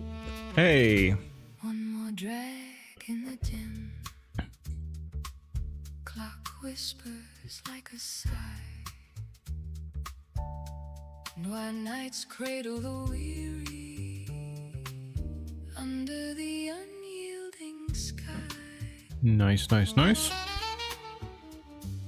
Rain soaks the headlines, ink begins to bleed. Just another case title that nobody will read. Eyes like burning embers under suspicion's veil. One wrong glance can send this damn city straight to hell. This godforsaken place where no one cares. Old Scotch whiskey.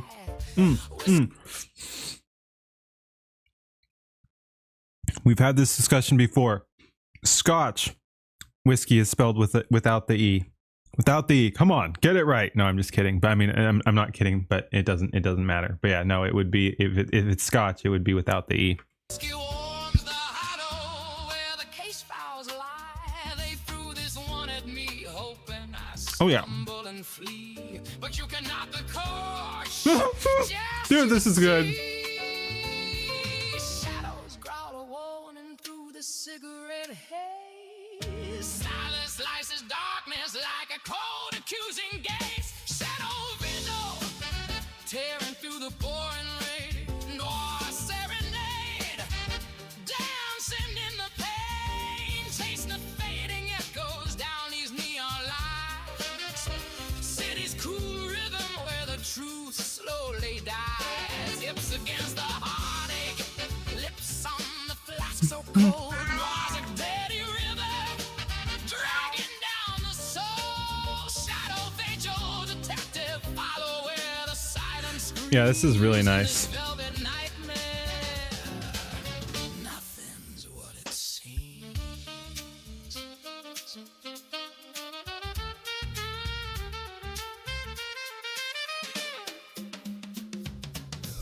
Dang, that is a cool shot. High above the street while the truth lies buried down under people's feet. Docks are full of whispers.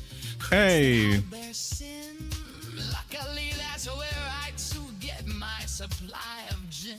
And all that booze at the local bar helps me try to loosen tongues that would be too hard to pry. Antique coins and rumors traded in the dark. Every lead is bleeding, leaving one more mark.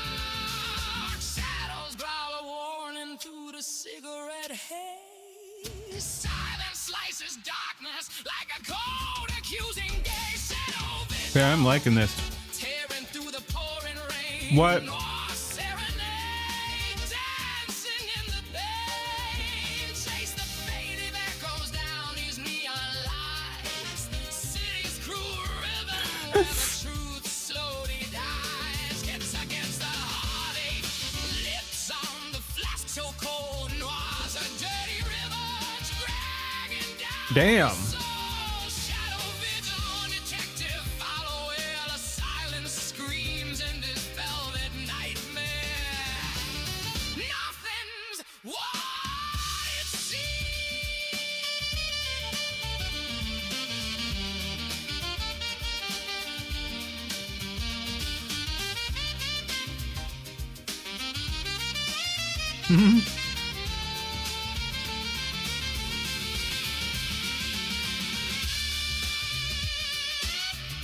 Hey, Simp City.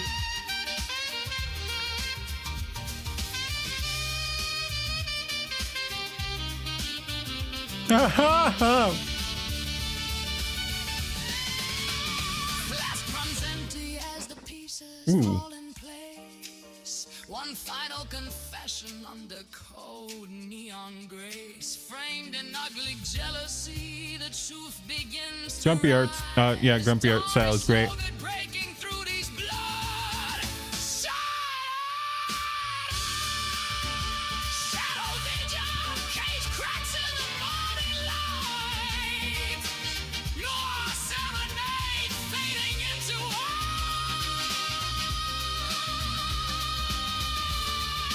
Hips against the heartache, lips on the rim.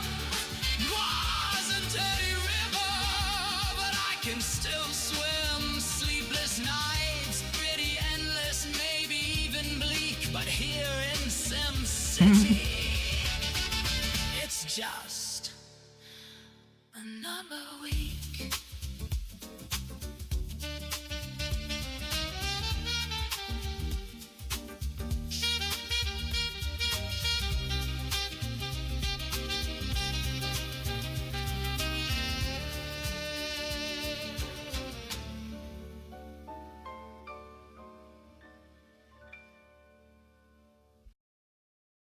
Okay, very cool, very cool.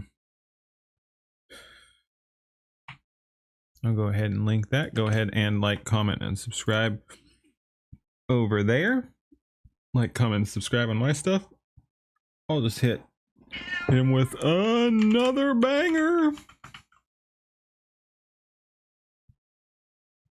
Very cool. All right, let's go back through it. Look at the references. Course Detective Agency. We've got Lord Simplectual. Sorry, Lord Intellectual.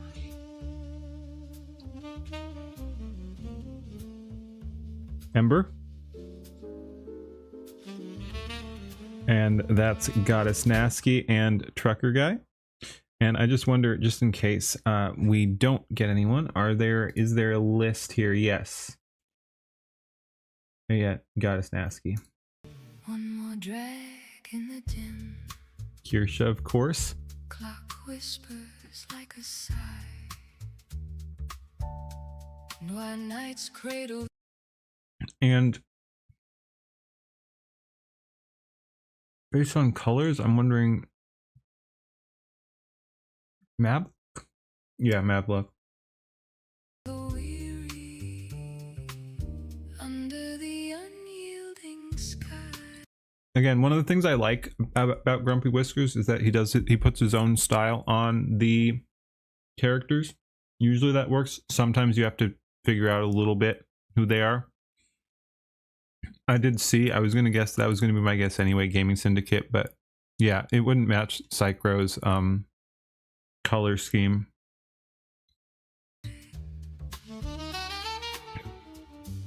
All right, see you, Music Satire. Ink begins to bleed. Just another case title that nobody will read. Eyes like burning embers under suspicion's veil. One wrong glance can send this damn city straight to hell. This godforsaken place that no one cares, you live or die. Whiskey warms the hollow where the case files lie. They threw this Leaflet. one at me, hoping I stumble and flee. But you cannot the course. You cannot the Yes, course. you see. That's a good shot there. Warning through the cigarette haze. Silence slices darkness like a cold accusing gaze. Shadow vigil tearing through the pouring rain. Noir serenade. It's a good little dance there. And I'm thinking Powder. Her eyes look more red there than purple, but everything else looks powdery. And again, this time of night, my monitor calibrates, and so basically makes me colorblind, so for all I know her eyes are purple. But yeah, it's looking red for me, but I'm almost positive. Yep, Powder, Leaflet and Kirsha, Powder. Goes down these neon lights.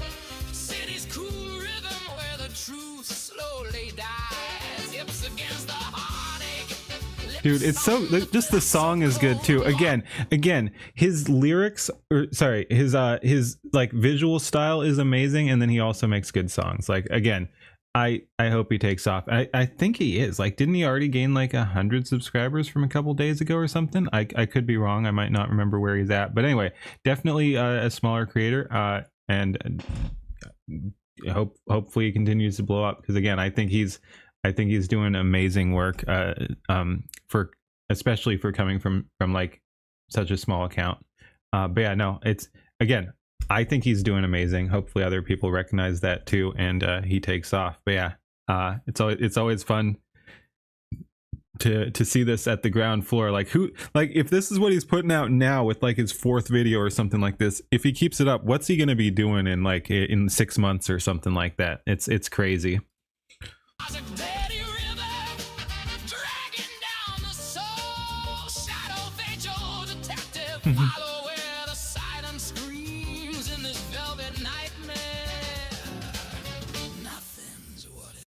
One of the better creators so far. Yeah, yeah, he instantly jumped up there towards the top, not the very top, but way up there, like, so below the people I put at the very top, who would of course be Skybrows, Don P, Louisverse, Null FM I put up there too.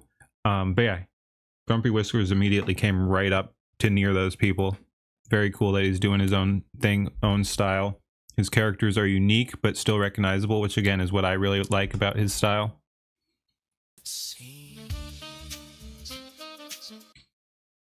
Oh, she kind of blends, but yeah, that's Lynx with the mark there, and Skybrows.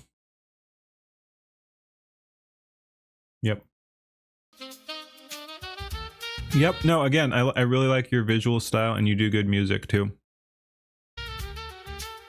Is this supposed to be someone? No, not yet. There's Mizuki. Everyone looks cool here. Mizuki might win just because she gets the Sin City treatment with the red on black. Very cool shots. Rooftops hold their secrets high above the street while the truth lies Is that supposed to be someone? Nope. buried down. And off Ted and shoe on head. Yep. Under people's Shoe repair. docks are full of whispers. Me, of course. Hide their sin. Luckily, that's where I too get my supply of gin. She's smoking here. Who? Mizuki? I mean, again, I think everyone looks good in this one, and looks like Cinevere and I think, pretty sure, and then it could be some, yeah, Cinevere. I was wondering again. Oh no, wait. I wonder, just because we've seen the cat boy or whatever multiple times here, I wonder if that's supposed to be Grumpy Whiskers without the hood. We do see Grumpy Whiskers with the hood later. I'm wondering if this is like Grumpy Whiskers undercover or something like that. Very could be totally wrong, but again, we've seen the cat boy multiple times, and he's not listed in the credits. I wonder if this is supposed to be Grumpy Whiskers. Who knows? Helps me chide a loosened tongue. And we've got Kirsha and Asmon? Yep, Asmon. That would be too hard to pry. Antique coins and rumors. Penny trading coins. I like it. In the dark, every lead is bleeding, leaving one more. Suzuki, Penny. Yeah. Lust and Fight. Recent flop Lust and Vice case. Okay, we got Lynx and Skybrows again. Yep. We've got Cinevere and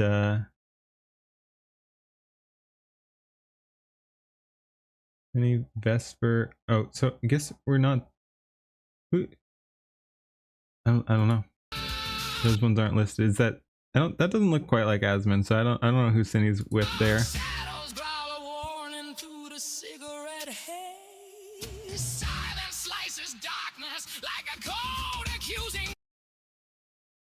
And was that Nasky and Trucker Guy again at the end? Or I guess it must be, yeah.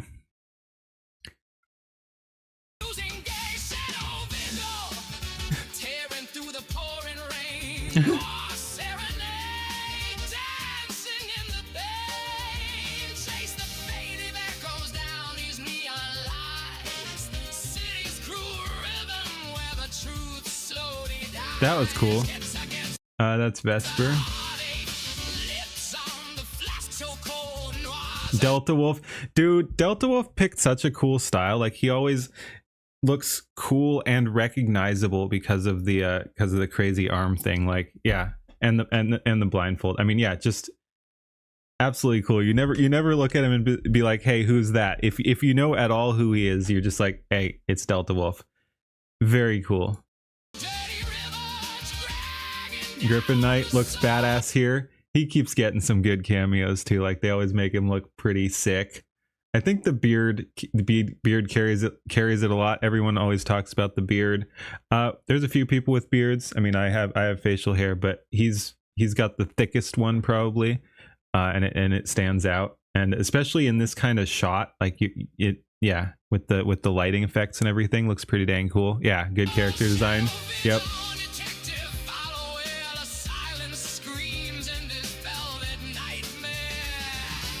And we got Rada and Maya.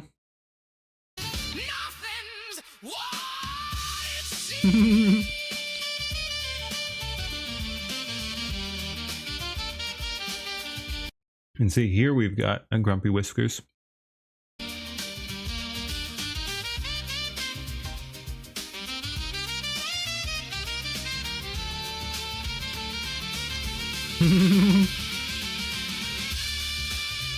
That was trippy. We got Banana Juju, the Incredible Monkey Girl featuring Banana Juju this week only. Looking badass. I like that slow-mo effect there. We've got Phil Chan and Harambe there.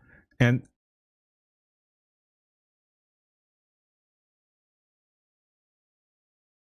right. Huh. What was that marked? That's 351. Oh, okay.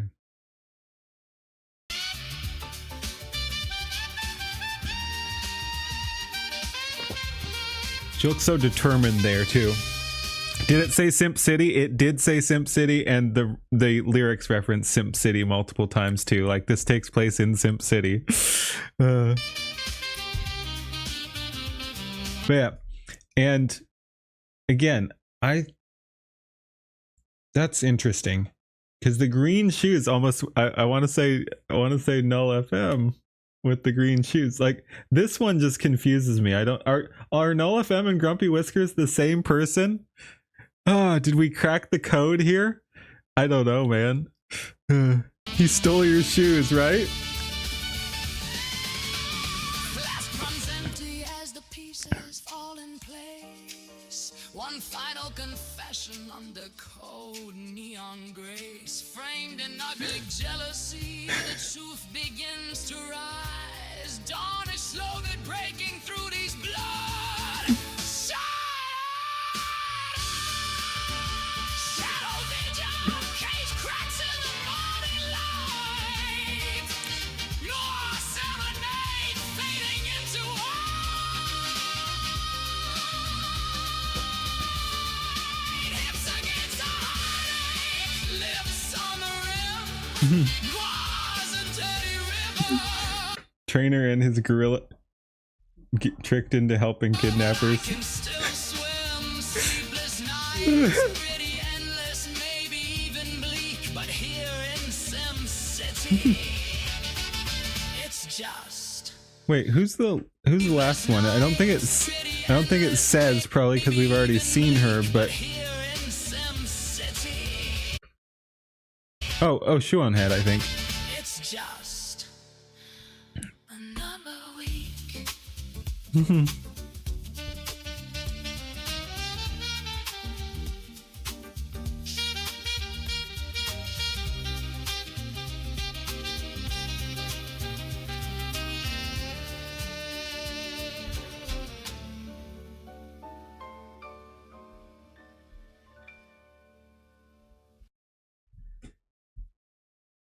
Very cool. Very cool. Very cool.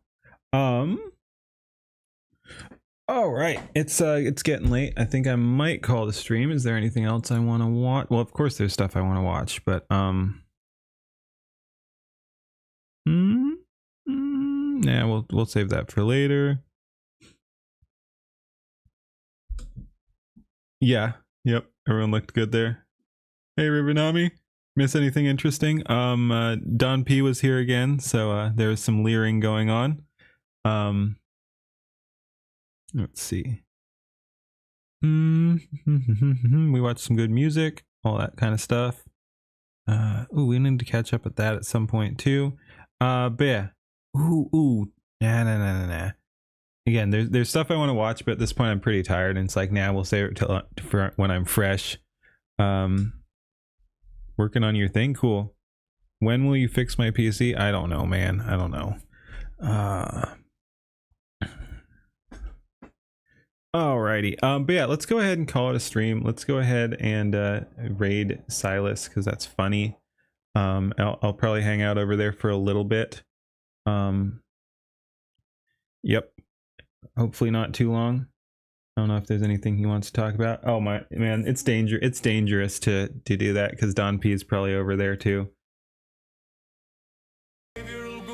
Yep.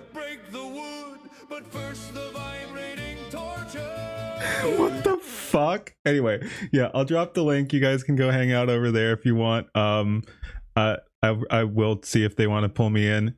He is, yep. But yeah, I'll see if they want to pull me in. I'll try not to stay too long. I don't want to stay until the way dawn break or anything like that. But yeah, let's go ahead.